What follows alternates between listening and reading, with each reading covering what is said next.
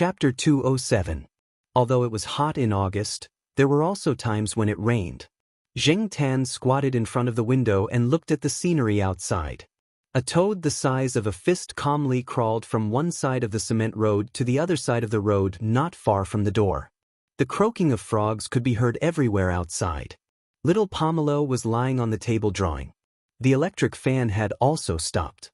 The wind outside the window was humid and cool.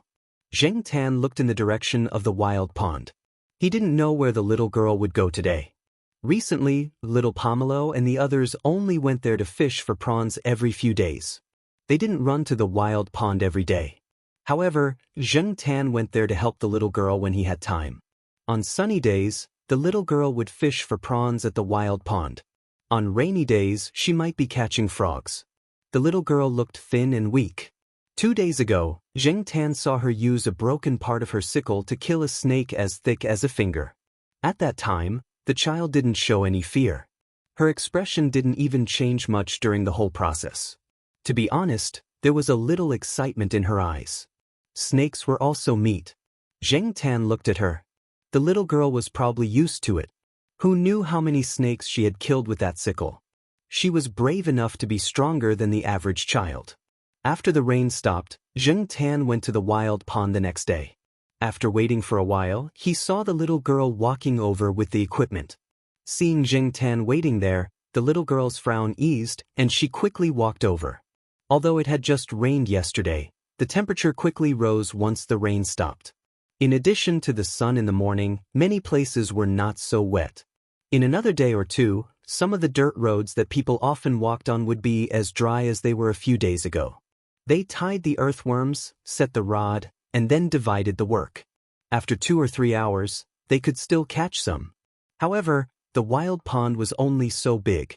After fishing for so long, the harvest was not as good as when they first started. The little girl left the wild pond at 6 o'clock in the evening every day. Zheng Tan couldn't do it. He had to go back around 5 o'clock. Otherwise, he would have to listen to Jiao Ma's nagging again. Zheng Tan didn't need a watch. He could estimate the approximate time by looking at the sun above his head. The little girl also knew that the black cat would have to return every afternoon at a certain time. But today was different. Zheng Tan was looking at the rod, staring at the string. When there were prawns, the string would tighten, and the larger prawns would even pull on the rod. Seeing a shrimp clamping an earthworm, Zheng Tan motioned for the little girl to come over. After hooking up the prawn, the little girl didn't put the rod down again. Instead, she put the fish away. So early today? Zheng Tan was puzzled. After tidying up, the little girl asked Zheng Tan to follow her. Although he didn't quite understand what the little girl wanted to do, it was still early. Zheng Tan followed her. Walking to a small forest area nearby, the little girl hid the wooden rod to prevent other children from taking it away. Then she quickly disposed of the prawns in the bucket, leaving only the prawns and some big clamps. The rest was thrown away. This way, she could save a lot of energy. In the forest, Zheng Tan saw that person again. There were 3 people walking by together. Zheng Tan hid in the grass and stared in that direction. He also pulled the little girl who was cleaning up the prawns, indicating that she should hide. Seeing the black cat so vigilant, the little girl thought that something dangerous had happened. She didn't care about the prawns and immediately hid behind the bushes. She lay on the ground and looked in that direction through the gaps in the bushes. After the 3 people left, Zheng Tan's tense muscles relaxed. Who are they? Did they beat you? The little girl looked at Zheng Tan in confusion. The little girl didn't know them? Previously, Zheng Tan thought that the little girl's sisters had been sold to these people by their father. But now it seemed that it was different from what he had imagined. If they were sold to these people, the little girl should not know any of them, right? For a moment, Zheng Tan really couldn't think of a reason. After leaving the place where the wooden rod was hidden, the little girl took Zheng Tan a little further away and stopped near an orchard. There was a metal net around the orchard, so it was probably heavily guarded. There was a small stone bridge here, but the original stream under the stone bridge had been dried up for many years and was overgrown with weeds. Moreover, it seemed that people didn't often come here. The little girl slid down the slope and parted the grass. There was a hole inside. Zheng Tan watched as she took out some things one after another, including a small aluminum pot. There were some green bricks near the edge of the stone bridge. There were burn marks on the bricks. Zheng Tan watched as she placed the bricks in an N shape. Then, she placed a small aluminum pot on top of the bricks. She placed some hay and firewood in the crack at the bottom. She lit the firewood and began to cook the prawns. It was very simple boiled prawns. Zheng Tan didn't have any appetite, but the little girl seemed to be staring at something delicious. After cooking, the little girl handed Zheng Tan a prawn ball. Zheng Tan didn't eat it, so she finished it all. After eating, she put everything back in its original place. The little girl told Zheng Tan that this was her secret base. She would come here most of the time when it was time to eat and would only go home to sleep at night. When she mentioned going home, there was disgust in her eyes. It was almost dark, so Zheng Tan couldn't stay here all the time. After Zheng Tan had left, the little girl walked to another spot and parted the bushes. There was a wide-mouthed glass can inside, and the candies that little Pomelo had given her were stored inside the glass can. She had already eaten 3 candies. Looking at the remaining 2 candies, she sighed. After hesitating for a while, she picked up one of the candies and carefully tore open the wrapping paper. After taking out the candies, she tidied up the plastic wrapping paper and placed it inside the can. There were already 4 wrapping papers stacked inside. With the candies in her mouth, the little girl leaned against the slope and lay down. The milky and sweet smell of the candies made her like it so much that her eyes narrowed. At night, Zheng Tan was in a bad mood and couldn't sleep, so he went outside to pee.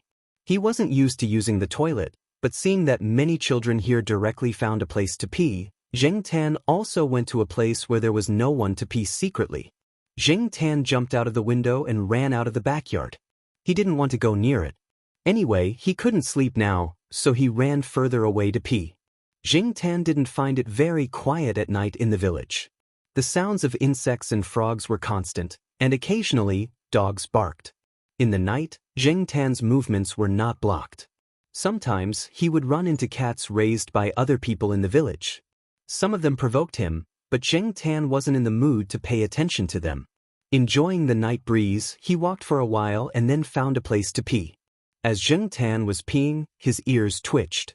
Someone was coming this way. Originally, he didn't want to pay attention to it and go back after peeing, but the sound made Zheng Tan stop in his tracks. It was really fate. He met this guy once during the day, and now he met this guy again at night. Zheng Tan hid in a corner and waited for the people to come closer. Only 2 people came over. One was the person Zheng Tan knew who he had pushed into the artificial lake, and the other was probably a villager here with an accent. The 2 people reeked of alcohol, and their conversation was all about the gossip in the village, with some dirty jokes. However, Zheng Tan noticed that the villager called the person next to him, Snakehead. Zheng Tan didn't hear them talk about some of the core issues, and he was a little disappointed. However, it was rare to run into someone who was drunk. Zheng Tan was in the right place at the right time at the right time. If he didn't teach Zheng Tan a lesson, he wouldn't be able to feel at ease. Thinking about it, Zheng Tan suddenly remembered something written in the diary of the guy who lived next door. According to the description, there should be a trap around here. Zheng Tan quietly ran in front of them from the side. Following the dirt road, there was a fork in the road. According to the guy's diary, behind the house of the 4th last house, there was a hole in the backyard between the fence and the dirt road. They didn't dare to blatantly dig a hole on this dirt road. They would be beaten. Digging not far from the roadside, some villagers turned a blind eye. Anyway, they only walked on the dirt road. As for the side, it was obvious that there was a hole there, and even weeds didn't grow. However, in the middle of the night, especially after drinking, their consciousness was not so clear, and they couldn't see or remember the obvious trap. Zheng Tan easily found the trap. It was about 3 or 4 meters away from the dirt road, and there were a lot of weeds around. It could be seen that very few people came here. The trap dug by the children was very simple. They dug a square pit about 1/2 meter long, and then put a few thin wooden sticks on it, and covered it with some grass. Zheng Tan also smelled the stench coming from inside. He guessed that the children would pee here from time to time. Otherwise, if it was just a hole, it would be too simple and they would have dug it in vain. Zheng Tan tested the carrying capacity of the thin wooden stick. If he stood on it, he would definitely fall, let alone an adult. The two people were getting closer and closer. Zheng Tan hid on the other side of the dirt road, which was different from the trap. Although he had drunk, Snakehead still had his vigilance. He kept feeling that someone was watching him. He held the flashlight and shone it around. Other than a few jumping insects, there was nothing else. Could it be that he drank too much? What's wrong? The villager who was talking excitedly saw Snakehead stop and asked. Nothing. Snakehead shook his head and continued to walk forward. The villager didn't mind and continued with what he was about to say. However, Snakehead still had a strange feeling. Ka! A soft sound came from the side. Who? Snakehead looked in the direction of the sound. However, when he shone his flashlight over, he only saw the wooden fence of the vegetable garden in the backyard of the family. The villager was about to say something when Snakehead raised his hand to stop him. The hand that wasn't holding the flashlight pulled out a dagger from his waist. He first looked in the direction opposite the wooden fence to make sure that no one would sneak and attack from behind. There was no place to hide. Only then did he turn around and walk towards the vegetable garden. There were many places to hide there, such as the outhouse and a simple wooden shed. Zheng Tan hid in the grass. The grass at this height indeed couldn't hide a person, but it was just enough to hide a cat. At the same time, Zheng Tan sighed in his heart. This person's vigilance was indeed very high. Last time, he had been able to push him into the lake mostly because of luck. However, this was just right. He had only thrown a piece of dirt in that direction, and he had gone over. At the same time, from another perspective, did this mean that this guy had done something wrong, so he had to be more careful? When the villager saw this, he swallowed his saliva and looked around. It was pitch black. He couldn't even see a meter away from him. Only the area illuminated by the flashlight could be seen more clearly. He didn't bring a flashlight. He followed Snakehead, but he didn't dare get too close to him. What if he hurt himself? Zheng Tan watched as Snakehead approached the trap. However, Snakehead's path was slightly off from where the trap was. If he walked straight, he would probably be able to walk right past the edge of the trap. Snakehead felt that there was definitely someone hiding around. The feeling of being watched wasn't an illusion. No matter what, it was better to be vigilant. Pooh! There was a slight sound from the wooden shed. Snakehead tightened his grip on the dagger in his hand and walked a few steps in that direction. He deviated from his original path and said to the wooden shed, "Come out." "I see you." Before he could finish the word "View," Snakehead felt a strong force coming from the back of his waist.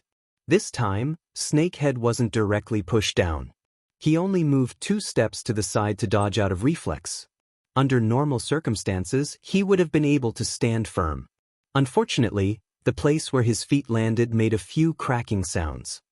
His feet sank and his entire body fell to the side.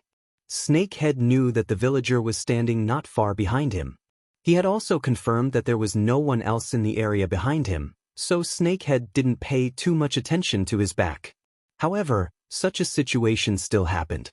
When he fell, Snakehead was still cursing in his heart. F***ck, this is the second time. Other than that time when he was pushed into the lake for no reason at Tsinghua University, this is the second time he's been hit for no reason at all. What the hell is going on? Chapter 208. Snakehead had sprained his ankle. Because it was summer, he was wearing cropped underwear. When his foot sank in, it was cut by a few broken tree branches. The trap was not deep. Snakehead had only sunk up to his knees, but there were all kinds of filth inside. There was rotten melon pulp, other household trash, and the smell of urine. Snakehead's anger soared, but now was not the time to flip out. He did not care about the injury on his foot. He held the flashlight steady and held the dagger, trying to find out who was going against him. The villager standing not far behind Snakehead felt that something had brushed past him. Goosebumps rose on his body, especially when he heard Snakehead say that he was possessed. He felt a chill run down his back. "I really didn't see anything just now. I just felt a little cold." The villager shivered. He actually believed in ghosts and gods, and he had done some bad things for Snakehead. Now that he thought about it, he felt guilty. He felt that he had been targeted by some dirty thing.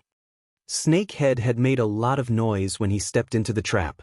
This family had a dog at home, and it was barking. Zheng Tan decided to add fuel to the fire. After he pushed Snakehead, he quickly ran into the vegetable garden. The distance between the fence was just enough for him to cross, so he did not need to jump. He found a stone from the surroundings, and before Snakehead noticed him, he threw it fiercely at the family's window. Put! The sound of glass shattering rang out. The dog inside barked even louder, and the lights in the house lit up. The back door creaked open, and a big, sturdy dog rushed out. It easily jumped over the fence and bit at Snakehead. It bit the arm that was holding the knife. The dagger fell to the ground. A scream disturbed the silence of the night. Zheng Tan was hiding beside the wooden shed. He wagged his tail. It was painful to listen to. Damn it. The dog must have had similar experience in catching thieves. It was too fast when it charged over. There was no hesitation when it jumped over the fence to bite the man. It was unclear whether it had bitten the man's arm that was holding the knife by accident or on purpose. In any case, Zheng Tan thought that the dog's bite was a good one. The owner of the house who had rushed out with a hoe was murderous. He thought that a thief had come, but after taking a closer look, he recognized the villager with Snakehead. After listening to him explain for a long time, he realized that it was a misunderstanding. However, the dog had bitten. As for the trap, it was dug by the children in the village. Many people knew that it had nothing to do with him. The owner of the house was also a tough character. After seeing Snakehead's dagger on the ground, his expression became worse. How could he take responsibility? In the end, Snakehead could only blame himself for being unlucky. Zheng Tan took the opportunity to slip away while they were arguing. The dog barked at Snakehead and did not look anywhere else. With the cover of the night, no one noticed Zheng Tan, so it was easy to slip away. The next day, Old Master Gu took the two children to a friend's place to see turtles. He planned to buy a few turtles for the children to play with. When the time came, they could bring them back to Chu Hua City to raise. Anyway, these little turtles did not take up much space. Before leaving, someone came to look for Old Master Gu. Thus, the plan to go out in the morning was pushed to the afternoon. There was nothing to do in the morning, so little Pomelo was drawing. Zheng Tan looked at it. It was a drawing of the little girl carrying a broken bucket and a sickle. I heard that she is often beaten. She is so thin. Will she get sick? Little Pomelo said to Zheng Tan, who was lying on the table as she drew. After drawing, little Pomelo thought of something and asked Zheng Tan, "Do you know where she is?" Zheng Tan thought for a moment and nodded. Although he did not know where the girl was now, it was enough to know where she would go. Zheng Tan rarely played dumb when he was alone with little Pomelo. Anyway, little Pomelo would not talk nonsense outside, so sometimes he had to express his meaning more directly. Little Pomelo got down from the chair, rummaged through her bag, and took out a bag of candy. It was unopened, and there were about 20 pieces in each bag. "Give this to her. I still have a lot." Little Pomelo looked at Zheng Tan expectantly. Zheng Tan nodded again. He quite agreed with little Pomelo's way of doing things.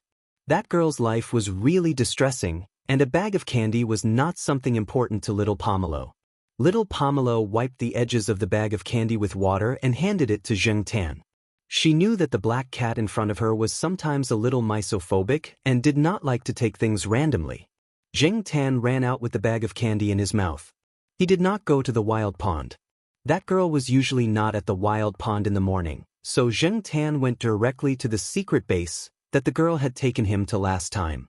Not seeing the girl, Zheng Tan directly put the bag of candy in the place where she had hidden things and went back. Not long after Zheng Tan left, the little girl, who was tanned from the sun, came over. She glanced at the place where she had hidden things and knew that it had been rummaged through. Her eyes narrowed, thinking that someone had stolen something, so she quickly ran over and pushed aside the grass. What entered her eyes was a bag of candy, and the packaging was very familiar. She had just finished the candy last time. Last night when she went to sleep, she regretted that there was another bag of candy in her dream. She did not expect that there was really another bag of candy. She carefully tore open the bag, peeled a candy and put it in her mouth. Then she hid the rest of the candy and looked around carefully. Finally, she found a place where the cat's footprints were shallow. After a while, when the wind blew the dust away, the footprints would not be seen. In a good mood, the little girl decided to go home to see if there were any leftovers. At this time, the family should have finished eating. Then in the afternoon, she would go to the wild pond to fish for prawns. Just as she stepped into the house, the little girl found that there were guests in the house. She had seen these 3 guests before in the forest. The black cat was wary of these people, so they were definitely not good people. "This is my family's little Gio."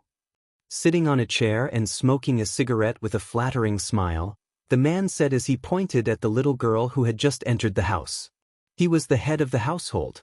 Sensing that something was wrong, the little girl turned and prepared to run away. But before she could run out of the door, she was firmly held in place. On the other side, Old Master Gu took the 2 children to see the turtles. This farmer mainly raised turtles and turtles. Seeing that the 2 children liked them, the man planned to give a few Brazilian turtle seedlings to little Pomelo and the others. Old Master Gu waved his hand. He only wanted 2. He could not raise more. After all, they were children. The man also gave them a glass fish tank. Old Master Gu did not like to owe people. The 2 of them pushed back and forth. In the end, Old Master Gu stuffed 20 yuan to the man. "Hey, Uncle Gu, I really don't need 20. The man was about to continue, but after being glared at by Old Master Gu, he stopped talking. He shook his head and went into the house with a smile. When he came out, he took 2 bags of turtle feed and stuffed them into the glass fish tank. Without waiting for Old Master Gu to say anything, he left. On the way back, the 2 children played with the turtles as they walked, so they slowed down a lot. Zheng Tan stopped to wait for them. A toad jumped out of the grass. Zheng Tan had nothing to do, so he went over to tease it. The toad kept jumping forward. When it jumped into the grass on the side of the road, Zheng Tan pressed it to the ground with his paw. No matter how much it croaked, he did not let go. He thought to himself, "Let's see where you can jump to, little thing." After waiting for 2 minutes, Zheng Tan slowly let go of his paw. The toad immediately jumped away as if it was running for its life. It crossed the cement road and disappeared into the field on the other side. Zheng Tan was squatting in the grass, watching the toad disappear. A Santera drove over. It was likely that a truck had been hauling stones in the morning. There were some small stones scattered on the road. When the Santana pulled over, it slowed down to avoid the stones on the side and continued to drive. When the Santana bypassed the stones, Zheng Tan saw the person leaning against the window of the back seat. He also saw the person sitting in the driver's seat. The person in the driver's seat was smoking, and the window was all open. Zheng Tan saw the driver. Last time, this person was with the smuggler, so they should be in cahoots. The window of the back seat was half open because it was tinted. Only half of the person's face was exposed, but Zheng Tan still recognized him easily. The other party had also seen Zheng Tan squatting in the bushes. Why was the girl in the car? And with those people? When he heard what the girl said, Zheng Tan thought that they did not come to the village to buy children, but now it seemed that Zheng Tan was wrong. Without thinking much, Zheng Tan chased after the car. But how could a cat be faster than a car? Besides, the road was flat, there were no other cars around, and the car was driving fast. After bypassing the stones, the car began to accelerate, as if in a hurry to leave, and soon left Zheng Tan behind. Zheng Tan could only watch helplessly as the car drove further and further away until it became a black dot and disappeared from sight. In the car, the girl, who was leaning against the window, moved her gaze back.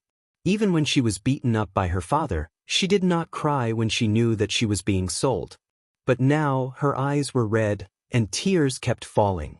10 years. She had lived in this village for 10 years. When she finally left, the only one who asked her to stay was a cat. The person who was responsible for watching her looked at the back window of the car and did not see anyone chasing after them. Then he looked at the girl next to her and thought that she was just a child who did not want to leave home. It was normal for a child to cry when taken away by strangers. She did not cry before, so they felt that there was something wrong with the girl. Now they were relieved. Zheng Tan lay on the side of the cement road and panted. The car had disappeared from his sight. He wanted to remember the license plate, but found that it was covered by a screen. He did not understand. Even if they wanted to buy children, didn't the girl have 2 older sisters? How could it be her turn so soon? When he returned listlessly, little Pomelo was calling Zheng Tan's cat name. From her voice, he could tell that she was very anxious. Seeing that Zheng Tan had returned, little Pomelo was about to say something, but she found that Zheng Tan's condition was not right, so she did not scold him. In the next few days, everyone noticed that something was wrong with Zheng Tan. He was usually so energetic, but now he was listless, as if he was not interested in anything. After going out once, he became even more listless and his appetite decreased. Old Master Gu said that he must have missed the female cats. He even specially borrowed 2 strong female cats from someone else's house. In the end, when the 2 cats saw Zheng Tan, they stayed far away from her. No matter what, they wouldn't get close to her. Even if they got a female cat in heat, they wouldn't get close to Zheng Tan. Jiaoma wanted to take him to the vet, but Zheng Tan did not go. In order to reassure Jiaoma and the others, Zheng Tan's appetite returned to normal, but he did not look as energetic as before. These few days, after Zheng Tan returned, he went to the girl's secret base a few times to make sure that she did not return. One night when he was outside enjoying the cool breeze, he heard people talking about it. They sold another one so soon? I heard that they sold Little 9 this time. Little 7 and Little 8 are still around. Why did they choose Little 9? Who knows? Maybe they saw that Little 9 was the youngest and decided to buy it. Sigh, that child didn't even finish 1st grade, but I heard that her grades were good in school. That Little 9's temper is very fierce. She is completely different from her sisters. How could they sell her? A young voice sounded. What nonsense are you talking about? If you don't know, then shut up. An old man next to him scolded. Sigh, what a sin. Zheng Tan went to the neighboring village to find the girl's house, but he heard that her father had fallen into a fish pond the night before when he was drunk. He was rescued and sent to the hospital in town. His life was not in danger, but he had to stay in the hospital for a while. Zheng Tan did not hear any other useful information. The people in the village, including the girl's family, only knew that Little 9 had been sold. As for why she was sold to those people, they did not know. Chapter 209. Before returning to Chuhua City, Jiaoma took the 2 children to the county town. Grandpa Jiao and Grandma Yang were living in the county town. She couldn't bring the children out during the summer vacation and not visit them, right? Zheng Tan was familiar with the house in the county town because he had been there on the National Day last year. Grandma Yang and Grandma Yang were very happy to see Jiao Yuan and little Pomelo. Grandma Yang had prepared the dishes in advance and insisted that the 2 children stay here for a few more days. Anyway, as long as they could make it in time for the registration, there was no need to go back so early. Jiao Yuan and little Pomelo didn't want to go out in the summer. Unlike Grandma Yang and Grandma Yang, Jiao Yuan was afraid of the heat. He spent most of his time in the air-conditioned room. He couldn't stand the heat with only an electric fan because the wind was hot. It was also good to stay in the air-conditioned room and play chess with little Pomelo. Zheng Tan didn't stay in the house. He felt bored and suddenly missed the feeling of running around in the countryside. The sun was a little low in the afternoon. Zheng Tan went out along the shady side of the road for a walk. Jiaoma didn't force Zheng Tan to stay at home because she saw that Zheng Tan's mental state was not very good.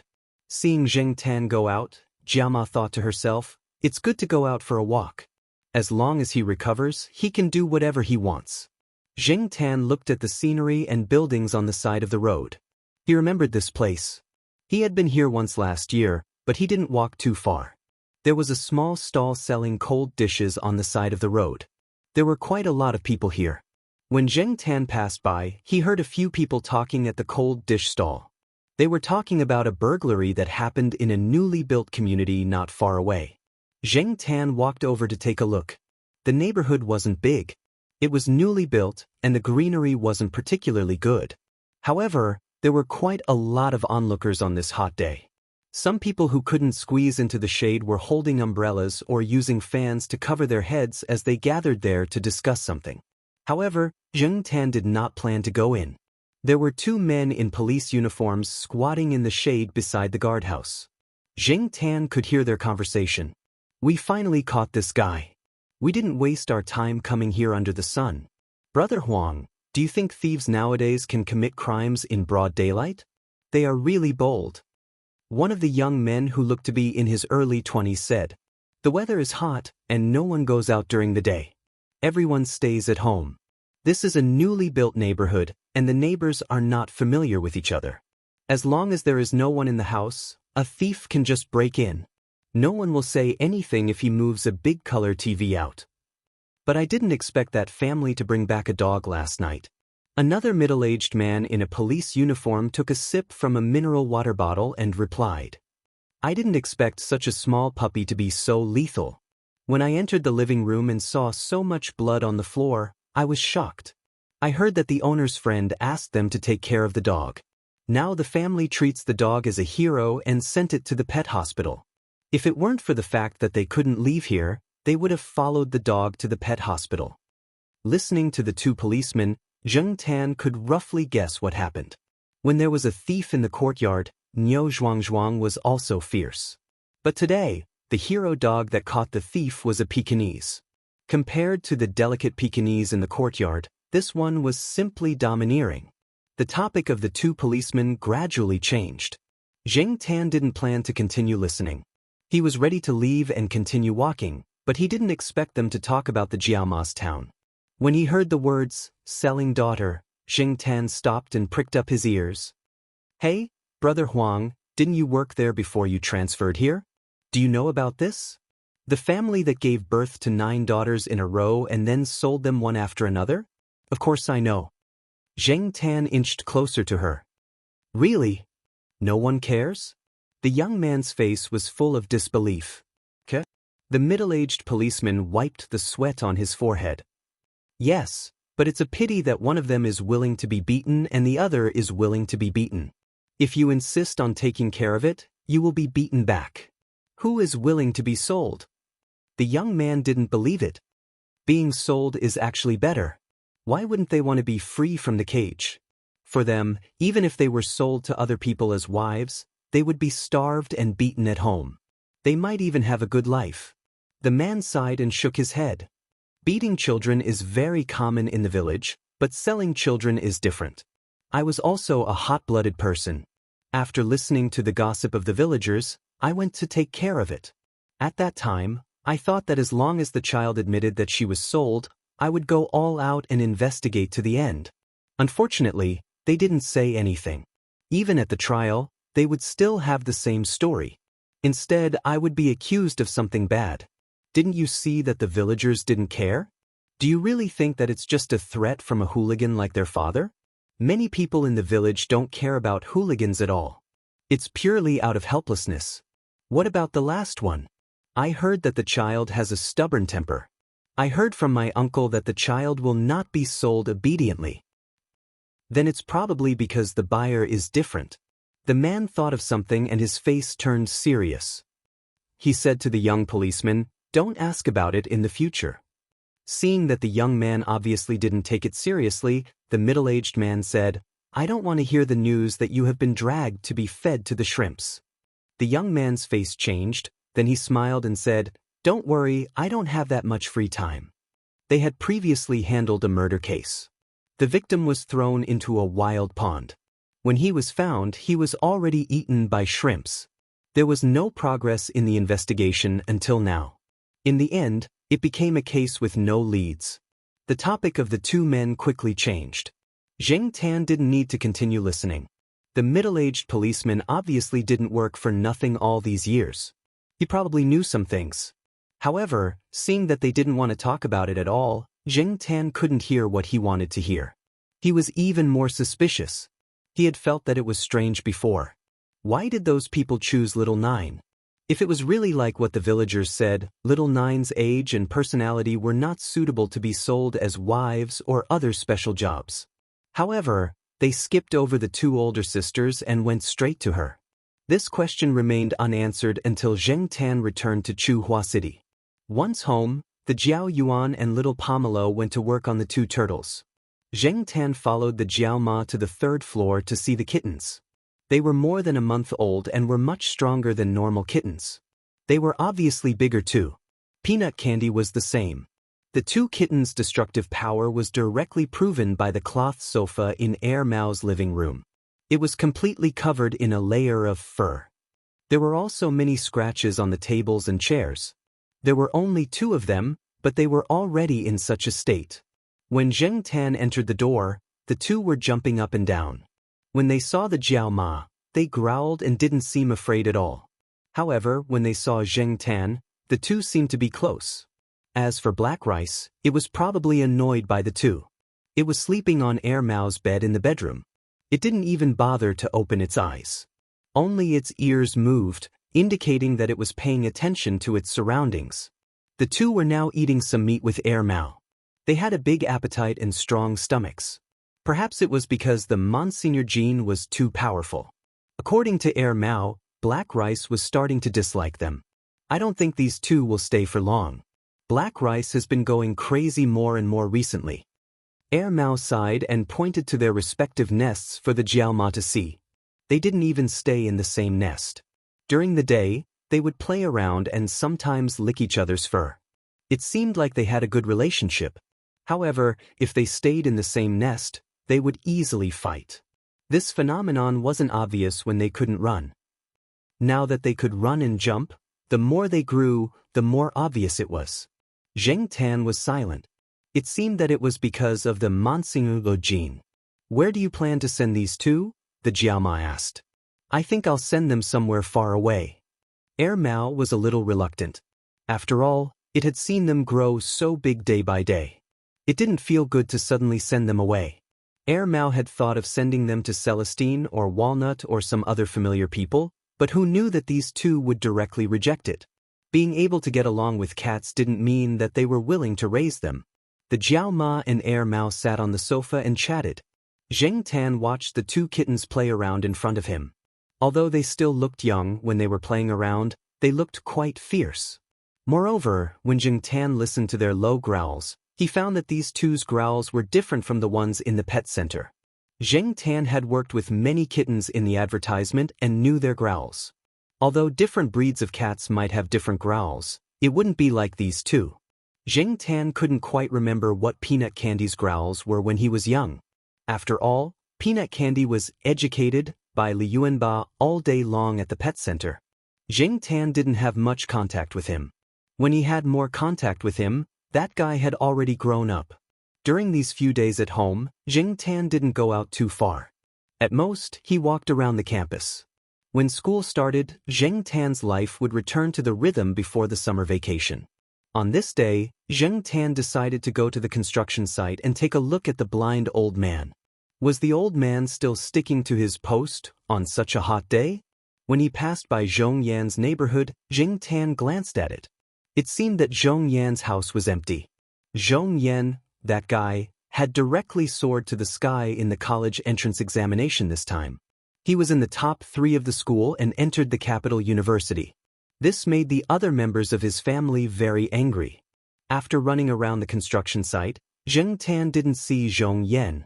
He guessed that he had already registered in the capital. It seemed that in the future, there would be one less acquaintance here. When he was about to leave, Zheng Tan heard someone calling his name. The voice sounded familiar. Zheng Tan turned his head and looked. A man in a blue vest and a hard hat ran over. It was the man called Brother Ning, who had helped Zhong Yan. Hey, you are finally here again. Brother Ning took out 50 yuan from his trouser pocket and said to Zheng Tan, let's go. I'll buy you something to eat.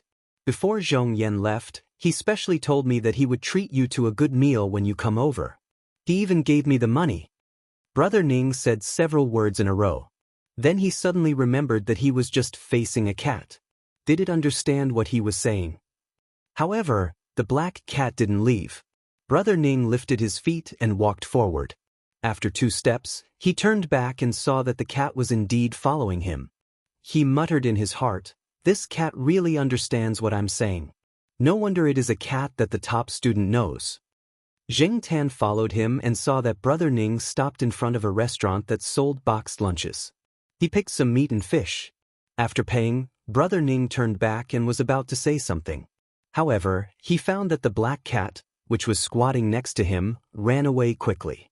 Zheng Tan was indeed waiting for Brother Ning to buy lunch. Not far from them was a bus stop. When Zheng Tan inadvertently glanced over, he found that among the people who had just got off the bus was the driver of the Santala. Chapter 210. The man looked in a hurry, as if there was something urgent. When he got off the bus, he almost knocked down an old lady. He was scolded by several young people next to him, but he didn't care. He just walked on his own and quickly left the platform. Zheng Tan followed closely behind. He felt that if he could see Xiao Jiao, maybe this was the last chance to help her. If he missed this chance, he may never see her again. Because he often wandered in this area, Zheng Tan also had some understanding of the surrounding layout, especially the places that had been demolished or were about to be demolished. The direction of the man in front of him was a private residential area, which was not included in the demolition area. At least, this area would not be moved in the next few years. Although there was no construction site nearby, there was a road construction nearby. During the day, the thump-thump sound was constant, which was annoying. In addition to the noise, there was also air pollution. The residents around were wearing masks and hats. They came and went in a hurry, for fear of staying here for a long time. Zheng Tan watched the man take out a tissue to cover his nose, quickly walked to a house, and took out the key to open the door. Live here? Zheng Tan looked around and didn't see the Santala. It was estimated that the car was not parked here, or it had been disposed of. Otherwise, the man wouldn't have squeezed into the bus. Looking around, the anti-theft window was well installed. It was too close, Zheng Tan couldn't squeeze in. He wanted to find the kitchen, but he couldn't find it. However, Zheng Tan found the toilet on the first floor. How many times had he searched the toilet? Zheng Tan sighed in his heart. He could smell the stench outside. He didn't know how long these people hadn't cleaned the toilet. It was estimated that it was dirty inside, but for the girl, Zheng Tan decided to endure it. The toilet was not the kind of window. There was only one ventilation fan, and it looked like it had been remodeled. It was estimated that it used to be a window, but it was later changed into this kind of ventilation fan. Did the people living here think that the ventilation fan could protect them from people? However, even if it could protect them from people, it couldn't protect them from cats. Zheng Tan jumped up and squeezed through the gaps between the fan blades. This was not the first time he had done something like squeezing through the ventilation fan, so he was very familiar with it. However, the fan blades were very dirty, and Zheng Tan's body was covered in a layer of dust. Looking inside the toilet, it was indeed very messy. Some of the tiles on the floor were already bald, and there were also some unknown yellow marks, which made Zheng Tan, who was a little bit of a clean freak, pull its ears unhappily. Forget it, I'll bear with it for now. After shaking off the dust on his body, Zheng Tan walked to the bathroom door. The toilet door was only half closed. Zheng Tan listened to the movements outside the toilet. There were 3 people chatting, but the toilet was too smelly. Zheng Tan felt uncomfortable staying here. He looked around and saw that there was no one outside the toilet door, so he walked out quietly. There was a staircase between the toilet and the living room. Behind the staircase was a pile of junk. Zheng Tan was hiding behind the staircase. He was already dark, and the staircase was not well lit. It was full of junk. Even if someone walked by, it would not be easy to find. From here, he could not see the people in the living room. Zheng Tan could only listen to the sounds. There was a strong smell of smoke in the surroundings. The living room was filled with smoke. Listening to the sounds, Zheng Tan knew that one of them was Snakehead. However, from their conversation and tone, he could guess that Snakehead and the others were not in a good mood. The reason for their mood was that recently, someone had reported a group of people who were selling human organs. This had implicated Snakehead and the others. Although Snakehead had nothing to do with that group of people, the commotion this time was a little too much. It had hindered some of Snakehead and the others' transactions. Organ trafficking. These people were actually in the organ trafficking business. Zheng Tan was shocked. No wonder he felt that Snakehead and the others had a strange look in their eyes. From the 3 people's conversation, Zheng Tan could deduce some things. Snakehead and the others were donor intermediaries. They would purchase the kidneys of people who met the buyer's blood type through some channels. After receiving some orders, they would contact the donor and promise a certain amount of money. After arranging for the donor to do a physical examination and match, they would prepare for the operation. Whether or not they had money was one thing. Even if they had money, whether or not they could find a matching organ in time was another big problem. Therefore, more and more people were contacting intermediaries like Snakehead. As long as they could get a matching organ, they did not care how many tricks and dirty deals there were. Xianxia had heard of people who sold organs. He had even seen people who sold their livers and kidneys on the news. Listening to the way Smuggler Head and the others spoke and used some sort of slang, Xianxia felt that this group of people would most likely use some kind of forceful method for money. This time, what Snakehead and the others were worried about was that a certain organ trafficking gang had cheated the donor of a sum of money. They had even cut a little more during the resection operation. After the donor had found out, he had started to make a fuss. No one had expected him to be so daring. Not only had he attracted the police, he had also attracted a lot of media. Therefore, to Snakehead and the others, the situation had become even more tense. Later on, they also talked about Little Geo. They were not looking for Little Geo for organs, but for a certain order they had accepted. Someone had offered 2 million to find 5 people with ABRH-negative blood types. It would be best if they were children. When the time came, they would buy them back and raise them to set up a private blood bank. Last year's blood contamination accident had made this buyer worried. In comparison, he believed in the blood he had raised more. At least it was safe. They did not lack the money anyway. 5 people for 2 million. Even if they could only find one that met the conditions, they could get 400,000. This was very tempting to Snakehead and the others. However, the buyer had raised a lot of requirements. In the end, he even added that the blood type must be completely compatible and absolutely healthy. Otherwise, the buyer would not buy. These days, many people only had one child at home. They treasured it a lot. They could not even bear to donate their child's blood, much less sell it. Therefore, Snakehead and the others went to some towns and villages, or even more remote places to search. There were more families with several children there. After completing a few organ transactions in Chuhua City, they went to the surrounding counties and cities. Through some channels and connections, after a week of searching, the only one that barely met the conditions was Little Geo. As for Little Geo's 2 sisters who had not been sold, one's blood type was not completely compatible, and the other's body was a little sick. Their only younger brother would definitely not be sold. Therefore, they could only choose Little Geo. And Little Geo's shortcomings were that this child was too skinny. His appearance was not good. Therefore, these people had originally planned to raise Little Geo well for a period of time.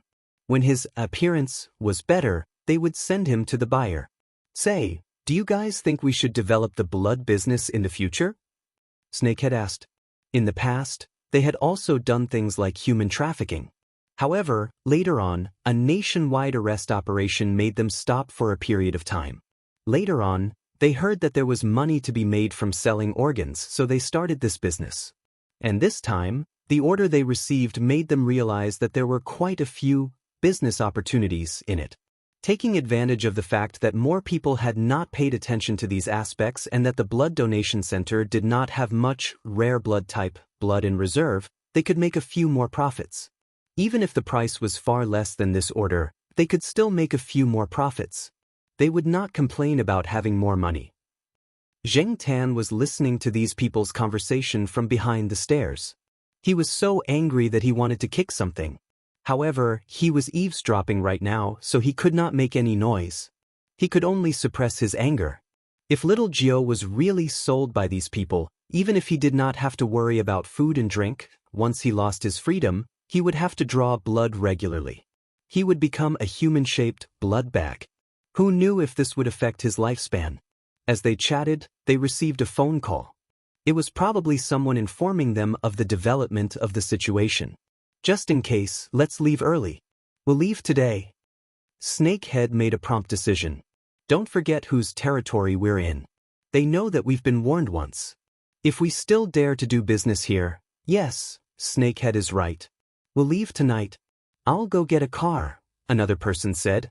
Then I'll go to the clinic to change my medicine first. I'll also buy some food on the way. Snakehead extinguished his cigarette in the ashtray. He stood up and took a deep breath. He said to the person who went out to get a car, "Be careful. I keep having a bad feeling." The person who walked to the door glared at him. "You should take care of yourself. Don't get bitten by a dog again. If your arm gets bitten like that again, it'll probably be crippled." Snakehead frowned. Talking about dogs annoyed him. Furthermore, he did not like things that were out of his control. The two encounters with evil had always been a thorn in Snakehead's heart, but he had never been able to find a convincing explanation. "Sickle, you keep an eye on it," Snakehead said to the person who had just returned. "I know. What can that kid do? The surroundings are all tightly sealed. No one knows that we're here," Sickle said. "I'll take a shower and relax. I'm so tired from running around all day." Today, there was someone at the hospital who almost ruined everything. Because the donor side was also willing, they did not want to be discovered. When they saw that there was a commotion at the hospital, they were afraid. During the examination, the doctor asked a few questions. That person was too nervous. Sickle told him the correct answers in a stuttering manner. Fortunately, the doctor did not look into it in detail. Thinking about it now, Sickle felt angry. After Snakehead and that person left, the person nicknamed Sickle prepared to take a shower and relax. Then he would sleep. He still had to drive through the night. Xianxia hid behind the stairs and watched as Sickle walked to the kitchen.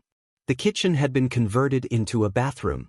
No wonder he could not find the kitchen outside. There was no smoke from the windows. They were all sealed up. After that person went in, Xianxia looked around the floor. He did not see any room that could be locked up, so he ran upstairs. There were 3 rooms on the second floor. 2 of them were open. Xianxia sniffed at the door of the tightly shut room. The girl should be locked inside. He tried to break the lock. There was no reaction. It was locked. Those people would not let little Nine move around freely. The crack under the door was too small. Even a cat's paw could not reach in. Xianxia could not greet the person inside even if he wanted to. Moreover, the door looked very sturdy. With Xianxia's ability, he would not be able to kick it open even if he broke his leg. If only Air Mao was here. It would be able to pry it open in less than half a minute. Xianxia looked around the few rooms. He did not see it. Then he ran downstairs. These people should be carrying things like keys with them. When Sickle went in to take a shower, he left his jacket in the room. Xianxia searched Sickle's suit that looked worth some money and found a bunch of keys. Clearly, Sickle did not think that anyone would come in to steal the keys. If it was Snakehead, with his caution, he would probably take the keys directly into the bathroom. Suddenly thinking of something, he looked around. He did not see anything like a camera. Then Xianxia used his 2 front paws to hold the keys so that they would not make a sound when he ran. Then, Xianxia ran upstairs on his 2 legs. Chapter 2:11. Xianxia felt that it must have been because he had been in low spirits recently. Climbing the stairs made him feel tired. After using both legs to jump up the stairs, the muscles on his legs still hurt. It was probably because he used too much strength. Fortunately, there were no cramps, or else he would have rolled down the stairs. Without any time to rest, Xianxia ran to the door where little Nine was locked. She looked at the keyhole of the door lock and then looked at the key. Fortunately, there was only one key that seemed to match the keyhole. She didn't have to try a few keys, which saved her a lot of effort.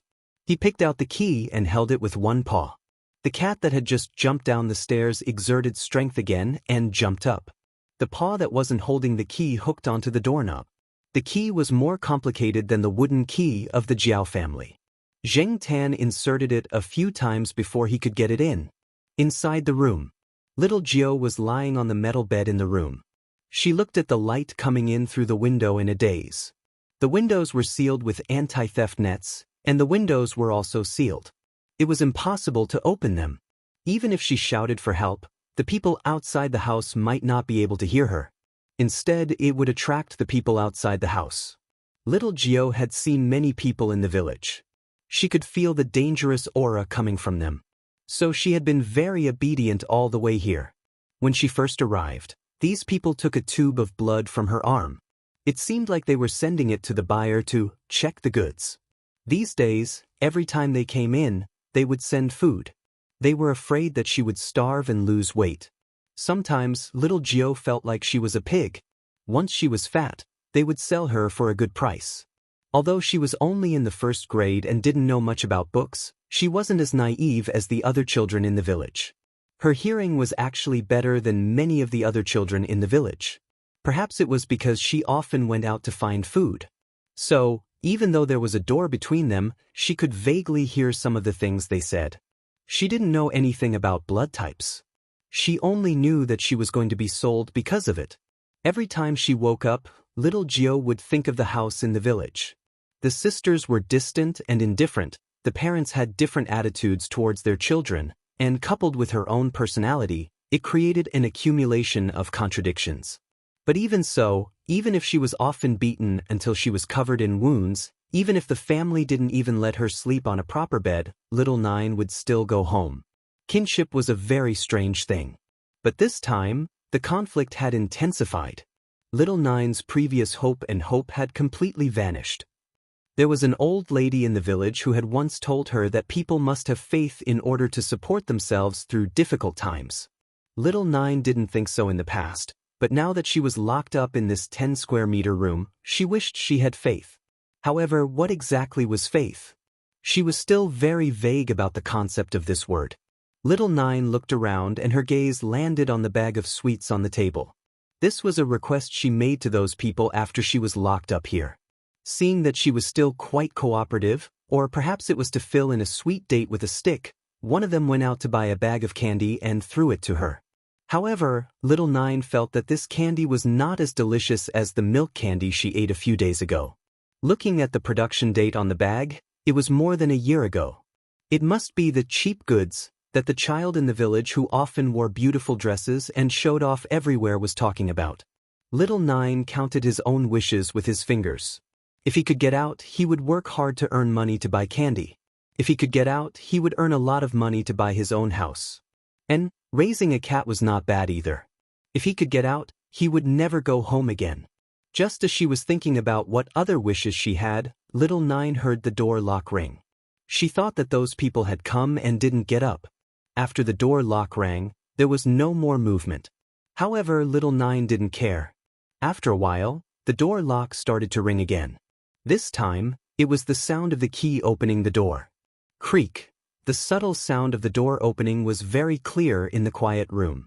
Little Nine frowned and turned to look at the door, ready to see what these people were up to. At the door, there was no one. As if sensing something, he looked down. A black cat.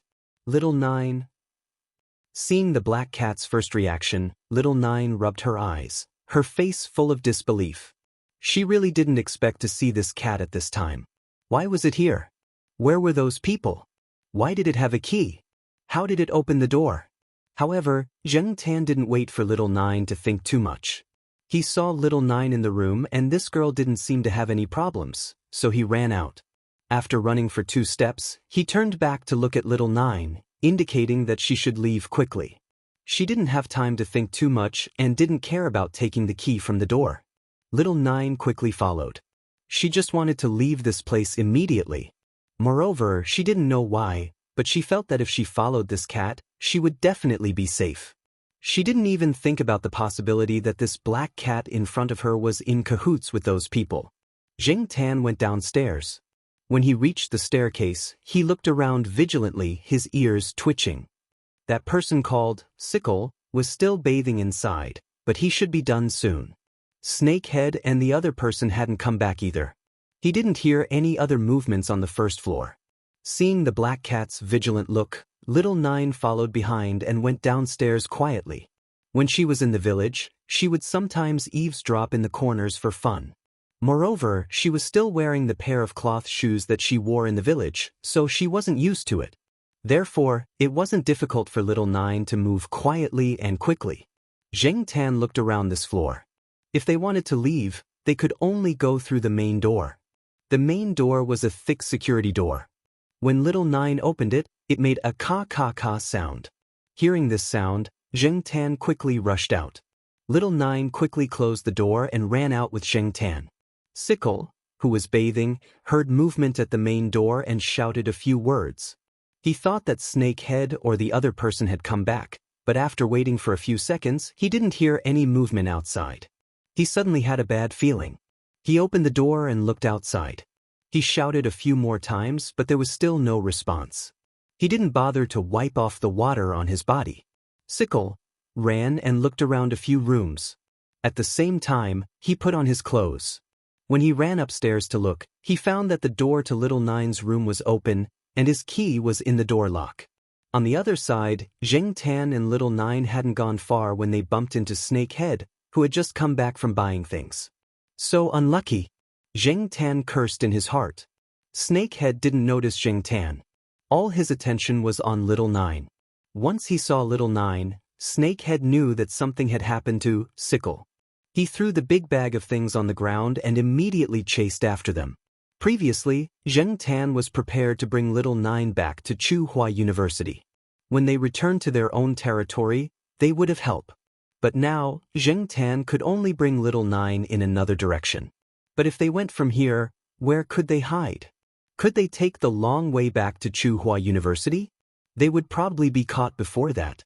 It was better to find a place to hide. No matter what, they had to run first. They met some pedestrians on the way, but Little Nine didn't call for help. She didn't know if it would be useful. She didn't know if anyone would help. Also, she was afraid of attracting more enemies. Find a random passerby? She didn't know if those passersby would wallow in the mire with those people. She was now in an unfamiliar environment. She was very cautious of her surroundings. She didn't trust the strangers around her at all. Also, the cat in front didn't stop. She just had to follow closely.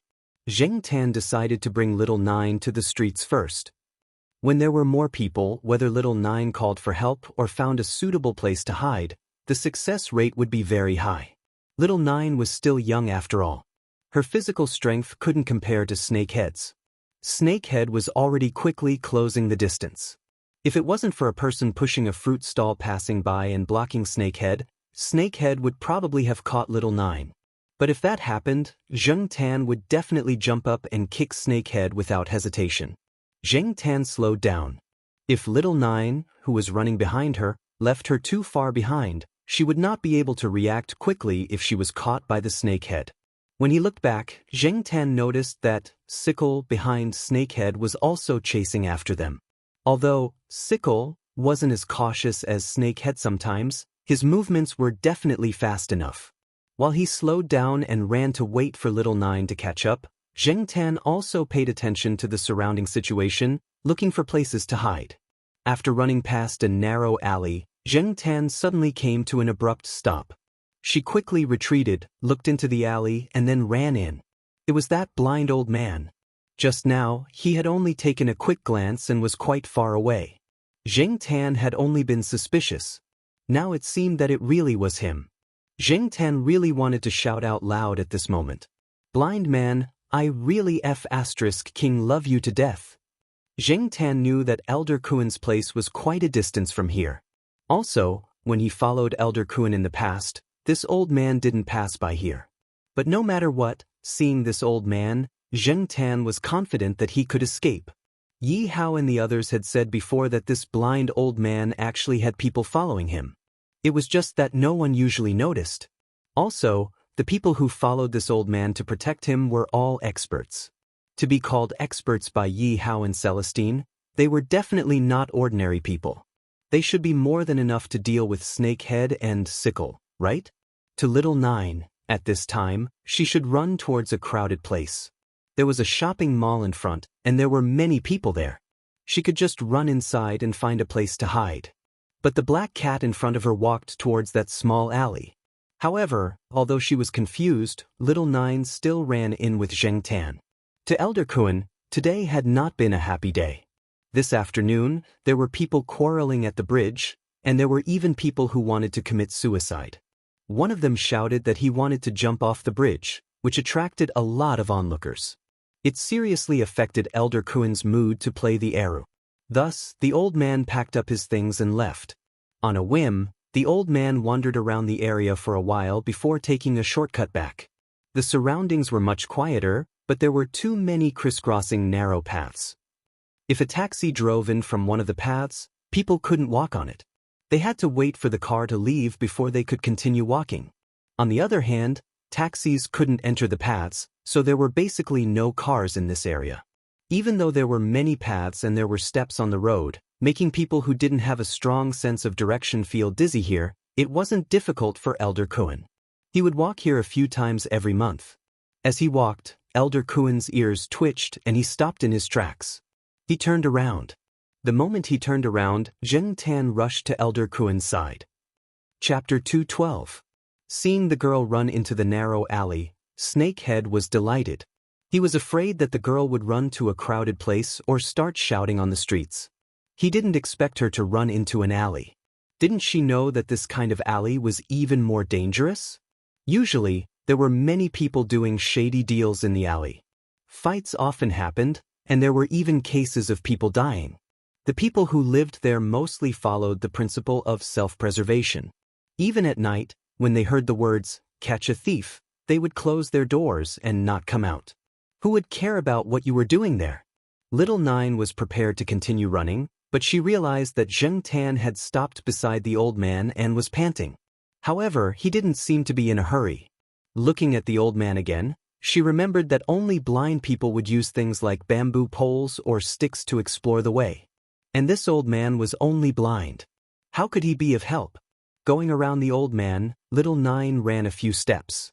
Seeing that Zheng Tan didn't follow her, but was instead standing beside the old man, she hesitated for a moment. And at this moment, Snakehead and Sickle had already entered the alley and caught up. Stopping, Little Nine called out to Zheng Tan in a low voice, indicating for him to run quickly and not implicate others. Furthermore, this was a blind old man. Snakehead and the rest didn't look like good people. If the blind old man went up against them, he would definitely be at a disadvantage. Seeing Little Nine's anxious look, Zheng Tan didn't know how to express his thoughts. After thinking for a moment, he raised his claws and hooked onto Elder Kuan's trousers. He wanted to hug his thigh, but in the end, it was unknown whether it was because the material of Elder Kuan's trousers was too bad, or because Zheng Tan's claws were too sharp, but he used too much strength and directly cut the trousers. Elder Kuan and Little Nine. Hearing that Snakehead and the rest were approaching, Zheng Tan gave up on hugging his thigh and hid behind Elder Kuan. He only poked his head out to look in Snakehead's direction. Since Elder Kuan had already stopped, it meant that he was willing to help. Otherwise, this old man would continue walking and wouldn't care about what was happening around him. Snakehead's face was a little twisted. It was unknown whether it was because he was angry or because he was tired from running over. In short, he looked a little angry, as if he wanted to eat someone.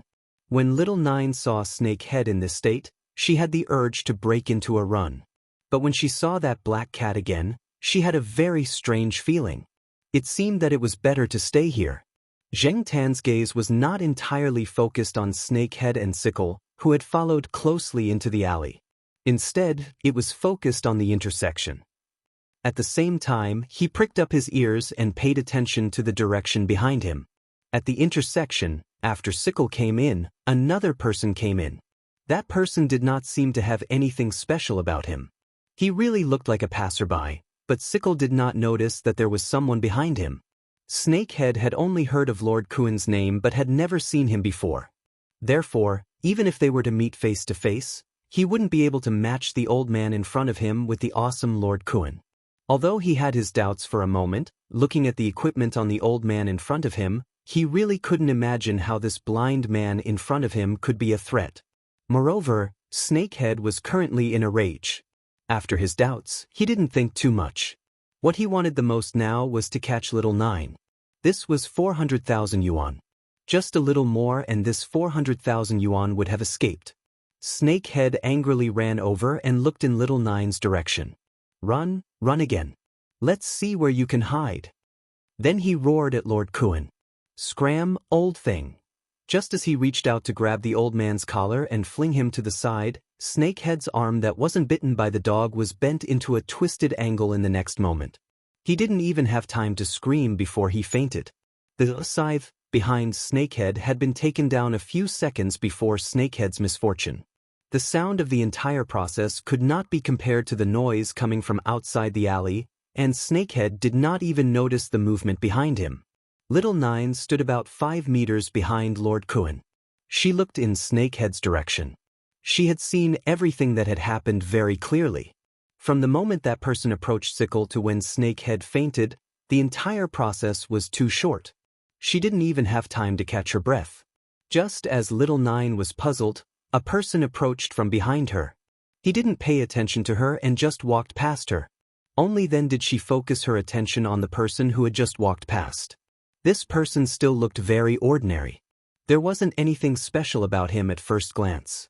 At least, Little Nine couldn't tell that this person was different from the people she had seen on the streets before. She saw that person quickly walk over to that side. Then he and the person who had knocked Snakehead unconscious each dragged one person as if they were supporting a drunk person and left the alley. Some of the residents who lived in the surrounding area had also seen the situation. Although they didn't see it clearly, they could roughly guess that there was some kind of conflict. Adhering to the principle of self-preservation and not minding other people's business, they pretended that they hadn't seen it. After all, this kind of thing happened often. Now they were numb to it. Jing Tan let out a sigh of relief. As expected, Lord Kuan had people around him. After taking care of Snakehead and those two fellows, Little Nine was temporarily safe. Lord Kuan slowly turned around and continued walking along the original path. When he passed by Little Nine nervously swallowed her saliva. She felt her entire body stiffen. Even a fool now knew that this old man wasn't ordinary. No wonder that black cat wasn't worried at all when it hid behind him. However, they were strangers after all. Moreover, these people didn't look like kind people. Little Nine didn't know if these people would sell her out like Snakehead and the others. "Come here," Lord Kuan said when he passed by Little Nine. Little Nine was stunned. She looked to the side and then looked at Lord Kuan. She trembled a little and said, "Me?" Lord Kuan didn't reply and continued walking forward. Jing Tan was puzzled. What did Lord Kuan want to do? However, since Lord Kuan had already spoken, Little Nine had to follow even if she didn't want to. Jing Tan accompanied Little Nine and followed Lord Kuan around this area. If it was Jing Tan alone, he would get lost after walking for a while. The only way was to jump onto a roof to find the direction. He didn't expect Lord Kuan, who was blind, to be so familiar with this place. He didn't even stop and kept walking at a constant speed. When Lord Kuan returned to his room, there was already a document placed on his table. It was written in Braille. Jing Tan didn't understand it. He only saw Lord Kuan flipping through it and stroking it with his fingers. He couldn't see anything from Lord Kuan's face and didn't know what this old man was feeling. However, based on intuition, Jing Tan felt that this old man didn't have too many emotional fluctuations. He wouldn't be angry or happy. It was a good thing that he didn't have any emotional fluctuations. Little Nine was arranged to sit on a wooden chair not far away. Although she drank tea and tried her best to act natural, it was obvious that her skills weren't enough. A person walked in. Jing Tan had seen this person the last time he was here. After that person came in, he looked at Lord Kuan. Seeing that Lord Kuan didn't instruct anyone to stay away, he directly opened his mouth and said what he had found out about Snakehead and the others. It was much more detailed than what Jing Tan knew. Little Nine also sat on the chair and listened attentively, especially the part about herself. When she heard that Snakehead and the others had committed many crimes and even killed people, her hands trembled. She now felt that she was lucky to be able to escape from those people. Looking at the black cat lying on the table next to the vase, Little Nine thought, "This cat really does bring luck." Previously, because he heard some rumors, Brother Qing asked his subordinates to warn them not to commit crimes here. "I didn't expect them to be so daring." The person continued to speak. From this person's words, Jing Tan also knew that other than Snakehead and Sickle, the person who went to get the car was also found. The criminal law didn't directly target the crime of human organ trafficking. Moreover, most of the donors were willing, so it wasn't easy to deal with. Even if Snakehead and the others were caught by the police, the act of buying human organs and then reselling them was, in essence, a business operation. Human organs were prohibited in the country, So this kind of business operation was considered an illegal business operation. However, Snakehead and the others had other things to do. This was serious. Any one of these things could be heavily punished. He just didn't know how Elder Kun would deal with Snakehead and the others. No matter what, Jing Tan heard that person's tone, Snakehead and the others wouldn't have a good ending. Elder Kun didn't say anything. He slightly raised his hand and the person left. Elder Kun told Little Nine to stay here and told Jing Tan to go home. Jing Tan looked at the pendulum clock. It was indeed not early, but he was worried about Little Nine. Just as he was hesitating, he heard Elder Kun say, "You can come here tomorrow to see her." Seeing Little Nine nod, Jing Tan left. With Elder Kuin's status, he wouldn't make things difficult for Little Nine, right? When Elder Kun and Celestine were talking about cooperation, Jing Tan had heard a little. The old man shouldn't be lacking in a few 100,000 yuan. The next day, Jing Tan ran out after sending Little Pomelo. When he passed by the overpass, he took a look. The old man was still sitting there playing the arrow. Jing Tan ran up to him and walked around twice. The old man only cared about playing the arrow and didn't have any other reaction. After leaving the overpass, Jing Tan followed the path that Elder Kun took him the first time and found Elder Kun's residence. He raised his paw and knocked on the door. The door quickly opened. It was the same person who opened the door last time. Seeing Jing Tan, the person didn't seem surprised at all. When Jing Tan saw Little Nine, the girl was reading a book. Jing Tan looked at it. It was a first-grade textbook. The textbook had been used by someone else and there were some crooked words on it. Seeing Jing Tan come over, Little Nine immediately put down the textbook. She looked very happy. Her eyes were filled with hope and there was no depression. Little Nine told him about her choice and Elder Kuin's arrangements for her. Elder Kun gave her a few choices. She didn't choose to go home or to the orphanage. Elder Kun asked her to follow someone first. She would leave with that person this afternoon. However, she would stay in Chuhua City and wouldn't run to other areas. From Little Nine's words, this girl actually wanted to follow Elder Kun. She had a sense of admiration for Elder Kun. However, to put it bluntly, she didn't have the qualifications. Not everyone could follow Elder Kun. Ability was one thing. It hadn't even been a day since they met. Elder Kun didn't know Little Nine well and he didn't lack people. He wouldn't make a decision so easily. Moreover, Elder Kun didn't specialize in charity. He wouldn't help you just because you were pitiful. Jing Tan felt that Elder Kun had other plans. Unfortunately, Jing Tan couldn't get an answer from Elder Kun. From Elder Kuin's attitude today, Jing Tan didn't think that Elder Kun didn't notice his existence. Although he didn't quite understand Elder Kuin's plan, at least for now, Little Nine was safe. She hadn't been sold or sent to a bad place. She still had a chance to receive an education. Even if she didn't want to study, she still had to go to primary and middle school. Jing Tan raised his hand to look at Little Nine. This girl's eyes had a glow that he hadn't seen before. Was it because she could study or because of something else? Jing Tan couldn't see clearly. Little Nine had made her own choice. He didn't know if it was an immature idea or after careful consideration. With such a young child, even if she made up her mind, how long could she last? When she left, Little Nine said that she would look for Jing Tan if she had the chance. Jing Tan didn't take it to heart. What Little Nine could do was still up to Elder Kun.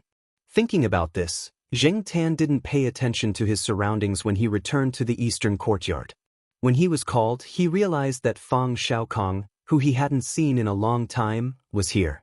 "I'm not here to look for you today," Fang Xiaokong said. Jing Tan looked at the security guard. Mao was already waiting there.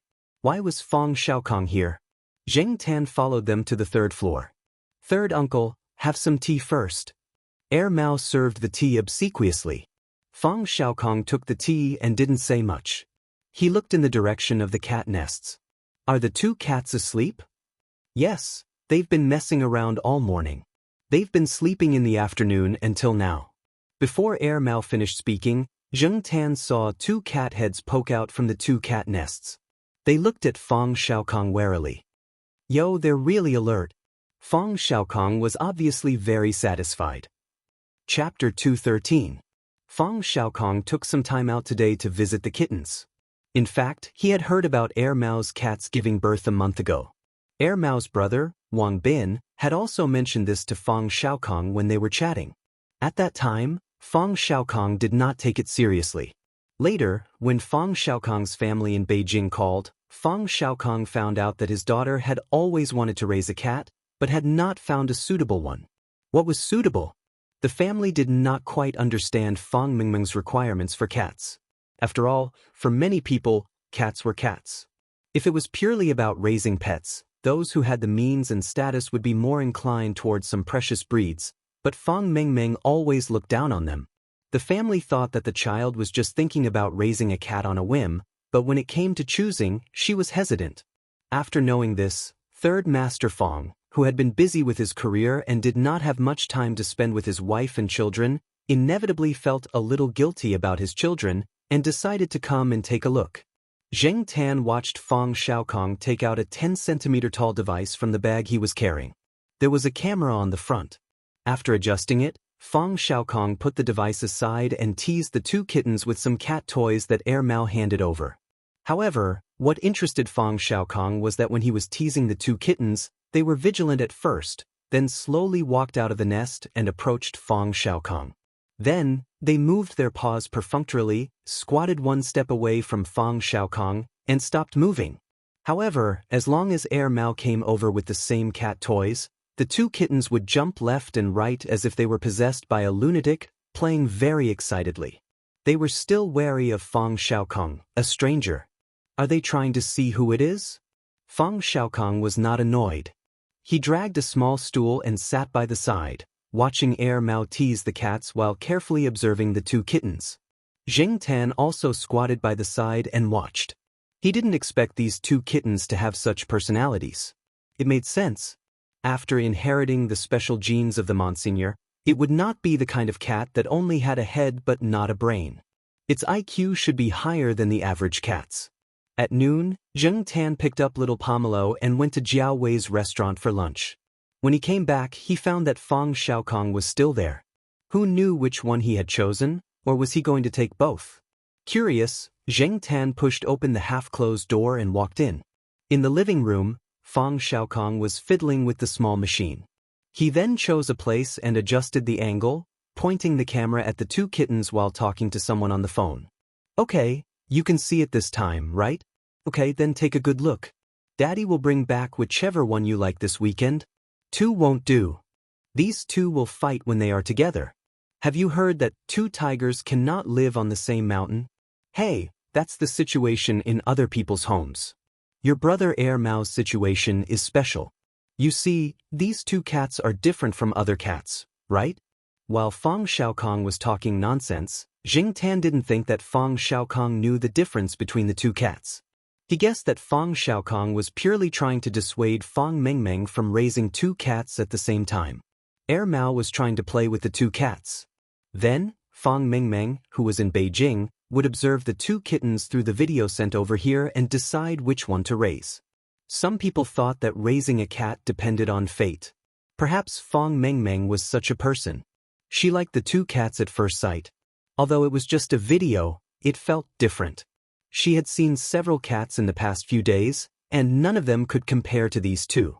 Otherwise, she wouldn't have proposed the decision to raise both. Fang Xiaokong was overjoyed when he heard that his daughter liked it. As a father, he had finally found something to please his daughter. However, he only wanted to take one of them away. Judging from their temperament, one was enough to cause trouble. Two of them would definitely cause a ruckus.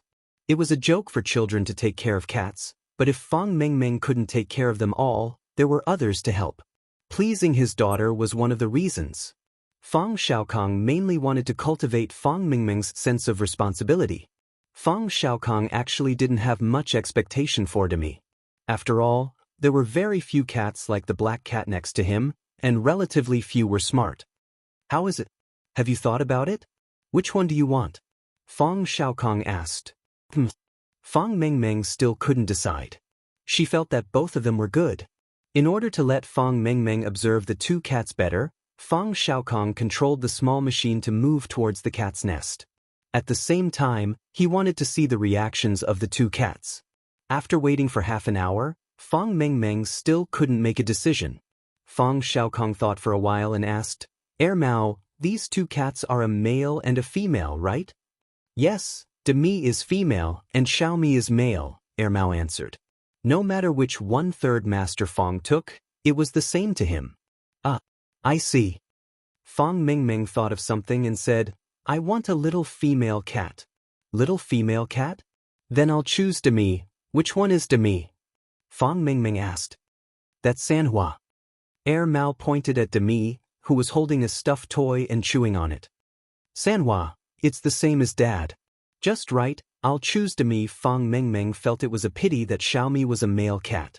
Otherwise, she would have wanted to persuade her dad to raise two more.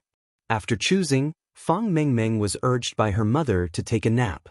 Only then did she leave reluctantly. Fang Xiaokong took out a pet bag and asked Mao, if I just take it away like this, will it bite me? Even if it doesn't bite, it will scratch, right? It's okay, it's still a kitten.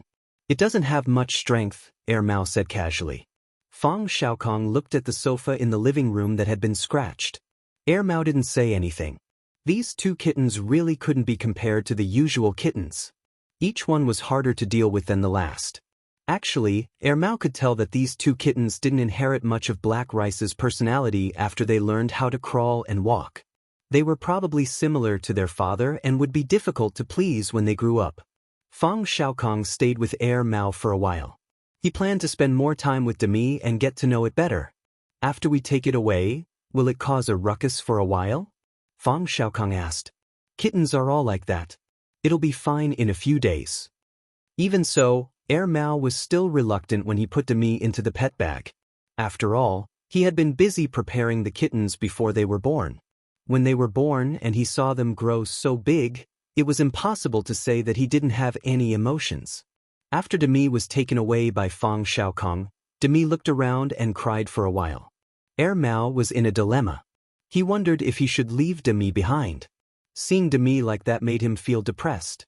However, after lunch in the afternoon, when Mao went to the toilet to pee, he found that Demi's nest had been dragged to the side of the sofa. There were scratches and bite marks on it. Demi usually didn't bite its nest. He looked at Demi again. Demi was sleeping in its nest. Mao called it twice, but it only made some noises from its nose. Demi then changed its position and continued sleeping. Mao scratched his head. As expected, he was thinking too much. He looked at Black Rice, who was sleeping in the bedroom. After Demi left, it only looked around and cried for a while before stopping. It continued sleeping and its appetite for dinner didn't change. Mao didn't know if other people's cats were like this. At least, it was like this in his house. However, Demi was sent away. What about Demi? Who should he give it to?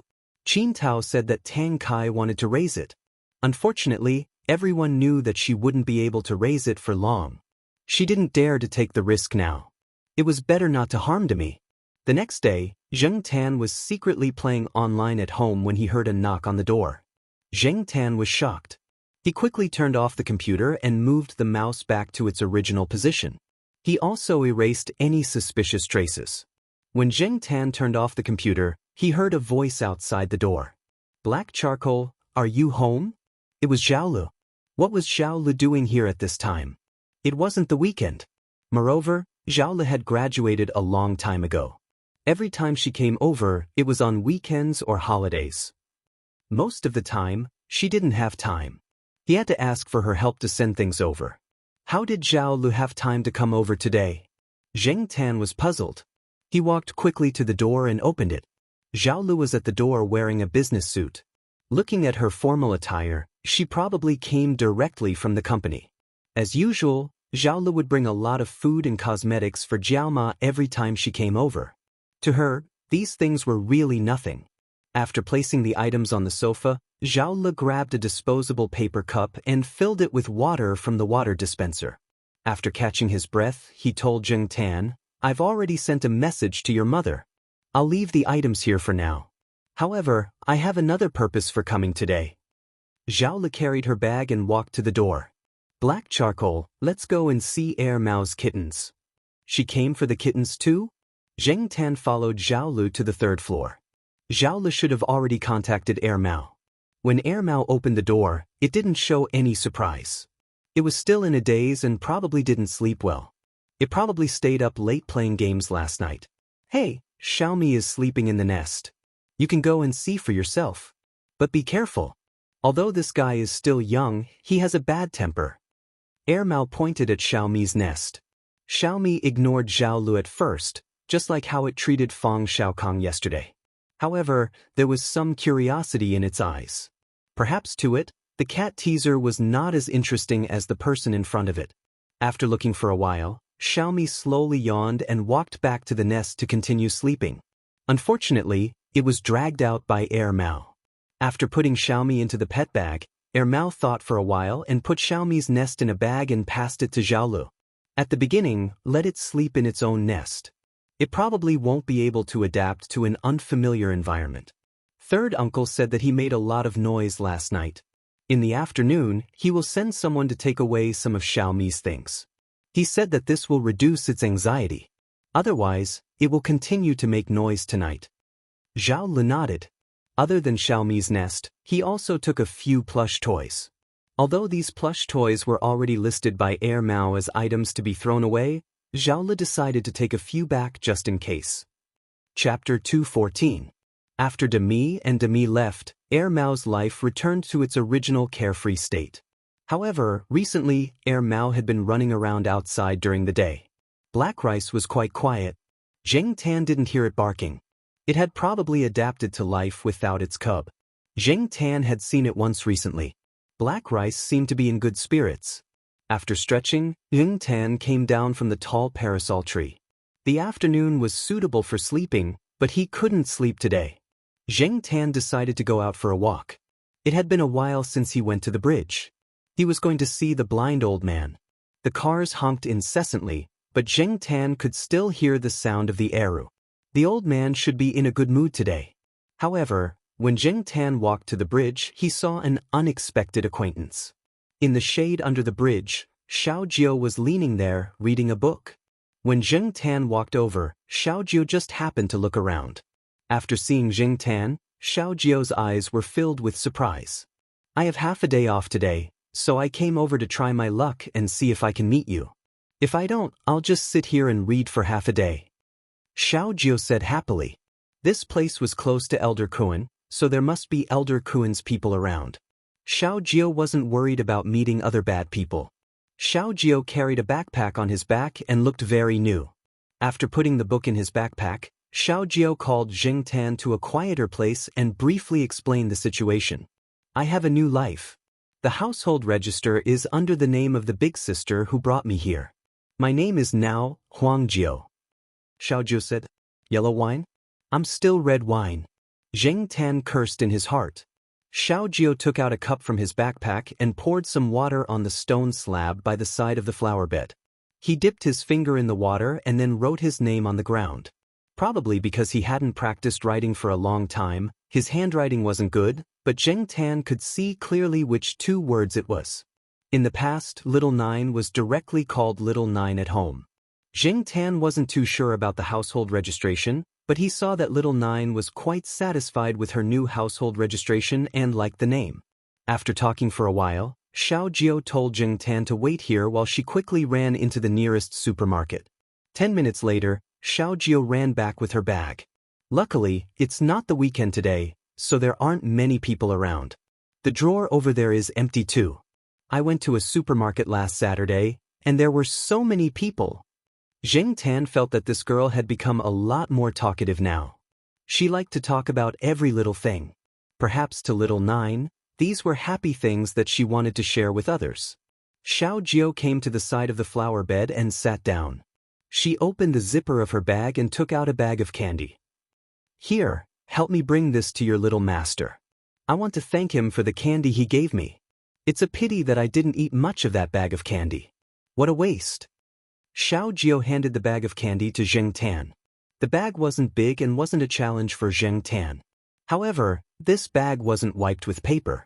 Under the influence of his little misophobia, Zheng Tan hesitated. I have pocket money every month, but it's not much. This month I only have 10 yuan. I can only buy this. It can't compare to the candy your little master gave me. When I have money in the future, I'll treat you to better food. Xiaojiao looked at Zheng Tan with anticipation. If Zheng Tan didn't catch it, Xiaojiao would probably think that he was disgusted with the candy. Forget it. Zheng Tan opened his mouth and caught the bag of candy. Only then did little Nine smile and begin to speak again. I can't come every weekend. I'll be busier in the future and have to rush for classes. After all, I'm much older than the first graders. I can't be looked down upon by them. I haven't been to school for a long time. I've forgotten some of the pinyin and Chinese characters that I learned in the first grade. That sister said that she hopes that I can directly enter the third grade. I think so too. I can't be with those brats who are 2 or 3 years younger than me. How embarrassing would that be, right? After talking for a while, Xiaojiao had to leave. She had to go back and study. However, even if he didn't hear Xiaojiao say all this, Zheng Tan could see that this girl's life was not bad recently. Her eyes didn't have too many worries that didn't belong to a child her age. This was a good sign. Seeing Zheng Tan walk back with the bag of candy in his mouth, Xiaojiao worriedly added, "Don't lose it." So long-winded. Swinging his tail, Zheng Tan still stopped and turned back to look at Xiaojiao helplessly. Seeing Zheng Tan like this, Xiaojiao laughed and waved her hand. Carrying her bag, she ran in the opposite direction from Zheng Tan. Probably because she was in a good mood, she jumped a few times as she ran. Zheng Tan walked back with the bag of candy in his mouth. On the way back, he directly waited for little Pomelo at the entrance of Fu Elementary. Black charcoal, who bought this? Little Pomelo walked out of school and took the bag of candy. She looked at it and asked Zheng Tan. She also looked around but didn't see anyone who could have sent the candy. Zheng Tan couldn't answer right now. After returning home, when little Pomelo was preparing to do her homework, Zheng Tan pulled out little Pomelo's drawing book. This was little Pomelo's own drawing book. When she had nothing to do, she would draw in it for fun. It wasn't an art class exercise book. Zheng Tan flipped through it and found a drawing that little Pomelo had drawn during the summer vacation.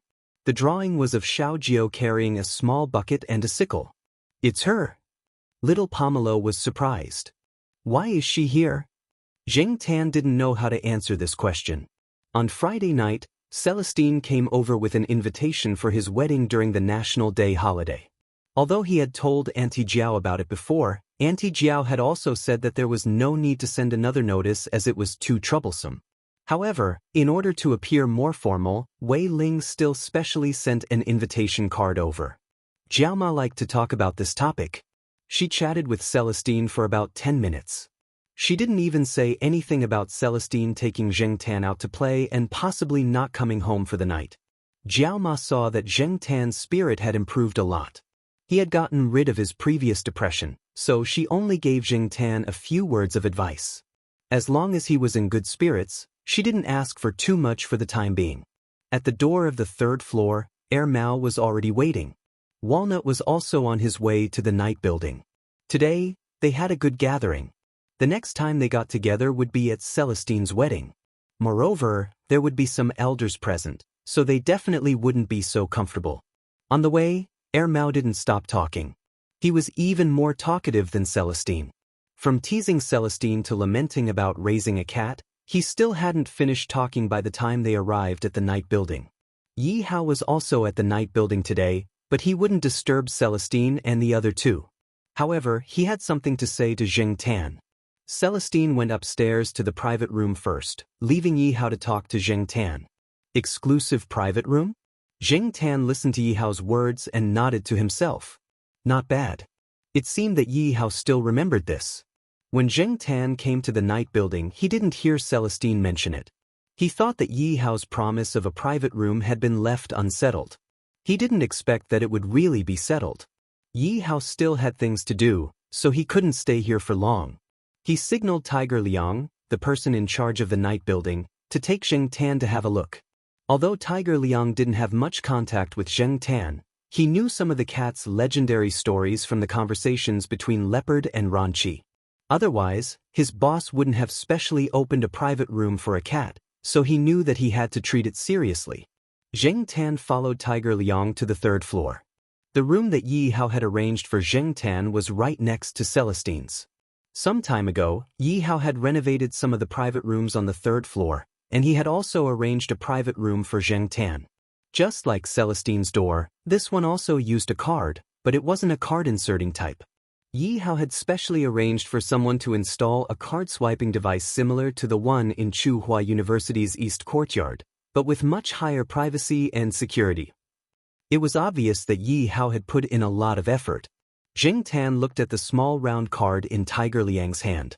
It was similar to the cat tag he had in the East Courtyard. In other words, this was an imitation of Zheng Tan's cat tag. This private room was a little smaller than Celestine's, but a lot of effort had been put into the renovation, especially the walls and ceiling. There were corridors for cats to crawl and walk on, and the corridors for cats hanging from the ceiling didn't look messy. Zheng Tan walked up diagonally from the wooden planks on the wall and jumped onto the suspension bridge that led to the ceiling from a fork in the corridor. After playing around for a while, he felt that it wasn't bad. The patterns were basically cat paw prints, cat head portraits, and so on. There wasn't any other style. What made Zheng Tan blush with shame were the scratching boards and the hanging plush toys. If Zheng Tan was really a cat and not a cat with a human heart, he would definitely like these settings. For a real cat, this place was like a mini playground. In addition to these, there was also a karaoke set, which made Zheng Tan feel very satisfied. He didn't know if Yi Hao and the others were thinking that if Zheng Tan was depressed and wanted to howl in the future, there would be a special place for him to do so, instead of tormenting everyone's ears at Yi Hao's or Celestine's place. This place wasn't bad. In the future, he would bring his friends here to play, Zheng Tan thought. But Zheng Tan lay on the soft sofa and counted with his paws. It seemed that there weren't many people he could bring over. The sheriff and Huang wouldn't come, and the Pang was always guarding his grandmother. Peanuts? To be decided. Monsignor? They weren't familiar, and Monsignor wouldn't care about it. It had come here many times when it was with Yi Hao, but now that it was with Master Tang VII, it probably didn't care about this kind of place anymore. It seemed that it still didn't have enough friends. Tiger Liang had been observing the black cat in the room the whole time. He secretly sighed. It was indeed a very special cat.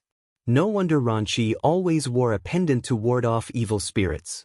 After looking around the room for a while, Zheng Tan went to Celestine's private room. The three of them were talking about the people who would be attending the wedding, such as Celestine's former comrades and current friends. Zheng Tan wasn't interested in these people. What made Zheng Tan curious was the master that the three of them were talking about. Celestine said that his master was still healthy and had nothing to do recently. The old man said that he would come over when he had time to see the living environment of his three disciples. Zheng Tan felt that it was a pity that Celestine's master's cat, Dashan, wouldn't be coming. As for Air Mao and the other's master, what kind of person was he? Chapter 215. Wei Ling's wedding was set on the second day of the National Day holiday. Mama Jiao didn't plan to take the children on a long trip this year during the National Day holiday. There was too much traffic during the National Day holiday. If they went on a trip, she wouldn't be able to take care of two children and a restless cat. Celestine said that he wanted to send a car to pick her up, but Jiaoma refused. Celestine was the star of the show today, and he would be very busy in the morning.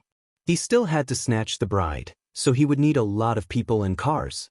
Besides, the Jiao family had cars, and Jiaoma knew where the wedding was going to be held. It was just Shaoguang Hotel, and she was familiar with it, so it wasn't worth the trouble. Air Mao ran away early in the morning after checking the cat food. It had to help Celestine today. It was very busy last night and came back very late. If it weren't for the cat at home, it would have slept outside. After going downstairs, Jiaoma stopped the car at the gate of the courtyard. Zheng Tan looked out and saw two people standing at the gate. Zheng Tan felt that they looked familiar. He looked down and saw the cage in the hands of the little girl, who was not much older than little Pomelo. It suddenly dawned on him that they were from this family. There was a guinea pig in the cage. Zheng Tan had seen it before. He remembered that Celestine called this guy Chestnut. 2 years ago, this little guy was almost eaten by the sheriff and Huang when it came out on its own. Zheng Tan also saw Celestine at that time. The mother and daughter were the wife and child of Celestine's comrade. Unfortunately, that comrade died in a mission. Celestine and other comrades in arms had been helping him. Celestine often came to visit the mother and daughter. This time, Celestine definitely had to attend Celestine's wedding. Jiaoma gestured for the two men to get into the car. She had already contacted them last night. Anyway, she would help Celestine bring the two men over. Since Jiao Pa was not around, the car could still fit two more people. Zheng Tan and little Pomelo were in the back seat. When the mother and daughter came in, they were a little surprised to see the cat. The little girl was more guarded. After all, many cats were not very friendly to guinea pigs. Seeing that Zheng Tan had been sitting quietly beside little Pomelo, the mother and daughter were relieved. "Don't worry, my black charcoal is very sensible. He won't bully other animals," Jiaoma said. "That's right.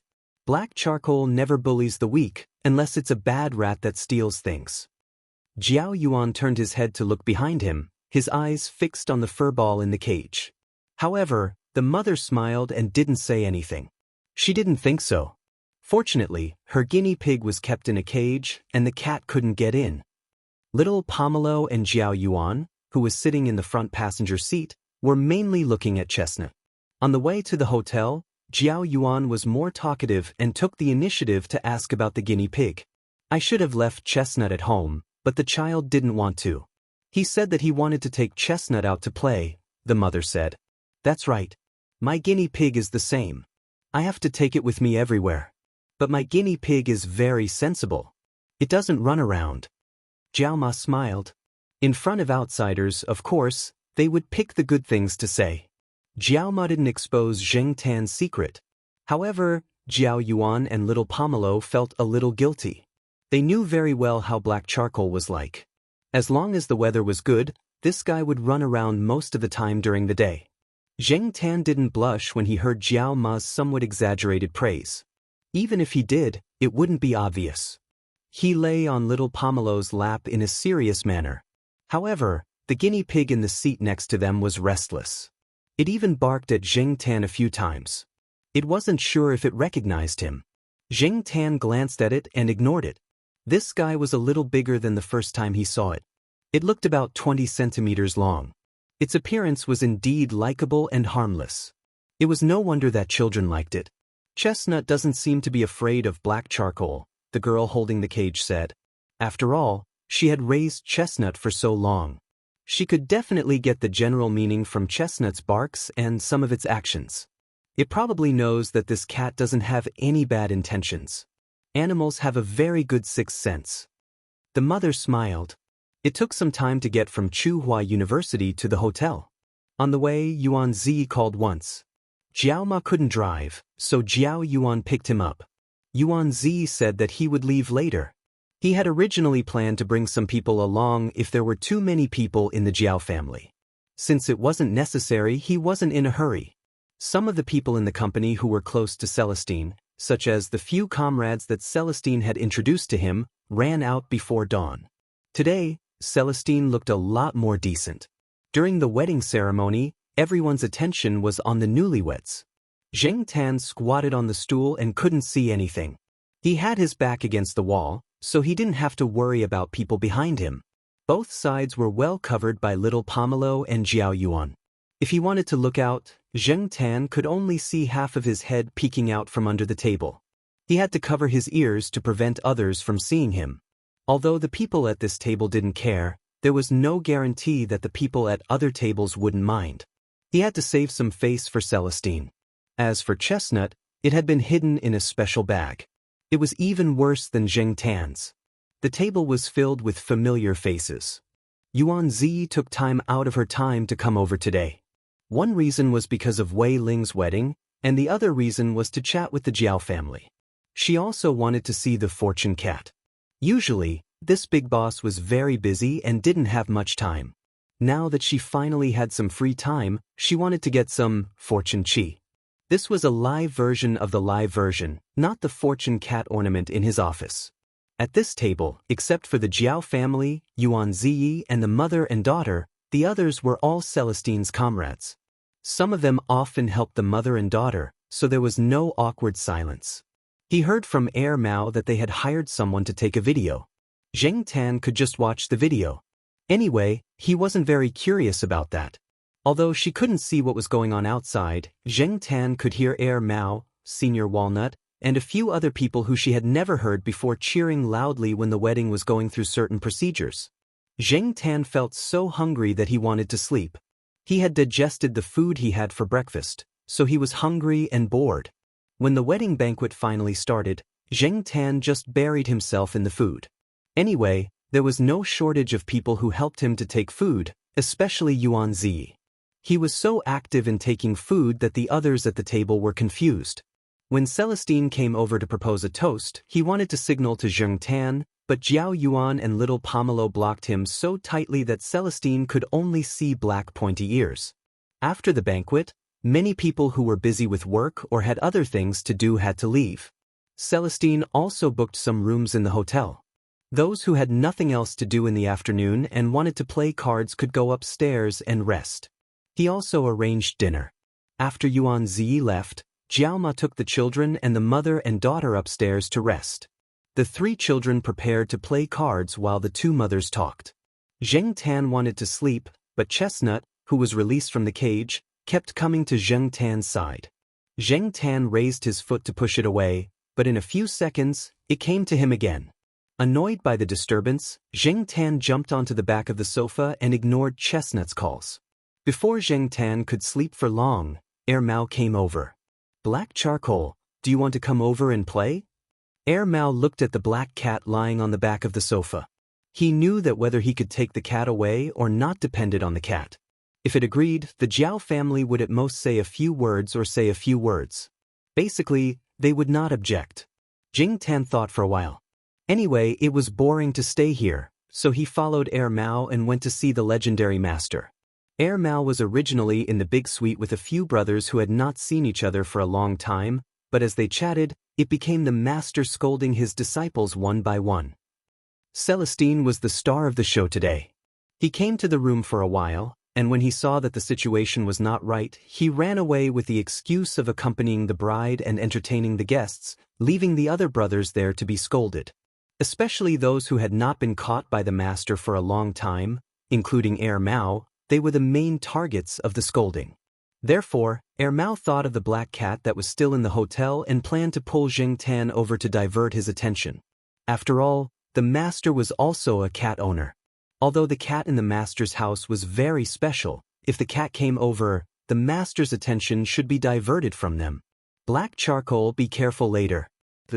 Well, anyway, be careful and be smart. Air Mao could not help but say one more sentence before opening the door. Air Mao did not finish his sentence.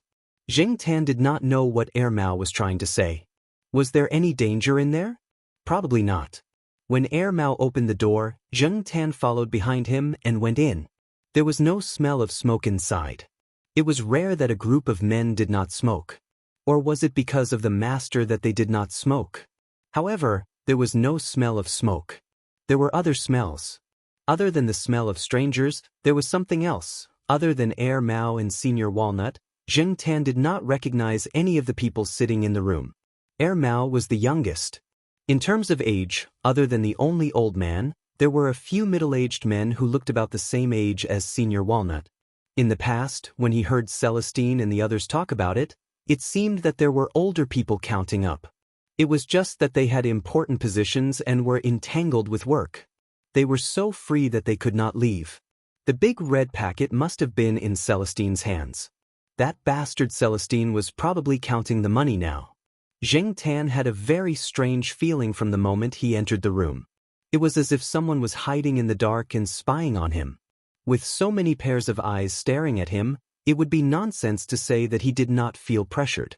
However, Zheng Tan felt that these people did not have any ill intentions, so he relaxed a little. They were mostly sizing him up, especially the old man who looked to be in good spirits. At first glance, this old man had a tough style. However, after a few more glances, he felt a lot more slippery. When he looked at Zheng Tan, he was playing with the pai gao in his hands. He did not know if Air Mao's habit of playing cards had been learned from him. As the saying goes, if the upper beam is not straight, the lower beam will be crooked. The people in the room did not speak after Zheng Tan followed Air Mao and the others. They played cards, drank tea, and picked their teeth. Everyone was busy with their own things. At the same time, they looked at Zheng Tan as if they were expecting something. Zheng Tan's feeling was even stronger. He always trusted his intuition. Since the enemy did not move, Zheng Tan decided to make a move first. Zheng Tan lifted his feet and walked from the door to the sofa. He kept his ears up and was alert to the movements around him. His eyes were focused on the few people sitting on the sofa. Unfortunately, he could not see much from these people's eyes. They were indeed Celestine and Air Mao's seniors and juniors. Each one was better at pretending than the other. As the feeling grew stronger and stronger, and at the same time, it sensed movement behind it. Zheng Tan suddenly turned around and swung its claws out. It didn't even look at the attacker carefully. Its claws hooked onto the attacker's clothes, and with a turn of its body, it threw the attacker away. Chapter 216. Haha. The old man who was playing Pai Gao with an expressionless face threw it on the coffee table, slapping his leg and laughing heartily. The people sitting on the sofa also laughed out loud, with surprise and curiosity in their eyes. In contrast, Air Mao and Walnut's first reaction was not to laugh or be surprised, but to breathe a sigh of relief. Fortunately, this cat has the ability, so it didn't lose out. Air Mao thought. Zheng Tan didn't care about the people on the sofa, but stared at the attacker he had just thrown out. The one who had attacked Zheng Tan wasn't a human, but a monkey wearing a small suit. It seemed to be the kind of macaque that was shown on TV. Macaques were widely distributed in the country and were considered a relatively common species of monkey. However, there were not many people who had the right to raise them. Other than the acrobatic troupes, zoos, and some tourist attractions, Zheng Tan had only seen one in real life. At this moment, the macaque had already gotten up and ran to a person's side, squeaking. Zheng Tan didn't know what it was saying, but from the way the monkey pointed at Zheng Tan and then at the small suit on its body, it was probably complaining. F***ck, you dared to complain when you took the initiative to attack. The atmosphere in the room began to liven up again. Some were talking about the trick Zheng Tan used to throw the monkey, some were making fun of the monkey, and most importantly, they had made a last-minute bet when Air Mao went to find Zheng Tan, betting on who would lose out. Strangely, except for the owner of the monkey and two other people, the others, including Walnut and the old man, all bet on Zheng Tan. Now these people were busy collecting money. What were they saying just now? Wu, song, hit, hu, ha. Walnut and the others who had won the bet shouted in unison. This group of people's personalities were really bad. Zheng Tan cursed in his heart. Air Mao also took some time to talk to Zheng Tan and told her about the monkey. The man who raised the monkey was also Celestine and Air Mao's senior. He was also He Tao's junior. His name was Pei Liang, and he used to be a soldier. After retiring from the army, he returned to his hometown and opened a shop. Pei Liang's family was located in a tourist area. It was close to a mountain. The shop he opened was a tourist business. His life was pretty good. However, one day when Pei Liang went to make a delivery, a little monkey suddenly ran over and jumped up from his trousers, hugging Pei Liang's arm and not letting go. Later, he found out that it was a tourist who met a little monkey without a mother while traveling. Out of curiosity, he wanted to bring it back to play. Who knew that the little monkey would find an opportunity to escape? For some reason, it grabbed Pei Liang's arm and refused to let go. After the tourist left, the little monkey was brought back to the mountains by the person in charge of that place. However, after a period of time, the little monkey somehow found Pei Liang's house and ran to his house every few days. The people living nearby would sometimes encounter monkeys, but after all, it was not often. Sometimes, in order to prevent the monkeys from going down the mountain to steal things, they would take some protective measures. There were not many incidents like Pei Liang's house that always had monkeys visiting. The monkey that Pei Liang encountered at his house was an exception. Gradually, it became familiar with Pei Liang's youngest son and did a lot of catching fish and birds. It helped pass the shovel to the children at home when they dug traps. It also followed the children at home when they went to join in the fun. However, it could not be like this all the time. Under his son's strong request, Pei Liang went to find someone to go through some procedures. After all, without the approval of the relevant forestry administrative department, The practice of privately raising nationally protected animals was illegal transportation and breeding. When he was naming it, Pei Liang wanted to just call it the Great Sage, Heaven's Equal. It sounded domineering, but Pei Liang's family was more particular and felt that the name could not be too high. Therefore, he removed Heaven and Sage and left Cheetah. However, Cheetah sounded a little like someone's boss. Pei Liang felt that it was too troublesome to think of a name, so he directly added the word "de" at the back. Therefore, Cheetah, the name that Zheng Tan felt was very awkward, hung on the macaque's head and would accompany it for the rest of its life. Cheetah's status in the family was not low. The children protected it, and the elders doted on it. Pei Liang's old mother even wore reading glasses and personally sewed a set of Great Sage, Heaven's Equal clothes. In Mao's words, it looked like it was singing an opera. The monkey's IQ was higher than some animals. After interacting with humans for a long time, it naturally learned some things. In the past 5 years, it became even more clever and strange. Therefore, Pei Liang did not dare to let it out at Celestine's wedding. Cheetah, this fellow, learned a lot of bad habits from the children at home. Celestine finally got married. If something happened, Celestine would definitely blame it on Pei Liang. Later on, there was a production team filming a movie at Pei Liang's place. Pei Liang's son brought Chi Dada over to watch the show and was fancied. After some discussion, they paid Pei Liang a sum of money to guide Chi Dada to make a cameo appearance. Originally, they prepared a trained monkey, but the monkey saw that it was not as intelligent as Chi Dada and changed it at the last minute. Reality proved that the effect was not bad. During that time, Cheetah got along very well with the film crew. It was always funny. After that, there were people who went there to film movies, TV series, scenes, documentaries, and promotional videos. It was unknown if the film crew had contacted each other, but they went to look for Cheetah. This monkey became very popular, and even Pei Liang's family business flourished for a long time. Now, many tourists went there for a vacation. When they heard Cheetah's name, they curiously went to take a look and even took photos. Cheetah, this monkey, loved to take photos. Who knew how many photos there were at home? When it looked at the camera, it naturally posed in a pretentious manner. Did you hear that? Whose pet can make more money than people? This is also supporting the family. Pei Liang sighed and showed off. He wanted to save some face for his monkey. Cheetah next to him also chirped a few times, as if it was responding. However, when they heard Pei Liang's words, pets make money to support the family, Mao and Walnut looked at Zheng Tan at the same time, but did not say much. A few people around them noticed Mao and Walnut's actions and asked a few questions. However, Mao did not elaborate. He only said that this black cat also made money to support the family, and it was a rich man. It turns out that this mongrel cat is more powerful than Cheetah. This is too low-key. We haven't seen any news about this cat, someone said. That's because its father doesn't allow it to be high-profile, Mao answered. That's right. The old master slammed the coffee table.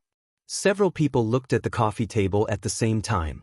After making sure that the coffee table was not broken, they continued to talk and laugh. They were all muttering in their hearts. When would the master change his bad habit of slamming the table? Fortunately, the old master knew not to destroy things in the hotel. The old man didn't feel that he had done anything inappropriate, so he continued, "This is to protect the cat." Nowadays, some people are blinded by greed and will do anything. Besides, animals don't enjoy some protection like people do, especially those that are not listed in the national protection level. They can only accept it if they suffer, so it's better to protect them. Pei Liang, you should learn from this. Yes. Pei Liang nodded. It's not because my home is in the mountains, unlike the big cities where there are many people. I'm not the only one raising monkeys there. Are other people's monkeys as popular as yours? The old master glared. Pei Liang withered. I will definitely pay attention. Cough. Speaking of which, this cat is really strong. Someone received Pei Liang's pleading look and changed the topic. Sure enough, once the topic changed to cats, the old master stopped talking about Pei Liang. What's so strange about that? Cats can't be judged by common sense. My cat has caught prey several times bigger than this one, the old man said in a matter-of-fact tone. The person who spoke just now curled his lips slightly and did not say anything. Anyway, the old master had his reasons and was not allowed to refute. As for the cat in the master's house, looking at the black cat not far away and thinking about the cat in the master's house, how could they be the same? Apart from the problem of strength, this cat's reaction was also very fast. When the black cat attacked, Chi Dada had just jumped out. Its reaction was really fast. One person said, Mao, did you leak the secret? Did you tell the cat that there was a monkey in the house? Another person asked. No, definitely not. I only told it to be more alert. Mao denied. The old master nodded. This cat was alert from the moment it entered the door. When its ears moved, I knew that the cat had noticed Chidera. It must have known that the monkey would attack from behind, so it was prepared. Zheng Tan. You flatter me. I really do not have the ability to find that stupid monkey. Also, from the perspective of human psychology, Zheng Tan did not want to be compared to other animals. It felt like he was bullying the weak. You guys. The old man raised his hand and pointed at Mao and the others one by one. You guys are not even as good as a cat. Mao and the other disciples all looked like they were choking at the same time, but no one refuted. Well, no matter what topic they were talking about, they had to be scolded. Zheng Tan listened to this group of people chatting and noticed that the old man was either scolding them or praising his cat. Zheng Tan, who had experienced it himself, knew that the words that came out of his cat's mouth were all kinds of good things, but when he actually saw the cat, he knew that it was all kinds of bad things. Chi Dada, who was hiding next to Pei Liang, had been thrown and now did not dare to go near Zheng Tan. It probably saw that Zheng Tan was not a soft persimmon, but a dangerous creature. It did not dare to go near him, but it kept provoking him. For example, it threw melon seeds and peanuts at Zheng Tan. Zheng Tan was angry. When he went near, the cat would hide next to Pei Liang and squeak. Later, Zheng Tan was too lazy to care about it. He changed places and jumped onto the back of Walnut's sofa. The cat did not dare to throw things. If it accidentally threw things at Walnut's level, both the monkey and the people would be scolded. After eating in the afternoon, they went back home. Mao and the others went to the bridal room to make a scene. Zheng Tan was not in the mood to follow them. He was a cat, so why should he join in? Originally, Zheng Tan thought that after Celestine's wedding he would not see that monkey again. But a week later, Mao asked Zheng Tan if he wanted to go out and play. It said that Chi Dada missed him. It turned out that Pei Liang had brought this cat to Chu Hua City this time. First, it was to attend Celestine's wedding. Second, it was to film a movie in a city near Chu Hua City. Chi Dada was going to make a cameo appearance. It was said that the pay was quite high. He went to film the day after the wedding and only came back yesterday. 2 weeks later, there was an animal show in Beijing. During this time, Pei Liang stayed at Walnut's house. Mao drove Zheng Tan to Walnut's house. That monkey is probably holding a grudge. It's probably thinking about how to take revenge this time. Black Coal, you have to be more careful. Don't get beaten up. Beaten up? How was that possible? Just because of that monkey. After arriving at Walnut's house, just as he entered, Zheng Tan heard a sound. Looking in the direction of the sound, Chi Dada was riding on a big dog. It looked at Zheng Tan proudly and raised its chin. Chapter 217. Hey, Senior, why do you have a dog here? Mao stared at the dog. Seeing that the dog didn't show any hostility toward Zheng Tan, he let out a sigh of relief. Zheng Tan also saw that the dog in front of him was very vigilant at the beginning. After staring at him and Mao for a while, it became much more amiable and didn't seem to be aggressive. However, it still blocked Zheng Tan and Mao at the door and didn't seem to want to leave. But the monkey on the big dog's back saw that the big dog didn't show any aggression for a long time and barked anxiously. It even pulled the collar on the dog's neck. Black Gold, come here. It's a guest. Walnut's voice came from the study. The big dog in front of Zheng Tan and Mao immediately moved away and walked towards the study. This made Chi Dada even more anxious. It seemed to feel embarrassed and pulled the collar on the dog's neck a few more times to make the big dog turn around. Unfortunately, not only did it not make the big dog change direction, it was also thrown off the big dog's back. Rolling on the ground, Chi Dada got up and looked at Zheng Tan. Seeing that Zheng Tan's eyes weren't good, it quickly ran to the study to find a backer. It didn't want to be beaten again. When Zheng Tan walked into the study, he saw that the big dog was lying next to Walnut, ignoring everyone else. Chi Dada jumped to Pei Liang, probably to complain. Another tattletale. Zheng Tan felt disdain in his heart. This is a Kunming dog, right? It looks like it has served in the army. Air Mao's eyes lit up as it looked at Black Gold. Most men would prefer to have a dog. Just like when Zheng Tan first met Walnut, Walnut had said, "I'd rather have a dog than a cat." Walnut was very proud when he heard Air Mao's words.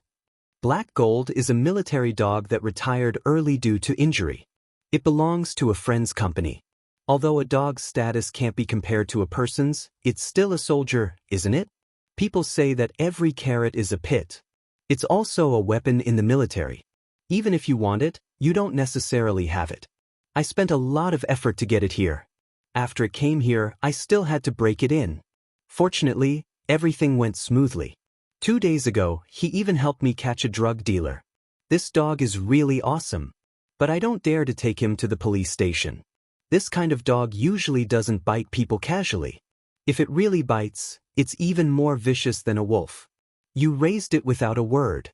That day at the hotel, when everyone was bragging about their pets, I didn't hear you say anything about dogs. But then again, don't you have police dogs? If you wanted to raise a dog, you wouldn't have waited until now. Air Mao asked. Isn't that right? Furthermore, after bringing it back, it took some time for it to get used to this place. If it was someone else with a strong temper, I wouldn't have been able to invite it back at all. He Jin might be able to help. He could help catch criminals when he was outside, guard against thieves when he was at home, and even help collect shoes when it rained. According to my friend, when he was in the company, Black Gold was often ordered by those people to steal other people's shoes so that he could make a fool of himself during an emergency assembly. Once, he even stole from his company commander. Lying on the ground, He Jin's ears twitched from time to time as he paid attention to his surroundings. Occasionally, he would hear a few familiar words and raise his head to look at Walnut. When Walnut talked about his friend and the company, He Jin whimpered from the ground. Walnut leaned over and patted He Jin's head. You miss them, right?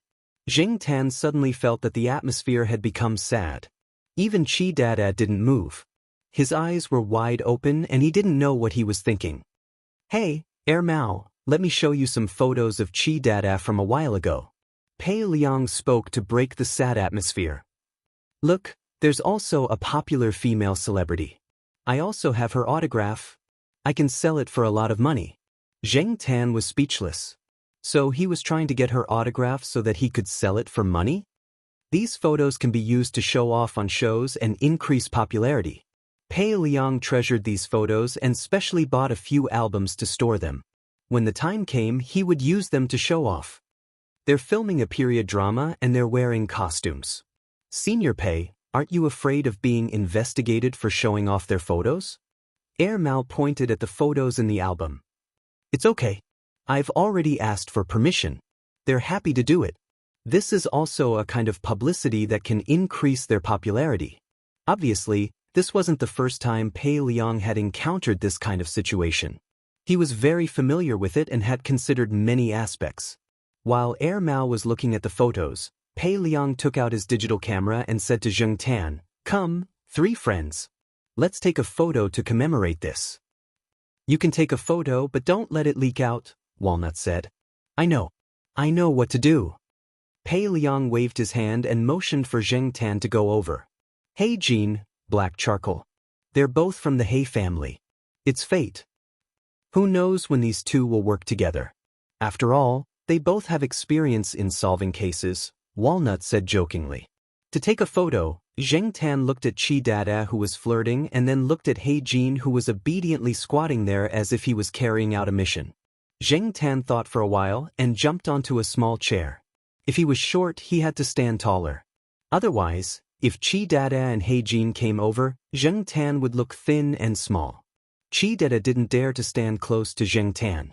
He let He Jin stand in the middle while Zheng Tan and Chi Dada stood on both sides. Zheng Tan didn't care if he stood in the middle or on both sides. He just needed to take a photo.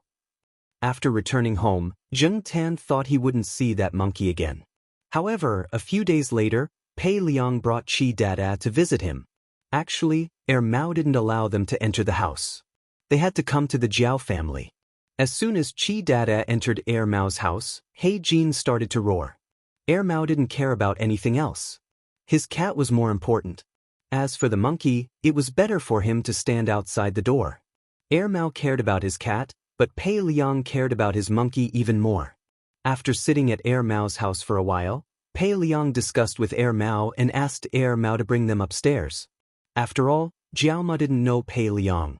It was Saturday. Little Pomelo and Jiao Yuan were both doing homework in their room.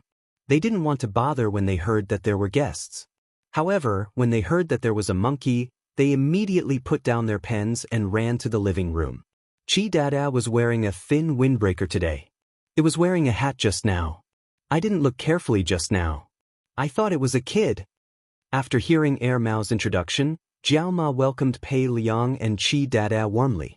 It's a pity that we don't have bananas at home. We don't have much food left either. Don't bother. Just give it a glass of water. Pei Liang quickly stopped Jiao Ma, who was about to go out to buy food. Auntie Jiao still washed some fruits and brought them out. There were also some snacks. Pei Liang selectively let Chi Dada eat some. It was easy to get a stomachache if he ate anything. After all, this foodie was not human. When Chi Dada followed Jiao Yuan to play with toys in his room, there were only a few adults left in the living room. Today, Pei Liang came to visit. He wanted to see what kind of family raised Zheng Tan's special cat. Secondly, he wanted to take a picture of his 3 friends and talk about some things. Pei Liang took out a cigarette and was about to smoke. However, he remembered that there was only a woman and 2 children in the house. He put the cigarette down again. It's okay. Go ahead. No. If I take out the cigarette, Chi Dada will waste another one of my cigarettes. Oh, it even smokes. Jiao Ma was surprised. Yeah. Pei Liang began to complain. From smoking to drinking, now it even knew how to play cards. This guy even has its own wardrobe made by its family. There are also some souvenir clothes from the crew. Chi Dada is so arrogant. Even if its clothes are torn, we won't throw them away unless it dislikes them. It's been spoiled by its family. This triggered Mama Jiao's response. My family's too. It's been spoiled. Its temper is bigger than a human's. Zheng Tan, who was listening in the room, was speechless. Chi Dada got along well with the children. Maybe it was because it had more contact with children since it was young. It wasn't like other cats and dogs that ran away when they saw naughty children. Now, Chi Dada was bullying the 2 little Brazilian turtles in the tank. When the little turtles stuck their heads out, Chi Dada would poke them with its paws. When they stuck their heads out again, Chi Dada would poke them again. It looked like it was asking for trouble. Jiao Yuan and little Pomelo were laughing at the side. Participating in a show in Beijing? In the living room, Jiao Ma was surprised. Yes, the invitation was sent out 2 months ago. Because of this, my family has been preparing with it. My mother even bought good cloth and made a new Monkey King costume for it. It was sewn according to the appearance of Sun Wukong in the old version of Journey to the West on TV. She's waiting to shock everyone. I think your cat can participate too. Many of the animals participating in the show are very smart. Many of them have been on TV series, and movies before. They're half a star. I heard that your cat has also acted in commercials. It's definitely qualified. You can call and sign up. Did you sign up like this too? Jiao Ma asked. No. Pei Liang shook his head. Speaking of this matter, he began to show off again. Our family was invited by the production team personally. They didn't even need to check their qualifications because Chi Dada had already filmed many films and taken photos with many celebrities. As for the reason why we were invited to the show, a few months ago, there was a heated discussion about eating monkey brains. The show's crew suddenly saw Chi Dada in a TV series, so they came up with this idea to ask people to show mercy. My cat did the same thing, Jiao Ma said. We went to act in a public service advertisement because of the cat abuse incident. It could attract more public attention. Sigh, people nowadays. After a while, Zheng Tan heard Jiao Ma's exclamation and looked over. He saw Pei Liang showing off the photos of Chi Dada with the stars. Even little Pomelo and Jiao Yuan ran over to see. Before Pei Liang left, he left his phone number and the address of his restaurant. If the Jiao family wanted to travel there, they could inform them in advance. They would reserve a room for them, provide food and drinks, and even provide a tour guide. That was Chi Dada's territory. The show that Chi Dada participated in happened to be broadcast on a Saturday, usually around 8 o'clock in the evening. In the past, Jiao Ma would be watching a TV series at this time. However, today was an exception. The three Jiao family members and Zheng Tan were gathered in front of the TV. The show had been filmed a long time ago. Pei Liang had already brought Chi Dada home, but the first broadcast was that night. When Chi Dada went on stage, he was dressed in the Monkey King costume with 2 pheasant feathers on his head. It looked 70% to 80% similar to the costume of the Monkey King in Journey to the West. As soon as he went on stage, he danced with the golden cudgel and somersaulted. The audience applauded and cheered. After the performance, he bowed to show that he was not only talented but also polite. Zheng Tan couldn't help but sigh. Chi Dada had acted before. When he interacted with the host, he could always draw the audience's attention away from the pretty host and onto Chi Dada. As the host said, Chi Dada was a monkey spirit. There were other talent shows after that. Many pets had performed simple arithmetic before, but Pei Liang wasn't going to let Chi Dada perform that. Chi Dada can dance with a stick on stage and help with cooking at home. He's so versatile.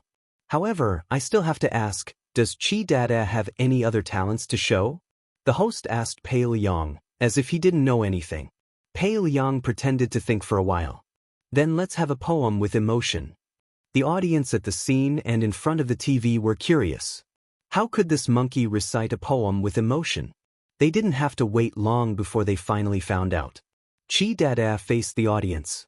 Behind him, the background screen showed, goose, goose, goose curving its neck to the sky. White feathers floating on the green water, red palms plucking the clear waves. Pei Liang read it once. Chi Dada followed suit. G G G G G G G G G. G G G G G G G G G G G G. In addition to this poem, Pei Liang read a few more lines, and Chi Dada followed suit. Although the audience couldn't understand, Chi Dada's punctuation, rhythm, and change of tone were all done very well, which made the audience laugh. Jiao Yuan looked at the TV, threw a piece of chocolate into his mouth, and said, I think black charcoal can also go and meow a few poems. He'll definitely do better than Chi Dada. Little Pomelo nodded in agreement. Zheng Tan, I won't go even if you beat me to death. After the show was funny, it began to stir up emotions. Pei Liang's acting skills were not to be trifled with. Although most of the narration was true, it still needed some embellishment to make people feel more deeply and understand the sense of responsibility. Many times, pets were treated like another child in the family. Perhaps many people could not understand, but those who had the same experience nodded their heads repeatedly. The host also contacted Pei Liang's home. Pei Liang's grandmother answered the phone. After the old lady received the call and heard the host's explanation, the first thing she said was, Chi Dada, it's your grandmother. The host laughed and whispered, Pei Liang is at the back. The audience was also laughing. Hearing the voice, Chi Dada looked around but didn't find anyone. Pei Liang handed the microphone to it. Come, talk to your grandmother. Chi Dada grabbed the phone and chirped. No one could understand what it was saying, but it seemed that this monkey was very emotional and its eyes were wet. Come back early after the show. Be careful on the road. Before the call ended, Pei Liang's mother said this to end the call. After the call, Chi Dada jumped into Pei Liang's arms. Pei Liang patted its back as if comforting a child. You must be homesick. Let's go straight home after the show. After that, there wasn't much to talk about Pei Liang and Chi Dada. The show was coming to an end, and the theme had to be introduced. The background screen showed some pictures of monkeys in cages, and the uneasiness and fear in their eyes. This was the popular topic of eating monkey brains during that period of time. Chapter 218. Zheng Tan opened one of the compartments in the hidden drawer of the cat tree. This compartment was specially cleared by Zheng Tan to store business cards and other things. He had never thought about business cards before. After all, who would give a cat a business card? But now that he knew more people, there were bound to be some special people with different ideas. For example, on the day of Celestine's wedding, Zheng Tan had received a lot of business cards in the suite of Air Mao's brothers. At that time, Air Mao had helped to keep them, and later gave them to Zheng Tan when they returned to the villa complex. Those who had business cards gave business cards. Those who didn't have business cards cut a piece of paper about the size of a business card and wrote down some addresses. For example, Air Mao's master did the same. He asked Zheng Tan to visit him when he had time and get to know Dashin. He didn't know whether the paper was for Zheng Tan or for Zheng Tan's Jiao family. The latter was more likely. In these people's eyes, a cat could understand everything. It was already very capable to receive business cards. Pei Liang's business cards were quite professional. They were exquisitely made. Pei Liang often went out and interacted with many people, so he was more particular about business cards. Pei Liang also allowed Zheng Tan to travel there with the Jiao family when she had time. They could go sightseeing. Zheng Tan really wanted to travel, but he couldn't travel alone in his current cat form. The 3 Jiao family members couldn't leave either. Even if it was the holidays, Jiao Ma didn't dare to take the 2 children far. If they wanted to travel, they had to wait for the Jiao Pa to come back. Zheng Tan counted the days. It had only been half a year since the Jiao Pa left. He had to wait. Celestine was now married and had a wife. Recently, he was busy making babies. He quit smoking and drinking and didn't go to the nightclub. He was very well behaved. Air Mao, on the other hand, often went out. He didn't know where to go with Qin Tao and the others. Thinking about it carefully, the only people who acted as Zheng Tan's transportation vehicle and drivers were these 2. Now that the 2 of them were busy with their own things, it was impossible for Zheng Tan to go out and have fun. As for Fang Xiaokong, he was busy and had a big family business. Zheng Tan didn't count on him. After looking at the business card, Zheng Tan sighed. He locked the drawer again and hid the key. He stretched and decided to go out for a walk. Huang and the sheriff were staring at the sparrow under the trees in the courtyard. Depang was lying on the grass, basking in the sun, looking lazy. Zheng Tan walked out of the courtyard and decided to walk around the campus. There weren't many people at this time, and there weren't many cars coming and going. Zheng Tan casually walked on the main road. Suddenly, he heard a scolding behind him. He turned around and saw a modified 3-wheeled bicycle. It was more like a heavy-duty bicycle used to pull goods. However, the back of the bicycle was smaller and didn't need to be stepped on. It could be used as an electric bicycle. There was also a basket in front of the bicycle. The person riding the bicycle was an old man. Behind the old man's bicycle was a border collie. It was the target of the old man's scolding. At the moment, it was running with the bicycle. Before it was scolded, it smelled something and ran into the grass. Looking at its size, this border collie should be underage, but it was full of energy. When the old man scolded it, it immediately rushed out of the grass and continued to run with the bicycle. The old man controlled the speed of the bicycle. It wasn't fast, but because the border collie was distracted, it fell a little far away.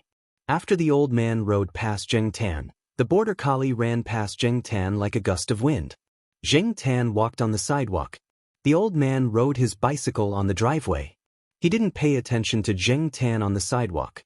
After the border collie ran past Zheng Tan, it suddenly stopped and looked at Zheng Tan. It wagged its tail and ran towards Zheng Tan. It seemed to be very curious about Zheng Tan's cat, but it didn't show any malice. If it were an ordinary cat, regardless of whether it had any malice, when it saw a big dog running towards it, its first reaction would be to run. If it didn't run, it would bow and growl. However, Zheng Tan didn't intend to pay attention to the dog. It would soon be called away by the old man anyway. Sure enough, before the border collie could get close to Zheng Tan, it was called away by the old man riding in front of him. It seemed to be quite obedient. If it were the Sahara, it would pretend not to hear you even if you called it a few times. It might even run away. After climbing up the hill, Zheng Tan saw the border collie jump onto the old man's bicycle and squat in the loading area. It put its chin on the edge and looked around curiously. Zheng Tan thought about it and was sure that he had never seen the dog before. Perhaps it was because he hadn't walked around campus for a few months. In June, in order to avoid people who knew him putting the title of mythical beast on his head, he rarely ran around campus. He went out for walks more often. Then he stayed outside during the summer vacation. In September, although he walked around, there were still many places he didn't go. Maybe there were new members, so it was normal that he hadn't seen it before. He shook his head and stopped thinking about what had just happened. Whether there were new members or not, it didn't have much to do with him. He then walked slowly along the main road. When he passed by the School of Physics building, Zheng Tan glanced over there and saw the three-wheeled electric car parked not far from the door. The border collie near the car was sniffing around on the grass. As for the old man, there were 3 people standing at the door of the building. One was the old man riding the bicycle, one he didn't know, and the third one Zheng Tan was familiar with. Speaking of which, he hadn't seen Lord Zeng for a while. Thinking about it, Lord Zeng was also a busy man. Lord Zeng was still the same as usual. There was always a sense of seriousness on his face, and he stood there with a strong aura. However, the other 2 people obviously had some status. Looking at the way they spoke, they were not so restrained and were very casual. It seemed that these 3 people were acquaintances. Zheng Tan was still some distance away from the gate of the School of Physics. Originally, he didn't intend to get close. He just passed by when he was taking a stroll. However, when Zheng Tan was about to leave, the border collie sniffing the wildflowers on the grass saw Zheng Tan. It immediately wagged its tail and ran towards Zheng Tan, looking very excited. Zheng Tan was speechless. F***ck, it's just a cat. Why is this dog so excited? Ignoring the overenergetic dog that was blindly jumping in front of him, Zheng Tan walked along the original route. The old man riding the bicycle was talking to 2 friends, but he was also paying attention to his dog. When he caught a glimpse of his dog rushing out, he looked over there. It seems to be the black cat I saw on the road, said the old man. The other 2 people also looked over there, especially Lord Zeng. Black charcoal? What? Yihi, do you know that cat? Whose family is it? Asked the old man. Yihi is Lord Zeng's real name.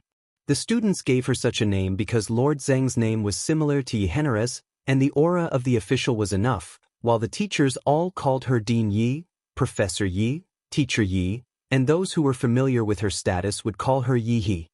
Tan Fong, hurry up and call your dog over. Don't bite the cat, Lord Zeng said to the old man. It's okay. Cola won't really bite. It just wants to find a friend to play with. It just came here not long ago and didn't know many friends.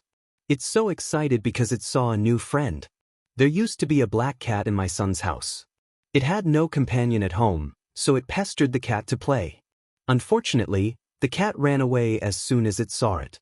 The more it ran, the faster it ran. It always scared the cat to hide on the high cabinet. Now Cola is here. It's lonely at home. It can be seen on the road just now. It's estimated that it feels like a cat that looks like an old friend and has a sense of intimacy. The old man told Tan Fong about what had happened on the road. Tan Fong's first impression of Zheng Tan was that the cat was either too stupid or too brave. Otherwise, how could it be so calm in the face of a dog that was many times bigger than it? Yihi, do you think the cat has a problem with its IQ or something? Tan Fong asked Lord Zeng. Nonsense, the cat is smart and it's not afraid of dogs. Its family lives in the East Courtyard, a teacher's family in the Academy of Biological Sciences. The cat is very famous in the East Courtyard. Almost everyone there knows it. I only knew about it because of a student. Tan Fong, call your dog back. Lord Zeng was still worried that the dog would do harm to Zheng Tan. All right. The old man called the dog back, but he was thinking that he would take the dog for a walk after dinner today. Tan Fong moved to the West Courtyard this summer. He used to live outside. This year, because his granddaughter was admitted to Tsinghua University, he decided to move into the school and live with his granddaughter. He could take care of her at ordinary times. He really didn't know a lot about the school. When Zheng Tan continued to walk around the school, he didn't know that the old man on the electric bike was inquiring about him everywhere. Tan Fong was surprised when he inquired about it. Although he knew that these things were not comprehensive and there were exaggerations, he could see that the cat was smart enough, especially when it came to catching thieves. It was said that dogs were nosy. What about the cat catching thieves? He did all the work of the dog. As for how credible it is, it's just a rumor. It can't be completely believed, but it's not without reason. It's not easy for his dog to find a playmate in school. He's idle, so it's good to go and have a look. After dinner, Zheng Tan lay on the sofa and pulled his ears. He looked at the old man and the dog in the living room reluctantly. Next to the sofa, Jiao Yuan and little Pomelo were surrounding the border collie named Cola. Maybe it was because dogs were more likely to arouse children's enthusiasm, but Jiao Yuan and little Pomelo had a good attitude towards the border collie. Jiao Ma was chatting with the old man with the surname Tan with a warm smile. Tan Fong only said that he was a retired physics teacher, but Jiao Ma had good eyesight. When the old man in front of her said Lord Zheng's name casually, she knew that this person's identity was similar to Lord Zheng's. Jiao Ma was more or less nervous about a big name who was similar to Lord Zheng. Even if the person in front of her looked very easygoing, Jiao Ma didn't dare to be careless. It didn't matter if he was from Jiao Pa's school or not, it would be good for Jiao Pa when he came back. These old men were very capable. Therefore, Jiao Ma had been very polite. Most of the time, when people communicate with their pets, it's faster to get familiar with each other. The old man mainly talked about pets, but he also led Jiao Ma to talk about her own cat. Unknowingly, the pressure in Jiao Ma's heart lessened a lot.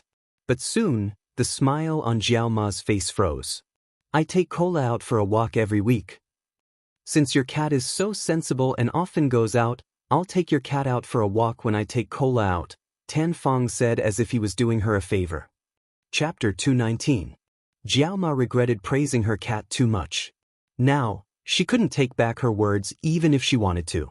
Deep down, she wanted to tell the man in front of her to give up on the idea. She knew very well that people like him were men of their words. If he said it today, he might just take her cat out tomorrow. Mr. Tan, my cat is actually a troublemaker. He has a bad temper and I can't control him. It's fine. Didn't you say it yourself? This isn't the first time I've taken him out to play. Besides, your cat is much stronger than Cola. I have to use a leash when I take him out. Otherwise, he might just jump off the leash if he sees any other cat or dog that catches his eye. But I don't have to use a leash on him at school. It's safer there, it's not as chaotic as outside. As soon as Tan Fong opened his mouth, he started rambling. Before Mama Jiao could reply, the old man looked at his watch and said, "It's getting late. I won't disturb you anymore. I'll go back first." Jiao Ma saw that Tan Fong was about to leave.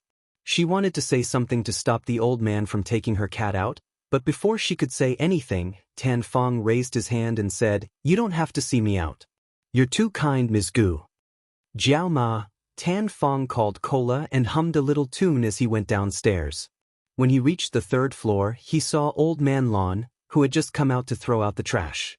The two men knew each other and chatted on their way downstairs. Jiao Ma, who had wanted to explain more, retracted her foot. She didn't know how to deal with these two old men. Jiao Ma turned around and closed the door behind her. She sat on the sofa and sighed. Then she looked at Zheng Tan and said, "Black charcoal, why do you always know people like this?" Zheng Tan tugged at his ears. He really couldn't answer this question.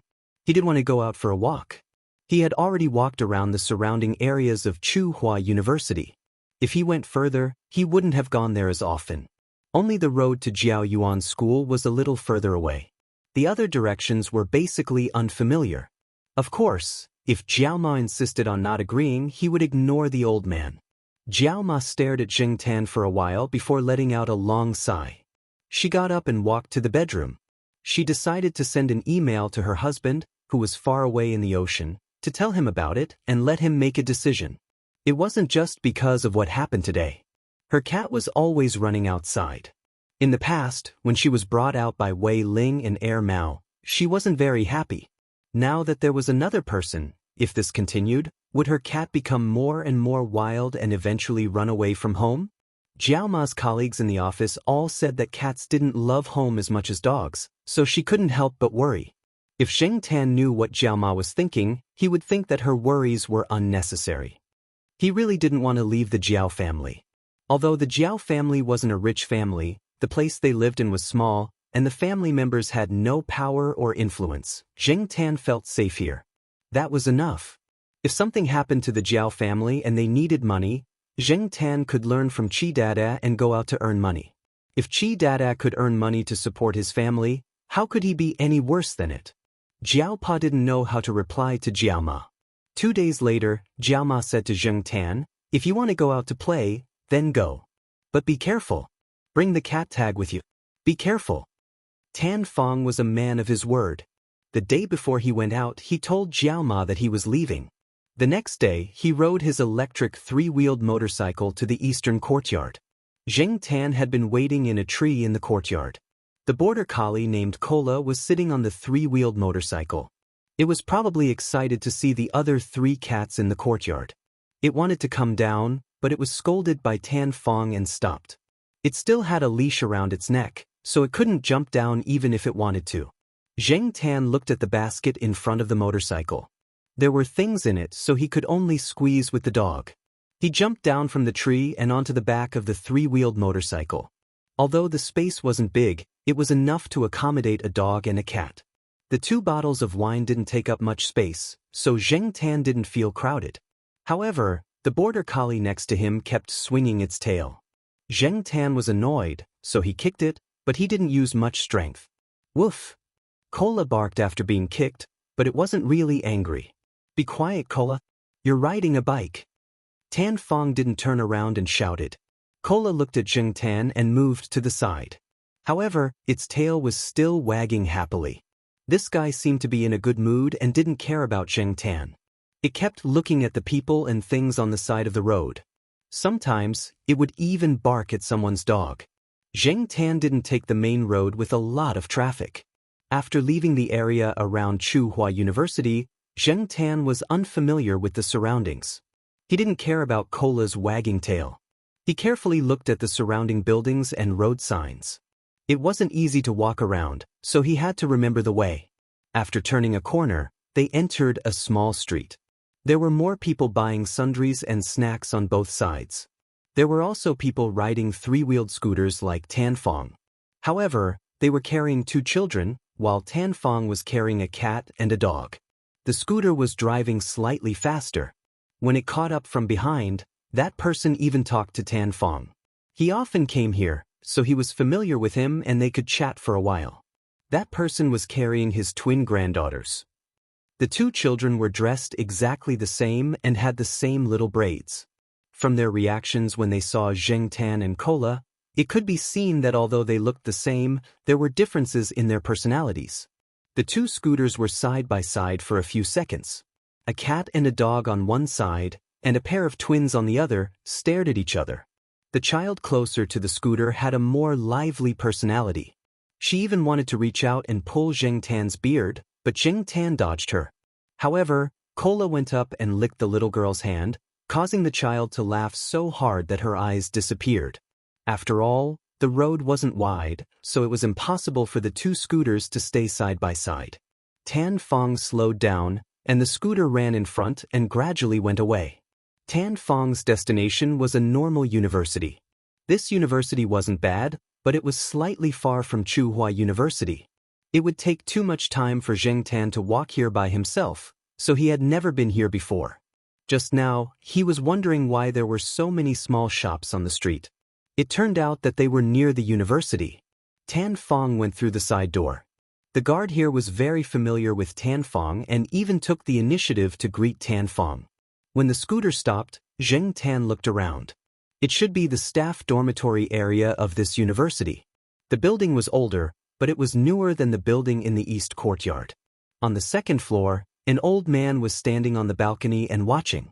When he saw Tan Fong, he went downstairs with a chessboard and a bag in his hands. "Wait, I'll bring these 2 bottles of wine up for you first." Tan Fong turned around and took the wine. "Just leave it there first. No one will take it anyway," said the old man. Other polite words like, "Why are you bringing wine when you're here?" were not said.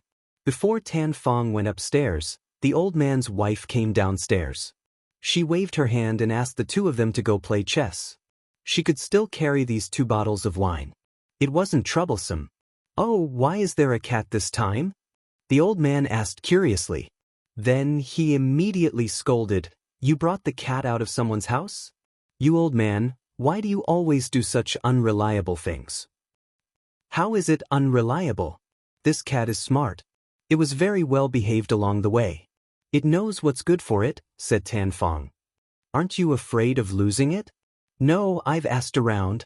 This cat is always taken out by people. It's used to it. A few days ago, there was a cat that took the bus overseas, right? So don't underestimate the cat's IQ." Tan Fong's face was full of disdain. "I'm not going to argue with you. Anyway, you won't listen to me. Anyway, keep an eye on it. Don't lose the cat." The old man looked at the black cat in the scooter and said, "Oh, I know. Tan Fong said as he urged him to hurry up and win 2 rounds. "If you lose, give me the pot of orchid on your balcony. I met a friend a few days ago. I'll give it to him as a gift." "Hey, I don't know who will lose more." The place where the 2 old men played chess was in the forest next to the staff dormitory area. There were stone benches and stone tables there. For the old men, sitting on the stone benches at this time of the year was a little cold. However, the 2 old men didn't like to play chess in the house. They said that it wasn't enjoyable there. For this reason, they had specially prepared a tool, a cushion. The bag that the old man was carrying earlier had a thick cushion in it. Jing Tan could tell that the old man's health wasn't as good as Tan Fong's. He could tell that there was something wrong with his legs when he walked too fast. Perhaps it was because of this that Tan Fong rode over himself instead of letting the old man go to Chuhua University to play chess with Tan Fong. Pfu. Cola barked twice. Tan Fong heard the barking and waved his hand. "Okay, go play by yourself. Don't run too far." After getting permission, Cola immediately ran into the grass, sniffing around and peeing at the trees to mark them. Jing Tan was curious about this unfamiliar place. She planned to walk around, but soon, Cola caught up with her after the excitement had passed. Jing Tan listened to the conversation between the 2 old men and found out that Cola couldn't run too far in the past. There were very few dogs and cats around here. Cola would lie by Tan Fong's feet and yawn in boredom. Tan Fong's old man was so enthusiastic that he got himself fixed up so that he could play with his dog. Jing Tan wasn't in the mood to take care of Tan Fong's dog. Seeing that Cola was next to him, Jing Tan tried to lift a branch by his feet. Cola immediately picked it up.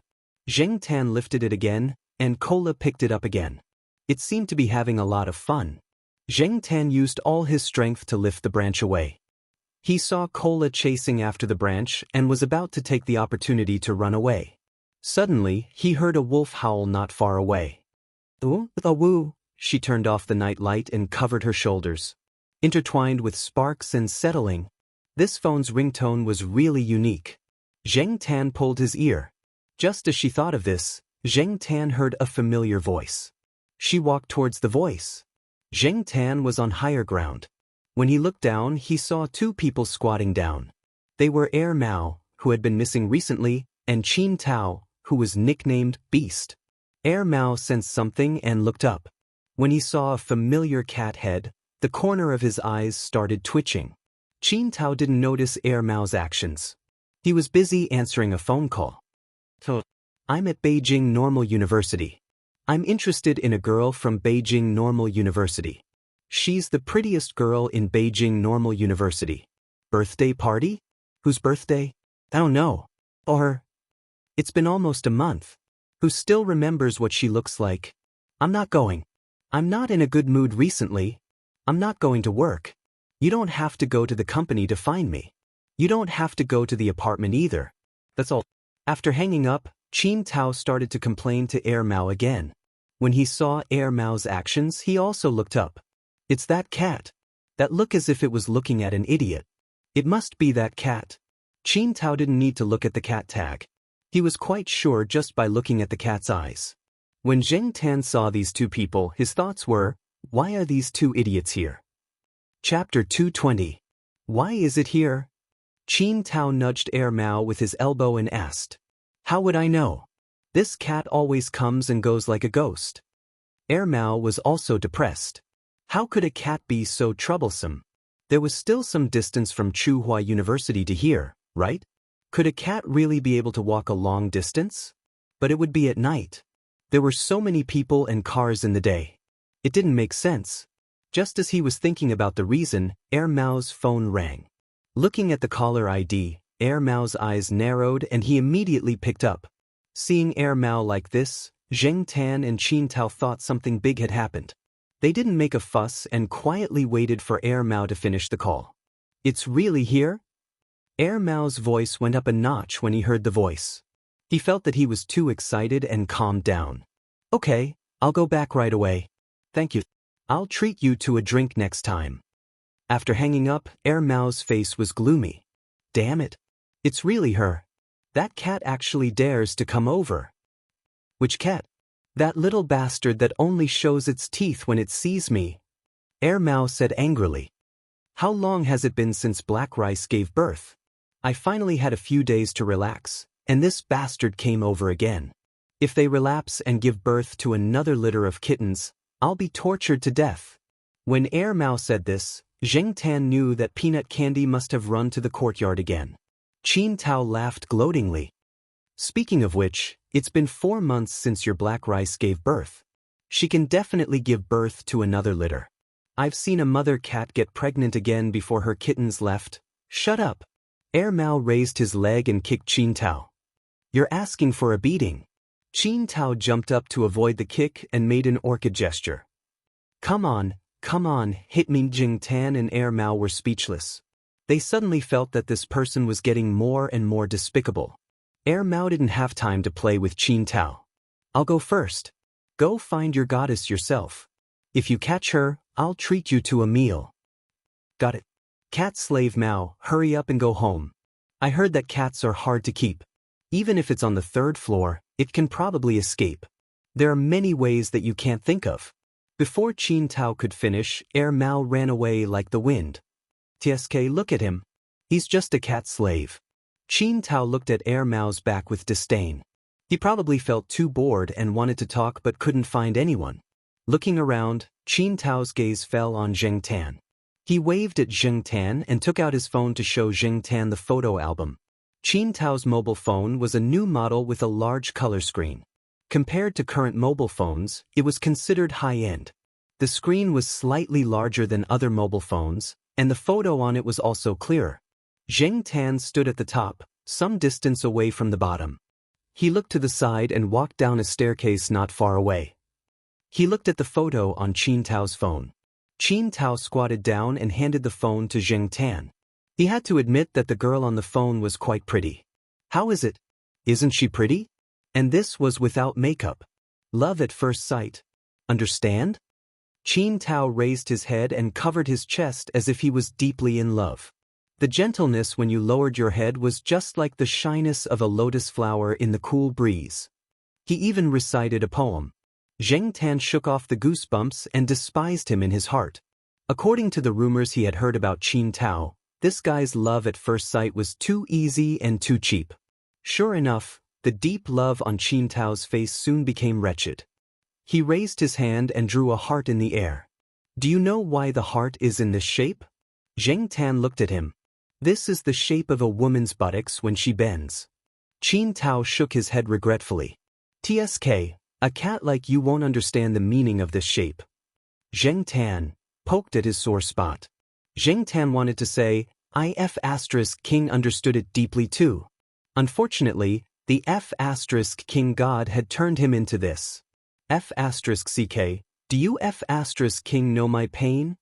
Just like what Air Mao said before it left, this guy really deserved a beating. As they were talking, Qin Tao's phone rang with a text message.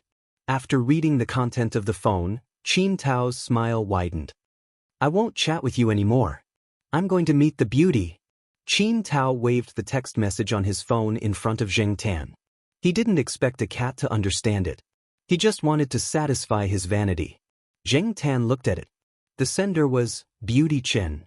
Before he could read the content of the text message, Qin Tao took the phone back. Qin Tao took out a small and delicate bottle of perfume and sprayed it on his wrist.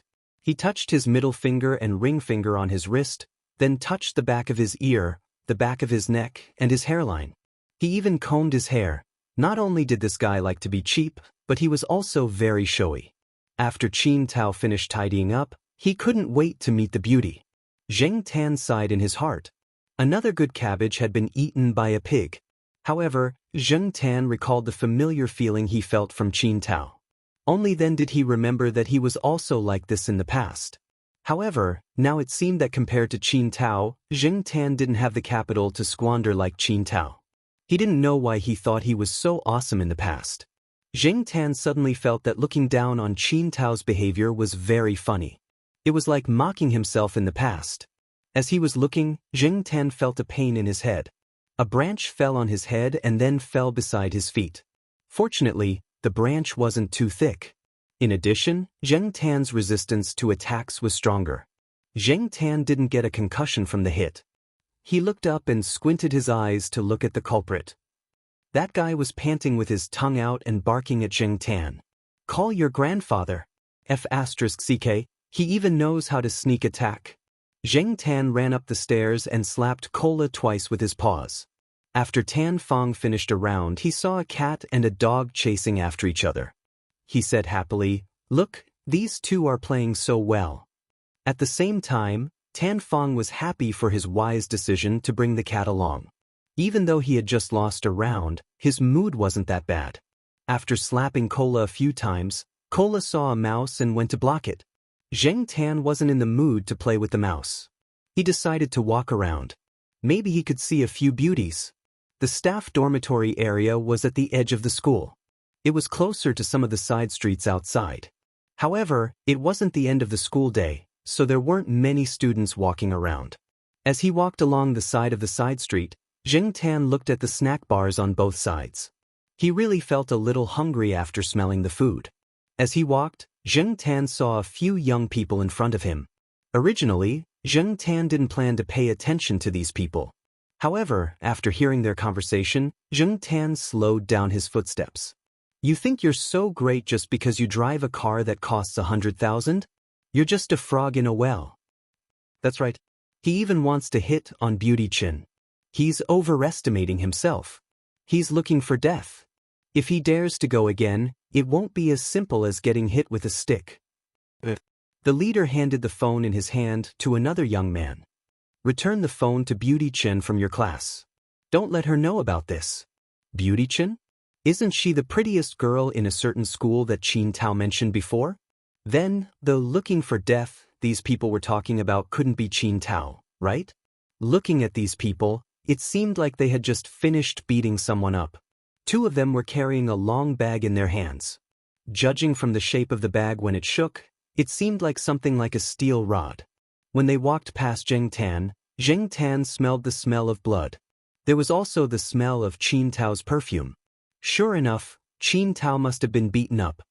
"Hey, did you guys do something bad again?" A girl riding a bicycle came out from the side door and asked when she saw them. "No, we just finished yoga. There are yoga mats inside. Do you want to see?" A young man shook the long bag in his hand and said with a smirk. The girl pursed her lips.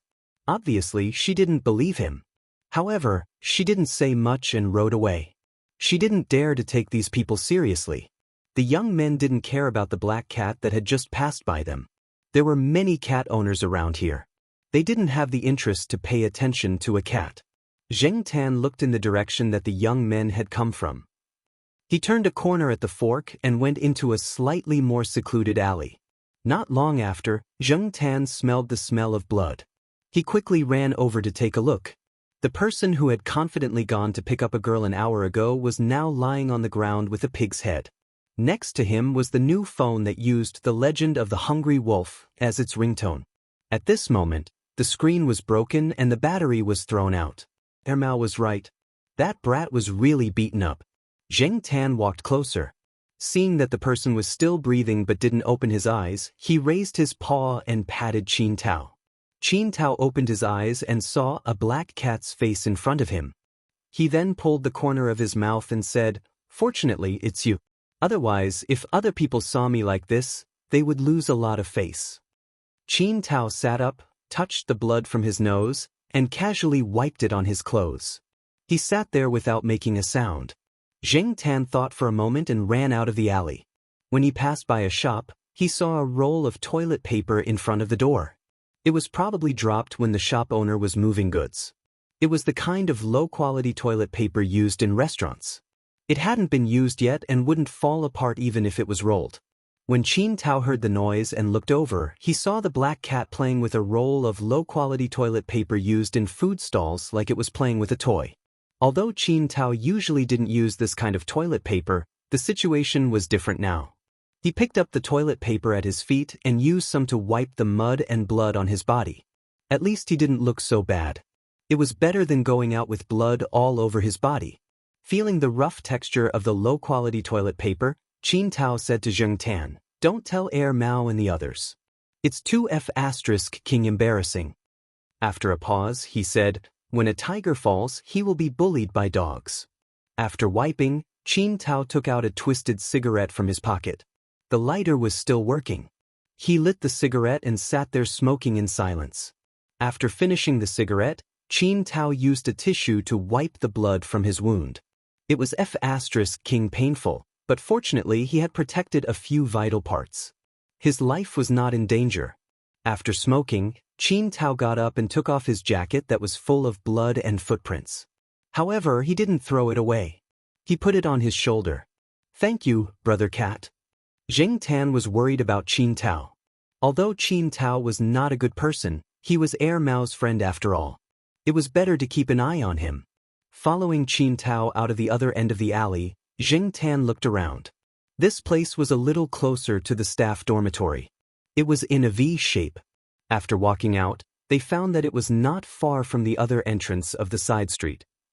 After coming out of the alley, Zheng Tan saw that the windshield of the car parked not far from the alley had several holes.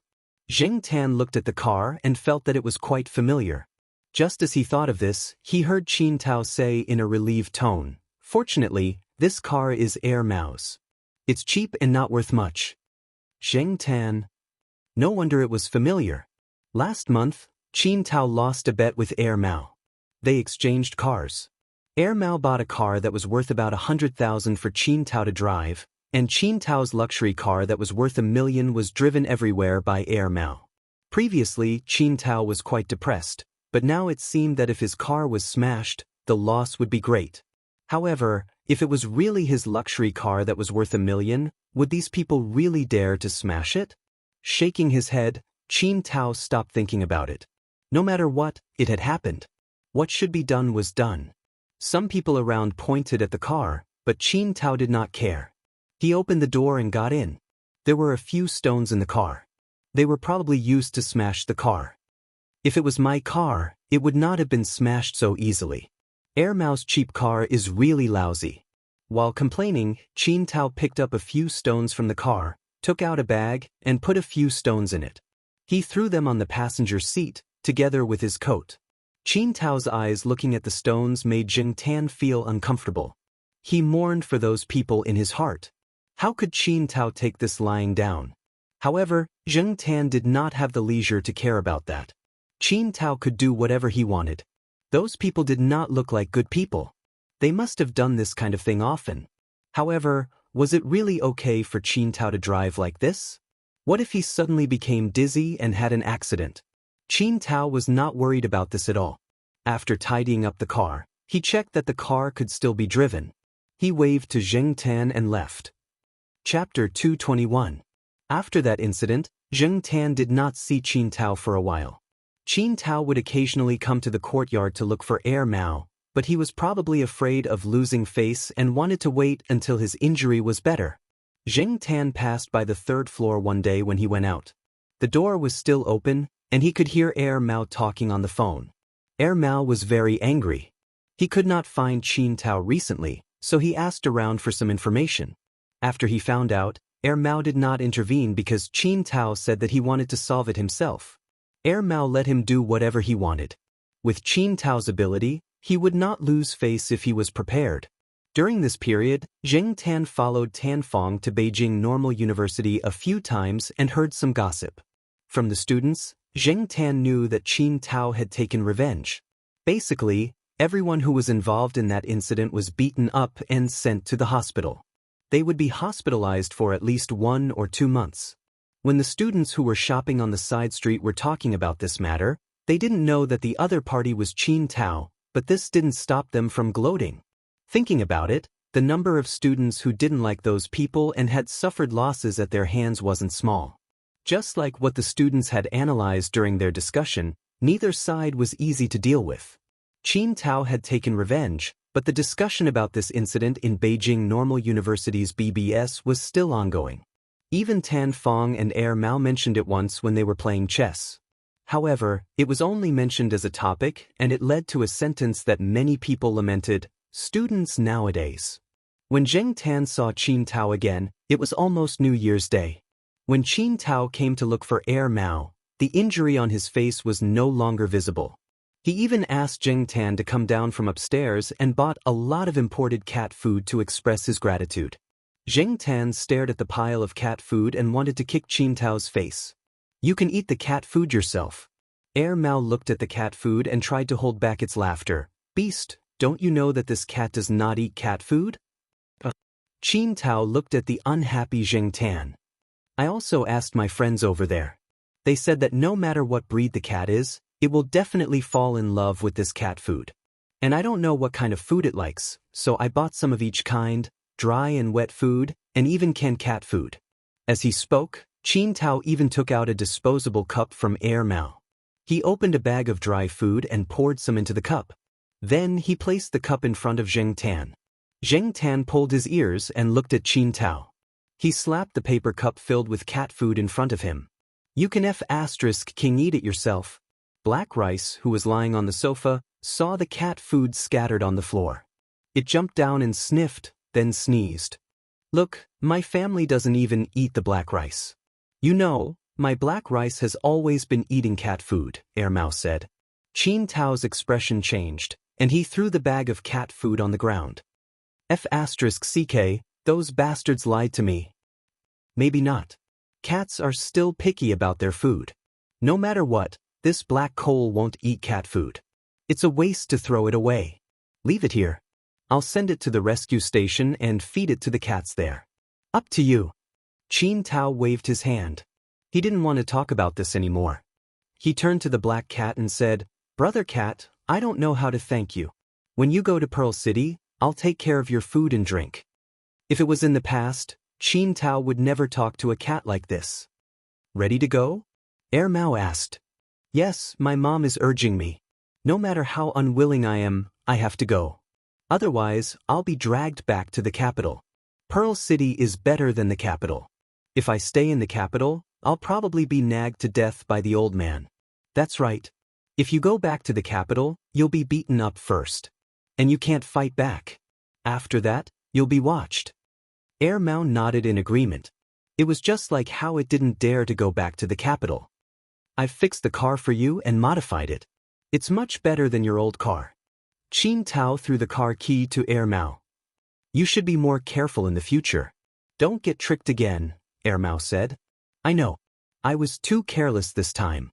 I was too proud and didn't keep my guard up." Before Qin Tao left Chuhua City, Mao and a few other people who were close to him sent him off.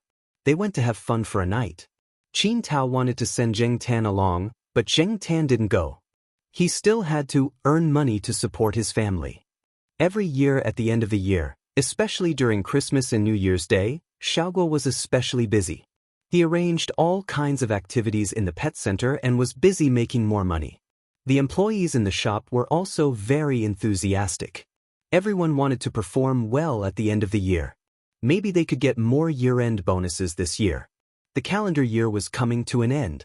Xiaoguo was going to organize an activity to film a summary of the year.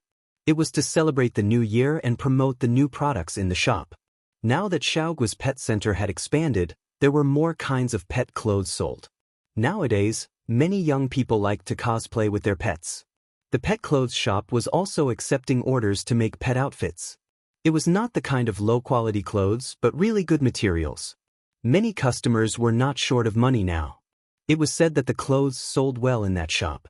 Zheng Tan also heard that during the big Comic-Con in November, several dogs in Xiaoguo's shop were lent out to be models. Especially the pug dog, who wore a forehead protector and pretended to be a ninja dog. It was said that the scene was very popular. Countless people ran over to take photos with it. Even the popularity of the club was very high. So, don't ignore the role of an animal. That day, Zheng Tan went out with Xiaoguo's team. Now Xiaoguo was more and more particular about the effect of the shooting.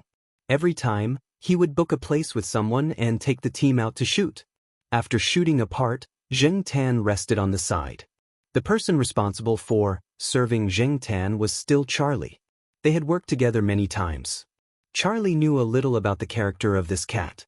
Charlie felt that this cat was probably the only cat in the pet center that acted like a big shot and no one said anything about it. Not to mention that it came late and left early. Every time after shooting, it would walk around in a bad mood. Otherwise, it would be angry and not cooperate. The food it ate had to be prepared separately. The water it drank had to be clean water that no one had drunk before. It never used a leash. Moreover, these were all tacitly approved by the boss. Other staff members who had worked together for a long time saw this, but they did not say anything. Charlie could only say that it was lucky that it was only a cat. If it were a human, who would like such a bad temper? Zheng Tan did not care about what Charlie was thinking. It lay there and ate something. It was bored and watched the staff members put on props and pose for a few good-looking cats in the store. Now, the registered users on the Pet Center's official website had multiplied several times compared to last year. Every time a new video was released, it was the time when the website had the highest number of online users. There were also a lot of people leaving comments under the video. Most of them were loyal customers of the Pet Center. No wonder Xiaoguo now had so many requirements for the shooting.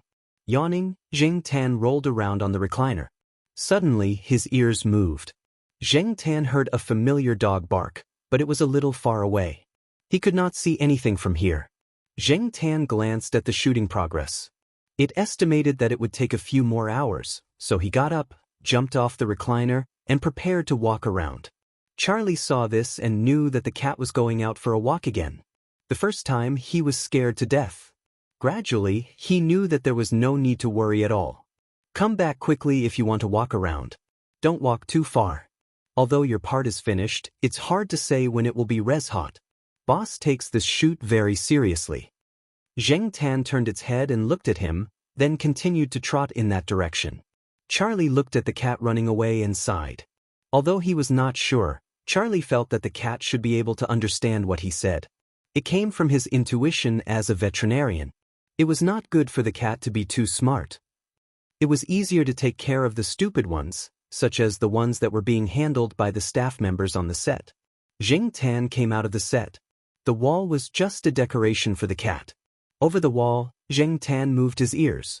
Now that the dog was not barking, he recalled the direction of the sound.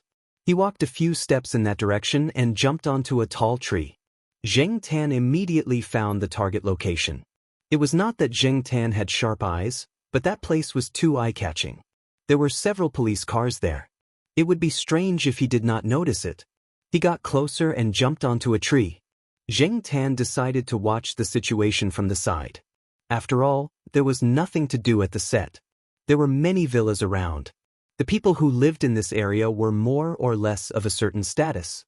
There was some distance between the villas. There was a cordon around one of the villas. There were a few people in police uniforms talking outside. Some people were questioning the surrounding residents and making records.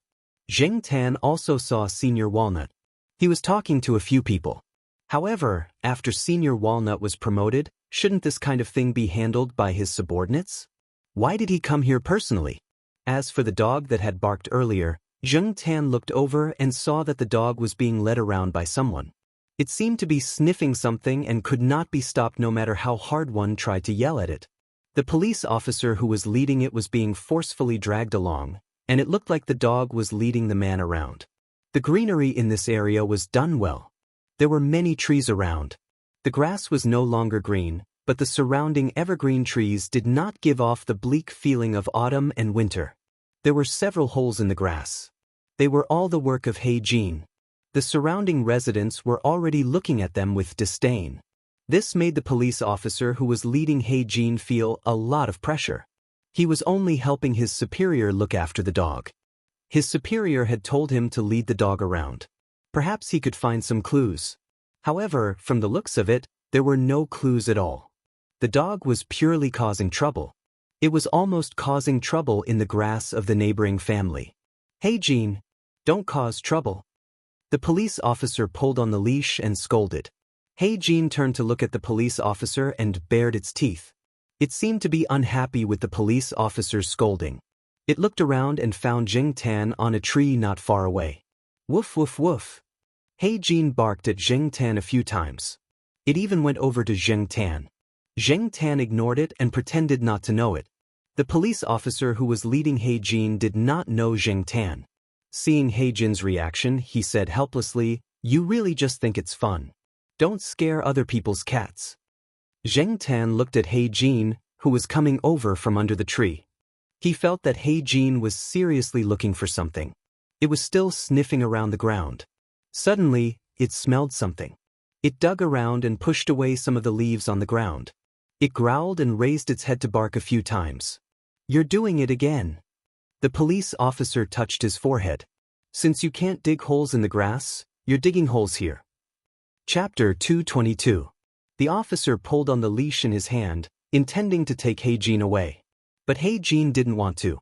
It insisted on staying there, so the man and the dog pulled each other.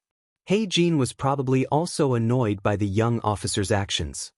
He turned around and pounced on the young officer as he opened his mouth and shouted at the young officer. The officer saw that He-jin was about to bite him. He got nervous and let go of the leash in his hand. He fell to the ground and took a few steps back.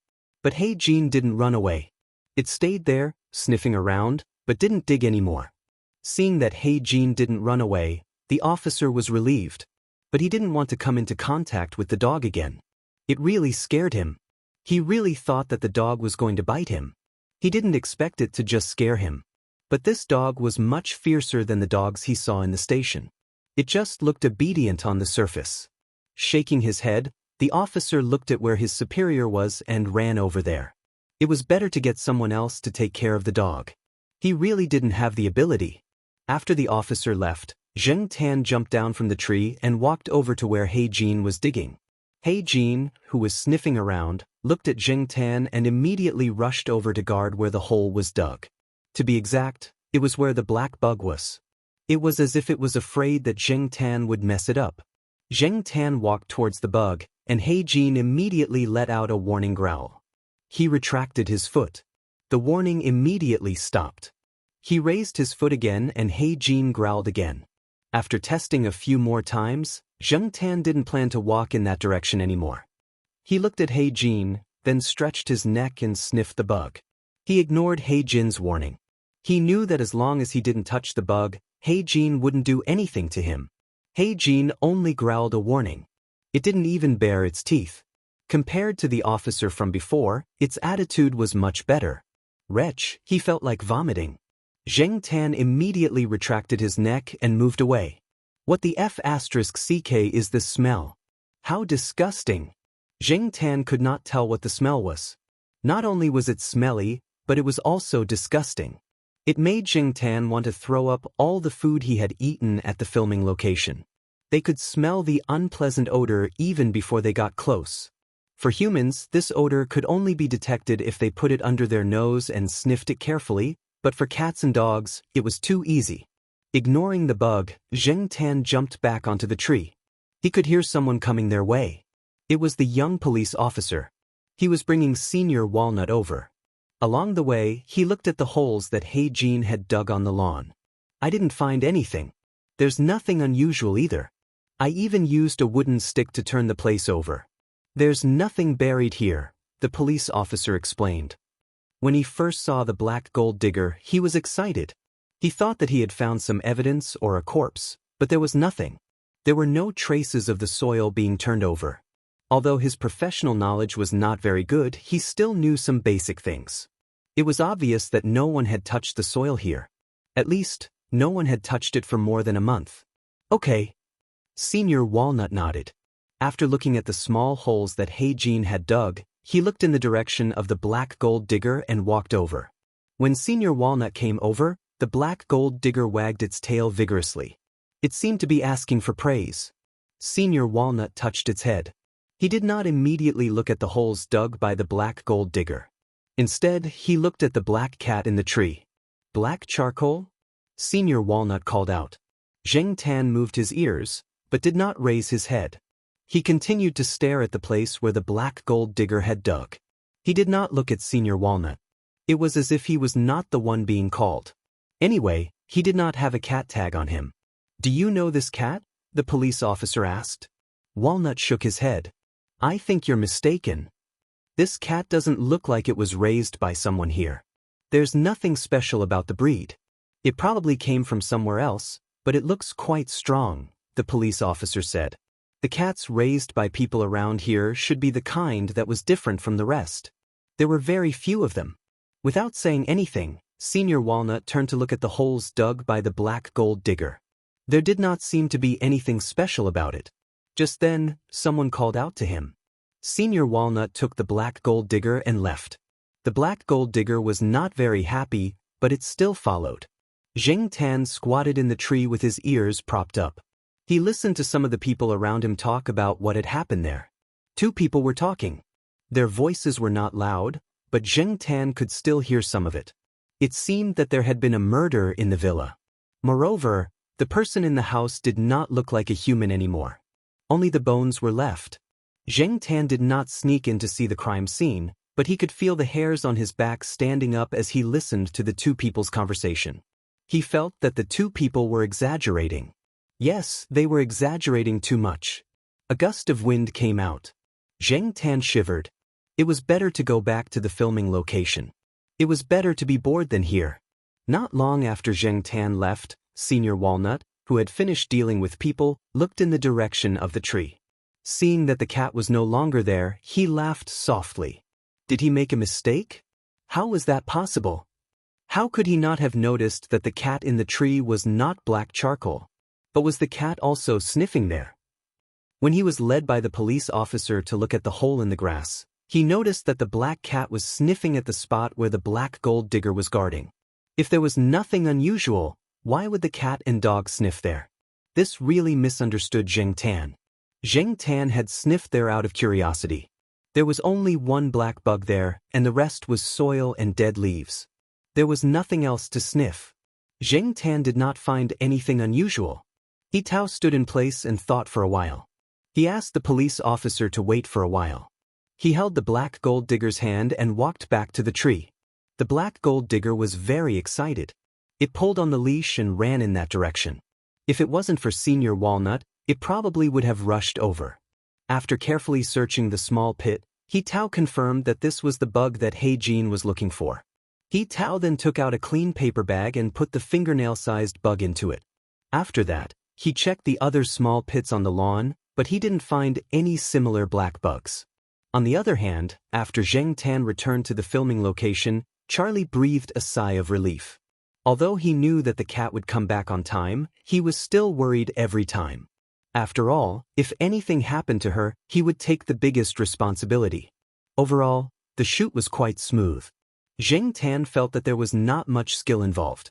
Almost all of them passed in one go. The ones that were dragging time were the other few. When he got home, Zheng Tan did not think about what happened during the day.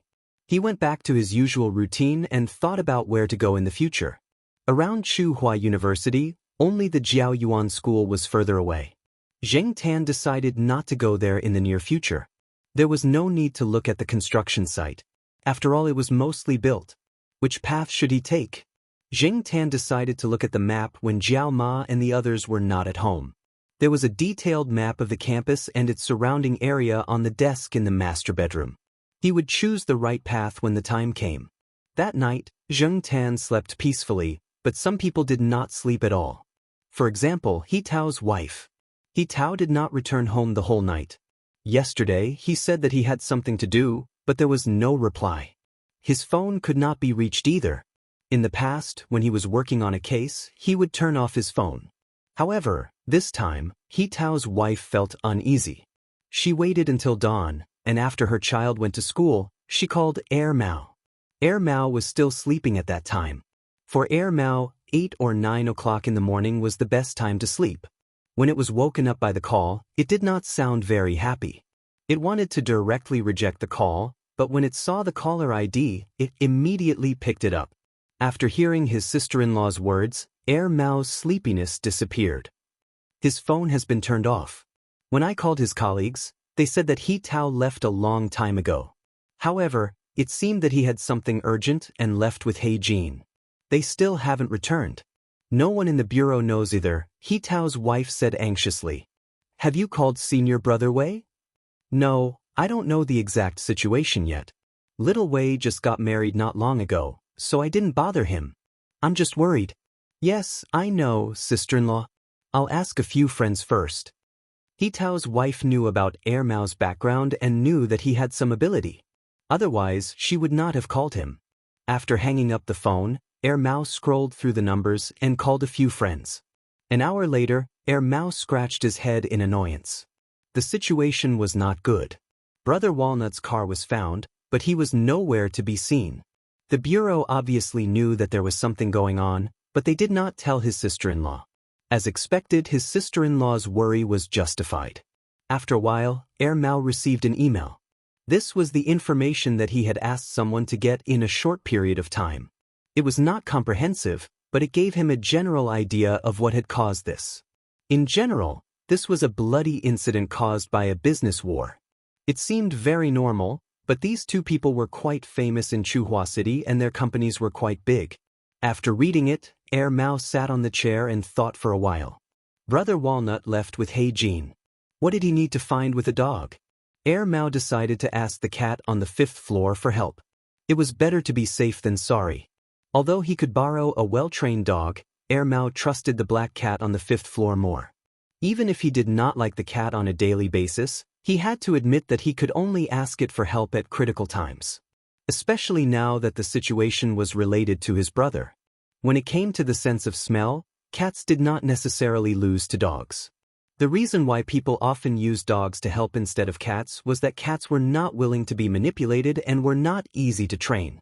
Cats were temperamental, and their many strengths were usually fully displayed when it was beneficial to them. After sending little Pomelo home, Zheng Tan took a stroll outside. He was about to go home and look through the map to find a place to take a stroll when he saw Mao knocking on the door. Chapter 223. Zheng Tan looked at the scenery outside the car window. The car had already left Chuhua City, but he didn't know where it was headed. An hour ago, Mao had brought Zheng Tan out in a hurry. Mao had called Jiaoma in the car and made up an excuse to take Zheng Tan out to play. It might take a day or two. This was just a conservative estimate. From Mao's expression and words, Zheng Tan felt that it might take even longer. When they were leaving the city, Zheng Tan listened to Mao briefly explain what had happened. He only said that Walnut had gone missing while working on a case. Before he went missing, he had taken He Jin out. The bureau was still hiding it from Walnut's family. No matter what had happened, they had to find Walnut first. Compared to those people, Mao trusted himself more. Just as he was leaving the city, he received another text message. A friend who had helped him with the investigation had sent him a few addresses. These were the possible addresses of other transactions that the company that had declared bankruptcy had done in secret. Mao wasn't interested in those illegal transactions. He wasn't a police officer, nor was he Superman. He only cared about finding people. The few of them were familiar with each other's habits. Moreover, they had a unified behavior. If they felt that something was dangerous or even life-threatening, they would carve a mark at a certain place. Each of them had their own unique mark and habits. Even if others knew what they would carve, they might not be able to find it. Zheng Tan watched as Mao drove the car off the highway and stopped at a deserted place. There were a few brick houses scattered around. Most of them were vegetable fields, and there were also some trees. Mao told Zheng Tan to stay in the car while he got out to confirm. After Mao got out of the car, Zheng Tan leaned against the car window and saw Mao approaching a low brick house. Mao stood in front of the house and gestured with his hands. He didn't know how to do it, but he spread his fingers and pointed his palms down. Mao turned his palms horizontally to the east, then turned his palms towards the south. Mao ran towards the direction his thumbs pointed. He saw a tree that wasn't tall and looked at a branch. Then he returned to the car and drove to the next place. Next, they went to 3 more places and repeated the same action. 3 times, Mao returned disappointed. It seemed that senior brother Walnut was not at these places. When they arrived at the 5th location, Xianxia was still in the car, looking out at Mao looking for the marks left behind by senior brother Walnut. There was a small stream here, and there were no green-tiled houses nearby. Further away, there was a large field where people could be seen walking. Just as Xianxia was thinking about how desolate this place was, she saw Mao return after searching a tree. Unlike the previous few times, Mao's expression was different this time. There was no disappointment in his eyes. It seemed that this was the place. Mao parked the car and got out of the car to ask Xianxia to follow. It wasn't convenient to drive in that direction. Black coal, can you smell anything? Mao looked at Xianxia. Xianxia sniffed and didn't seem to smell anything. There were a lot of other people's scents, including those of other animals. It was too disruptive, or it had been too long. The scents had dissipated, and it wasn't easy to smell. If they wanted to search for it, they would have to expand their sniffing range. However, Mao seemed to be in a hurry and had a target in mind. It did not seem to rely on Xianxia. Xianxia only sniffed at the same spot and followed Mao. Xianxia didn't think that one day he would be used as a tracking dog. In terms of skill, he couldn't compare to those trained dogs. Even if you had a good sense of smell, if you didn't know how to make good use of it, it was useless. Mao wasn't too disappointed with Xianxia's performance. It was still looking for the marks left by Walnut. It would be faster to track him. He brought the black cat with him as an extra layer of insurance. Although the marks left by Walnut looked like simple marks, they contained a lot of information. Xianxia looked at a few of them out of curiosity. He found that the marks looked like the side of a person, which was the left part of Walnut's surname, he. Moreover, every mark was different. It wasn't written directly, nor was it a simple direction. Perhaps only Mao and the others could find the correct information from these marks.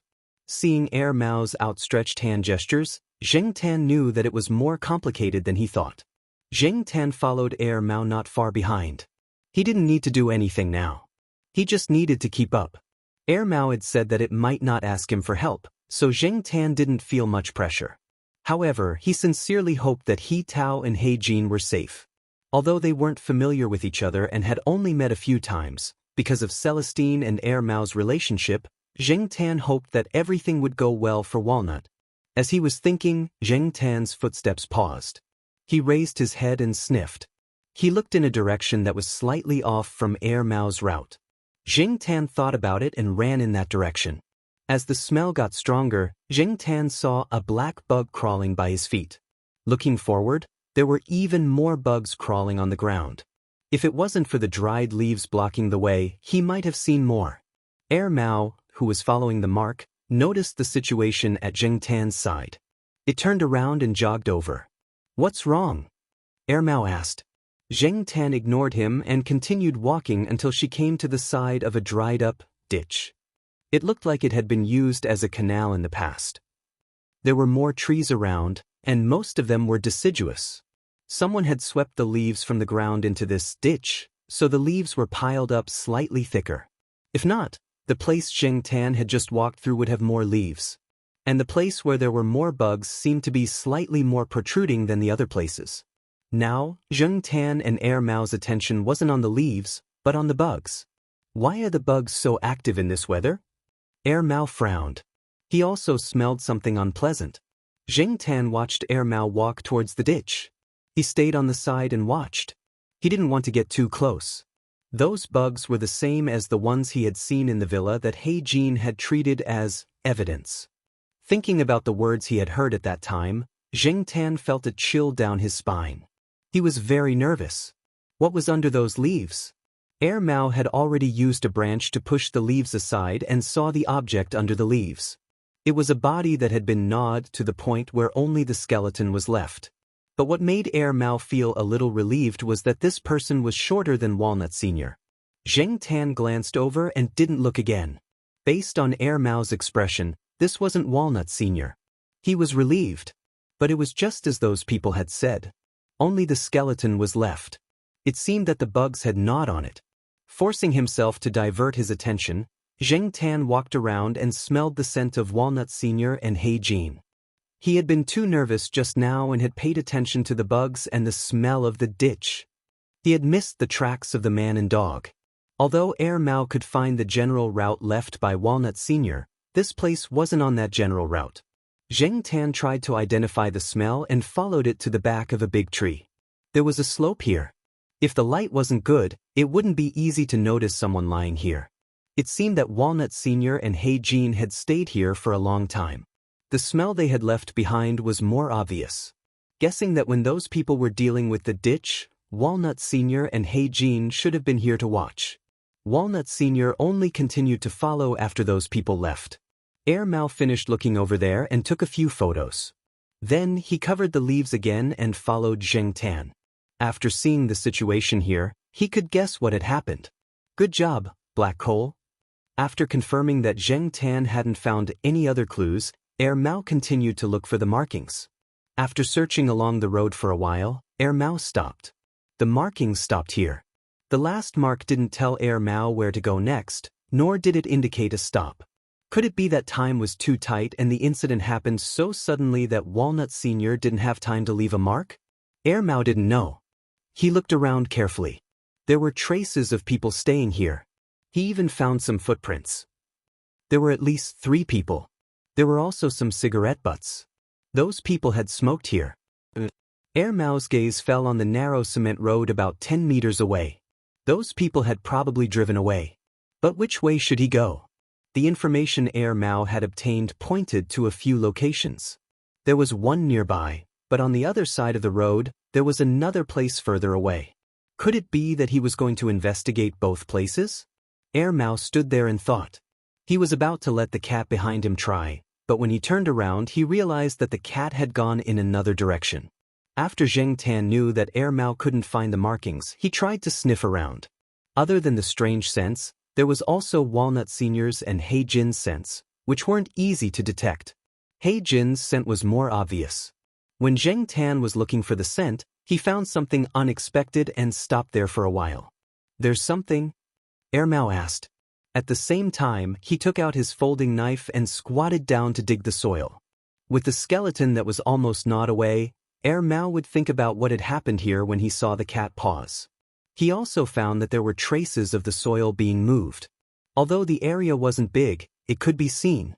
Zheng Tan took a few steps back. After thinking for a while, he took 2 more steps back. Then he squatted there and watched Air Mao dig.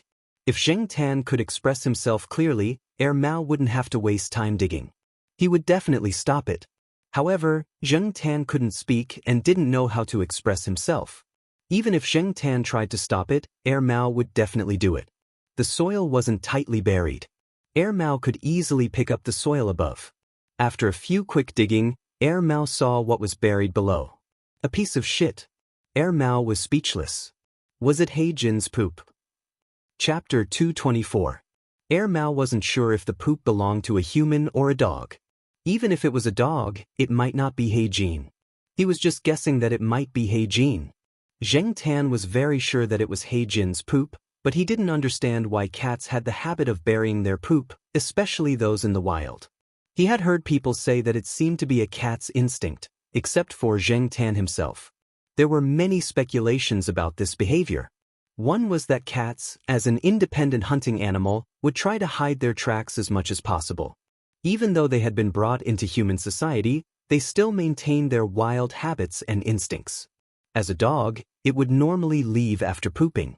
Why would it bother to bury its poop? Was this also one of He Jin's training programs? How hard must it be for the trainer to train it? Zheng Tan was thinking. His ears twitched and he looked in a direction. He then jumped on a tree nearby and climbed higher to look in that direction. 100 meters away, a pair of dog ears peeked out from behind a dense shrub that didn't have any leaves. It was unknown what kind of tree it was. The small bush was surrounded by many withered and yellow plants, and the dense withered grass beside it had been burned. Therefore, He-jin's figure was not obvious among the yellow and black withered grass. If it was a human eye, it would not be easy to notice him. At that moment, the pair of dog ears were moving, paying attention to the situation. It seemed that it had noticed Mao's movement and was cautiously moving in this direction. No wonder it was a professional, Zheng Tan thought. Mao noticed Zheng Tan's reaction and immediately became alert.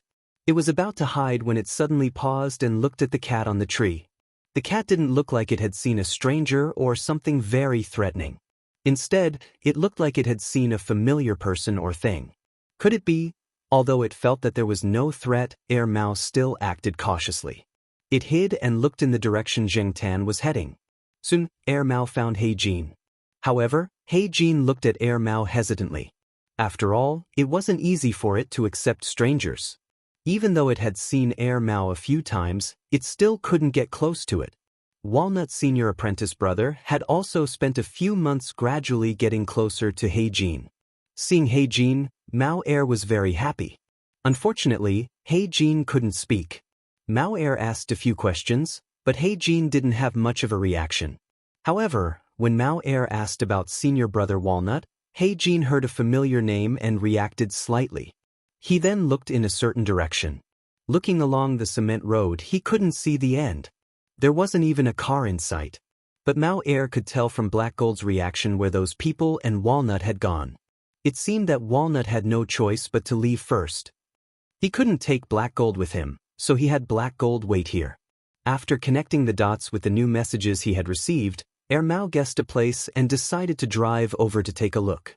Mao asked Zheng Tan and He-jin to wait here while he drove the car over. It was not too far from where he parked his car. He could already draw a rough route in his mind. Zheng Tan was too lazy to walk. He was happy to wait here. After Mao left, Zheng Tan lay on the tree and looked at the road. He estimated the time and wondered when Mao would come back. If Mao got lost, would he have to experience the life of a vagrant again? Just thinking about it made him feel bitter. Zheng Tan's beard trembled. He wasn't willing to be a vagrant. Plus, he was hungry. What food could there be around? Field mice? After all, it wasn't a real cat. Zheng Tan wanted to finish his business and go back as soon as possible. He looked down at He-jin, who was nestled in the grass. Even though most of the grass here was yellow, He-jin would still choose a place with grass or trees. It was good for concealment and wouldn't stay in a place with a wide view for too long. Even if it was burying its poop, it would choose a more secluded place. Perhaps it wasn't good enough, but for a dog, it was already very good. If Walnut's senior apprentice brother didn't come back, or if He-jin didn't meet them, would this dog keep waiting here? Zheng Tan thought it was very likely. After about half an hour, Mao drove over. He got out of the car and opened the back door, motioning for He-jin to get in.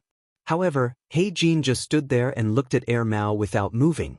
Zheng Tan jumped into the car. At the same time, he found the food that Mao put in the car. He also had his own food. If he wanted to work, he had to fill his stomach first. He didn't know if Mao's work was successful. He-jin looked at Zheng Tan, who was lying in the car seat and eating. It tilted its head and looked confused, but it still jumped into the car. Zheng Tan thought that the dog got in the car because of the food. However, He-jin didn't touch Zheng Tan's food after getting in the car. Even if Zheng Tan was merciful and put the food in front of its mouth, it still wouldn't eat. When He-jin was at Walnut's senior apprentice brother's place, it only ate the food that Walnut's senior apprentice brother fed it. It didn't eat the food that other people fed it. Walnut's senior apprentice brother's wife and children are still getting used to this dog. It's rare for them to be close, but they haven't been able to feed it yet, Mao said after seeing the situation from the rearview mirror. Zheng Tan looked at the dog next to him. It was almost drooling because of the smell of the food.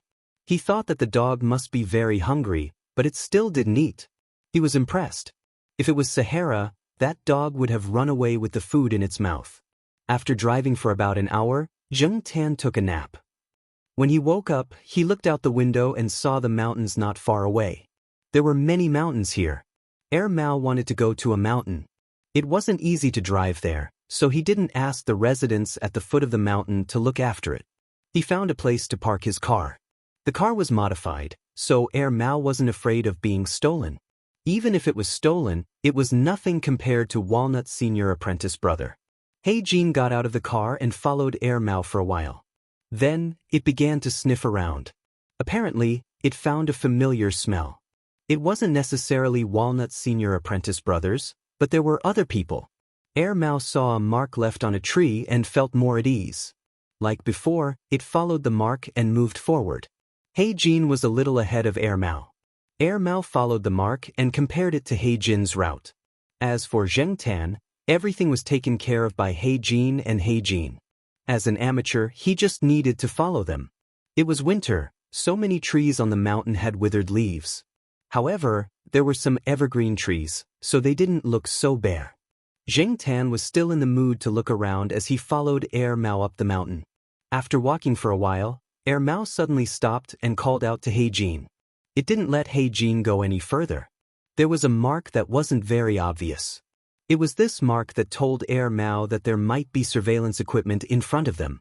Air Mao took out his phone and found that there was no signal. If there were surveillance equipment in front of them, it would be fine if he was alone. However, the cat and the dog might be exposed. After thinking for a while, Air Mao told He Jin and Zheng Tan to stay where they were and not run forward. Air Mao explained for a long time, but he didn't know how much He Jin understood and how much He Jin understood. However, after Air Mao took a few steps forward, it turned around and found that He Jin had already run to some bushes to hide. It seemed that He Jin had understood some of Air Mao's words. No matter how much He Jin understood, Air Mao was fine with it as long as He Jin didn't follow them. Zheng Tan jumped onto a tree with green leaves. He felt that it was safer on a tree. In this season, there weren't many bugs and snakes. Zheng Tan didn't have to worry about them at all. After Air Mao left, Zheng Tan stayed on the tree. The surroundings were very quiet. He Jin didn't make any loud noises. The birds were chirping very clearly, which made the place feel desolate. There wasn't any human life. Zheng Tan lay on the tree branch. He Jin was guarding below anyway. Even if someone came, they wouldn't pay attention to a cat hiding in a tree. Zheng Tan was much safer than He Jin. Suddenly, Zheng Tan's ears twitched. He opened his eyes and looked in a direction. He Jin, who was hiding behind the bushes, also heard the noise. However, it still stayed where it was quietly. Zheng Tan stood higher, so he could see more clearly than He Jin. It was a field mouse. It was winter, so it probably came out to look for food because it didn't have enough food. Zheng Tan didn't eat field mice, and he wasn't in the mood to catch them. Therefore, he pretended that he didn't see anything and let the field mouse go. However, seeing that the field mouse was gradually moving towards them, Zhang Zian realized that it was quite brave. It probably didn't see many natural predators around, but when it got closer, it probably smelled something. It stopped and looked around carefully. Zheng Tan saw He Jin jump out from the bushes and rush towards the field mouse. Looking at the way it caught the field mouse, Zheng Tan felt that it was definitely not the dog's first time catching mice. It probably caught mice at home before. The field mouse couldn't escape from He Jin's claws. Zheng Tan only heard the field mouse squeak twice before it stopped. When he looked again, He Jin had already returned with the field mouse in its mouth. It was lying in the dry grass and eating. When it was eating, it stopped and looked around vigilantly. It raised its ears and listened carefully. When it was sure that no one was around, it continued to eat. Hearing the sound of He Jin nibbling on the field mouse, Zheng Tan felt that this dog was really talented. Or rather, this dog's previous trainer was really talented. However, at the same time, it could be seen that this dog had lived a hard life. It should have carried out missions with soldiers. He heard Celestine say that sometimes when there was no food on a mission, they had to gather materials from the ground. As for what materials they gathered, there were many types, including field mice, snakes, and other animals. He really should let some dogs that like to spoil food come and take a look. When Zheng Tan was at the pet center, he saw several times that some dogs licked the dog food and let out 2 grains. After eating, the dog food on the ground would be directly swept away by the staff. The dog owners didn't think much of it, and Zheng Tan didn't think much of it at that time. But now, he suddenly felt that it was better to be frugal. After eating, He Jin went back to the bushes. Zheng Tan looked and didn't see much blood on He Jin's body. It was licking the blood around its mouth, and it would be licked away soon. Xianxia didn't know when Air Mao and Walnut would finish their work. He lay on the tree and thought. Fortunately, he ate some food in the car before he came, so he wasn't hungry now. But if he stayed like this for a few more days, Xianxia didn't know if he would eat field mice like Heijin. As he was thinking, Xianxia's heart skipped a beat. He looked in the direction of the mountain. Someone was coming. Not an animal but a human. Heijin obviously heard it too. It stopped licking its mouth and paid attention to the direction of the sound. Soon, Xianxia saw the people coming. They were two strangers with a little accent. They didn't seem like locals. When Xianxia came, he heard two locals chatting, and their accent was different from the two people. The route that the two people took was still some distance from where Xianxia was. When the two people went down the mountain, one of them was still talking with a walkie-talkie. Listening to their conversation, Xianxia learned that there was a foothold near the foot of the mountain. The two people were going there. Xianxia thought about it, climbed down the tree, and quietly followed them. Heijin, who was hiding behind the bushes, was puzzled. Chapter 225. Xianxia was following the two men not far away. He twitched his ears and looked back. He noticed that Heijin was following behind him, but he did not follow him immediately. Instead, he kept a distance. Dogs were not as convenient as cats in terms of body size and agility. It was good to keep a distance from the two men. If Heijin only followed Xianxia, he would not lose sight of him. When the two of them were talking, they would also look around. When they didn't find anyone, they felt much more at ease. However, they did not know that sometimes, it was not only humans that were following them. There were animals as well.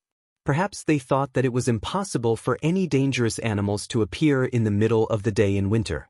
In any case, Xianxia's tailing was very successful. She followed the two men to a two-story tile-roofed house near the foot of the mountain. From the outside, the house was crudely built, and there was nothing beautiful about it.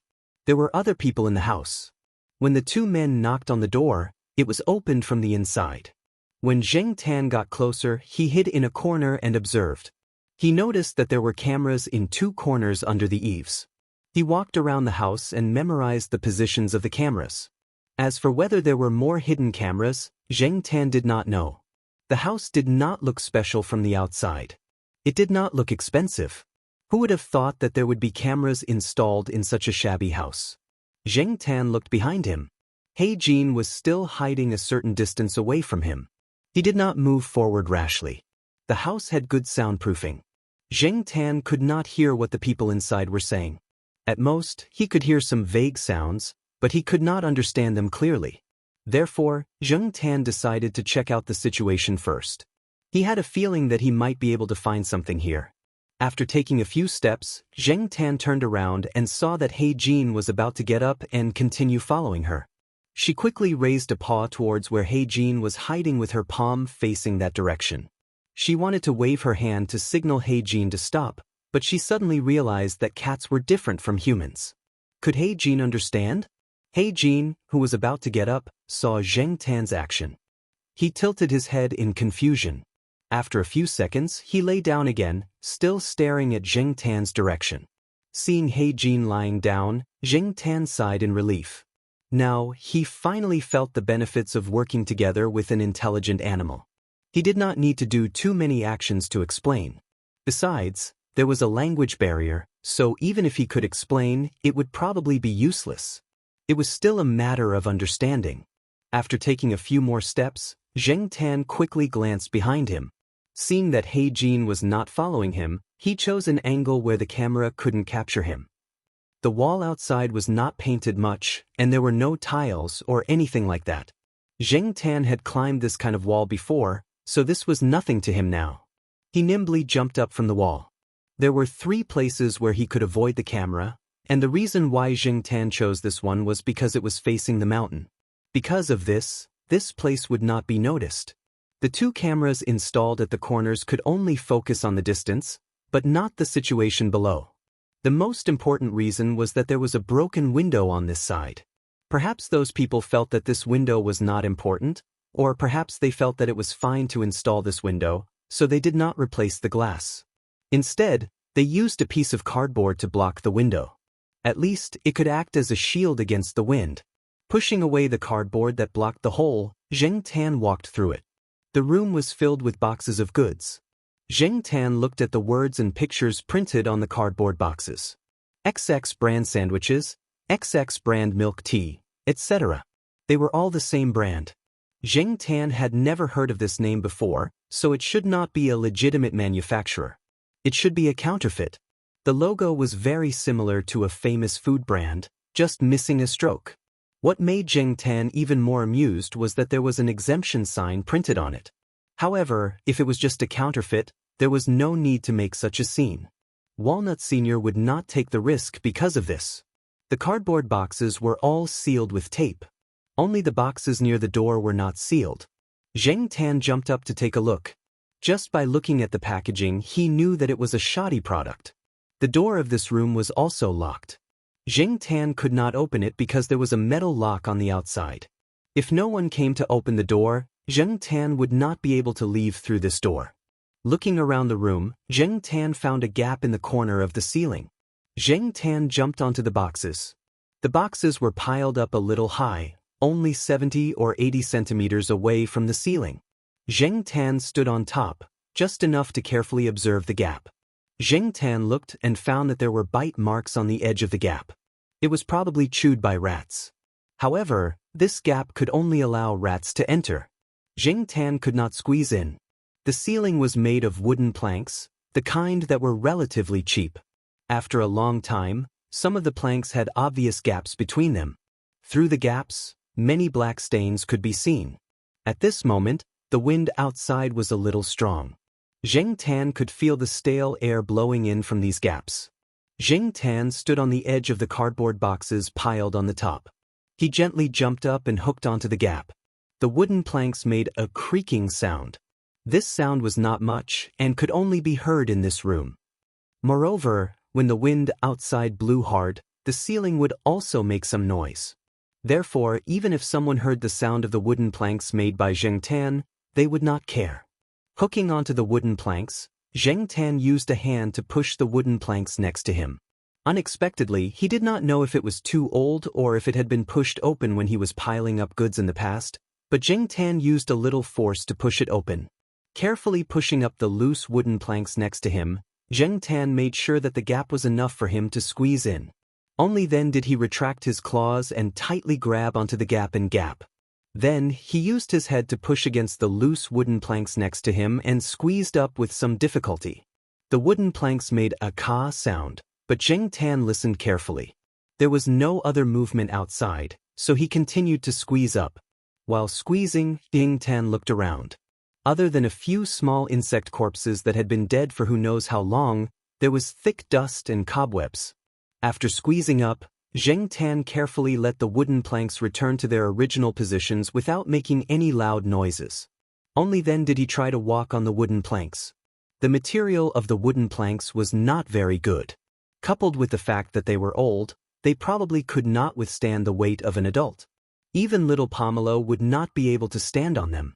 However, for Zheng Tan this was enough. No matter what, these wooden planks could withstand the weight of a cat. It was relatively dark inside, but the light that came through some cracks in the tiles and the gaps between the wooden planks below was enough for Zheng Tan to see the layout above clearly. Perhaps because it had been built a few times, it felt a little messy. It looked like it was just for show. From here, Zheng Tan could go to the rooms on the second floor to take a look. The rooms above were not completely blocked. Even if there was a gap between a brick, Zheng Tan could try to squeeze through. Some places were directly connected. Compared to these, Zheng Tan was more troubled by the wooden planks under his feet. Although these wooden planks could withstand his weight, sometimes they would make creaking sounds when he stepped on them. If there was someone in a room, even if they did not immediately think that there was an intruder above, they would guess that it was a bird or a mouse and pay special attention when they heard the creaking sound. Zheng Tan carefully stepped on the wooden planks and walked past a few rooms in succession.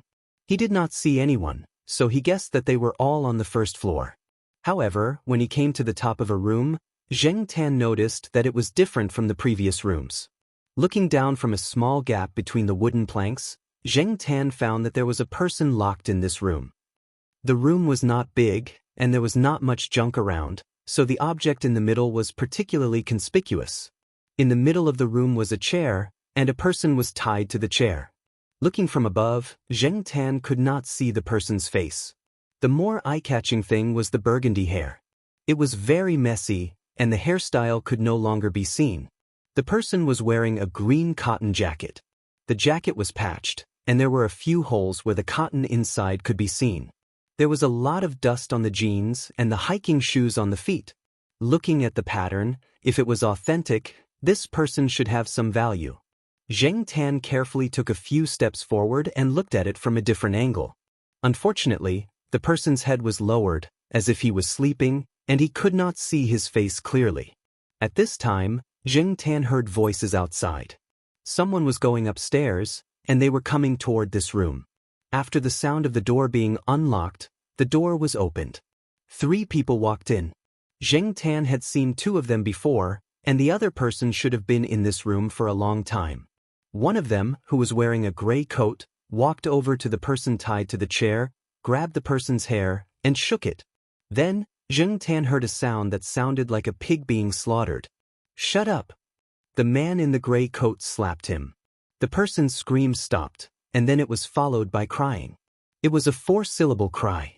The first 3 syllables were rising, and the next 3 syllables were falling. The first and 4th syllables were dragging, and the middle 2 syllables were shorter. Although it was still unpleasant, it was at least much better than the pig's cry. Zheng Tan had always felt that someone who cried like that was either a child, the type that never grew up, or it was more of an act. He had only heard of some of the children in the compound crying like that. This was the first time he had heard of a grown man crying like that. He felt goosebumps all over his body. When the man in the gray coat raised his head, Zheng Tan saw that the man's face was bruised and swollen, and his face was covered in snot and tears. "This is the person you caught?" one of the people who had just come down the mountain asked. "Yes, that's him." The man in the gray coat loosened his grip on the person's hair. The person who asked the question held an ID card in his hand and looked at it. Then, he clicked his tongue. It's obvious that he's from a rich family. His things must be worth a lot of money, right? The man in the gray coat chuckled. The higher-ups only said to lock him up for the time being. They didn't say to not sell anything. Seeing the person frown, the man in the gray coat added, he only sold a cell phone and a camera. He didn't sell them locally. He had a special channel. He meant to reassure the other party that they would not cause trouble. You've seen the things in his wallet. As for his leather coat, I was wearing it downstairs just now. It's quite warm. Oh, this guy has a lot of good pictures in his cell phone. If they are released, it will probably be another X-rated news. There's nothing in the camera. As for his luxury car, I hid it and didn't deal with it for the time being. When the time comes, I'll sell it and get a sum of money. The frown of the person who asked the question smoothed out a little. Don't let him die yet. He looks like a coward, but he has a good family background. When the time comes, we'll see what the higher-ups want. Recently, things had not been going well. The higher-ups did not seem to want to cause any more trouble. They wanted to settle the matter for the time being. Of course we know that. It's just that this guy always needs to go to the toilet. Then save some food, the man in the gray coat said. He meant that as long as he did not starve to death, there was no need to give him too much food. The person who was tied up began to cry again. They kept promising to let him go and would give him a lot of money. Unfortunately, the 3 of them ignored him. After asking a few more questions, they left. There was the sound of the lock being jammed outside the door. Zheng Tan pricked up his ears. He heard the 3 of them talking about whether they should move the person to another place. After all, they were going to ship the goods tomorrow. He could not hear what they said after that. The 3 of them had already gone downstairs. Zheng Tan was about to find a place to go down to the first floor to listen in on their conversation. However, when he lifted his foot, he saw through the gap between the wooden boards that the person who was tied to the chair and crying a moment ago had stood up from the chair. He did not know when the ropes tied to him had been cut. They were wrapped into a bundle and stuffed into the pocket of the tattered cotton-padded jacket. After putting on the cotton-padded jacket, The person walked to the corner and picked up the half-steamed bun that had fallen there. It was the breakfast that he had not finished in the morning.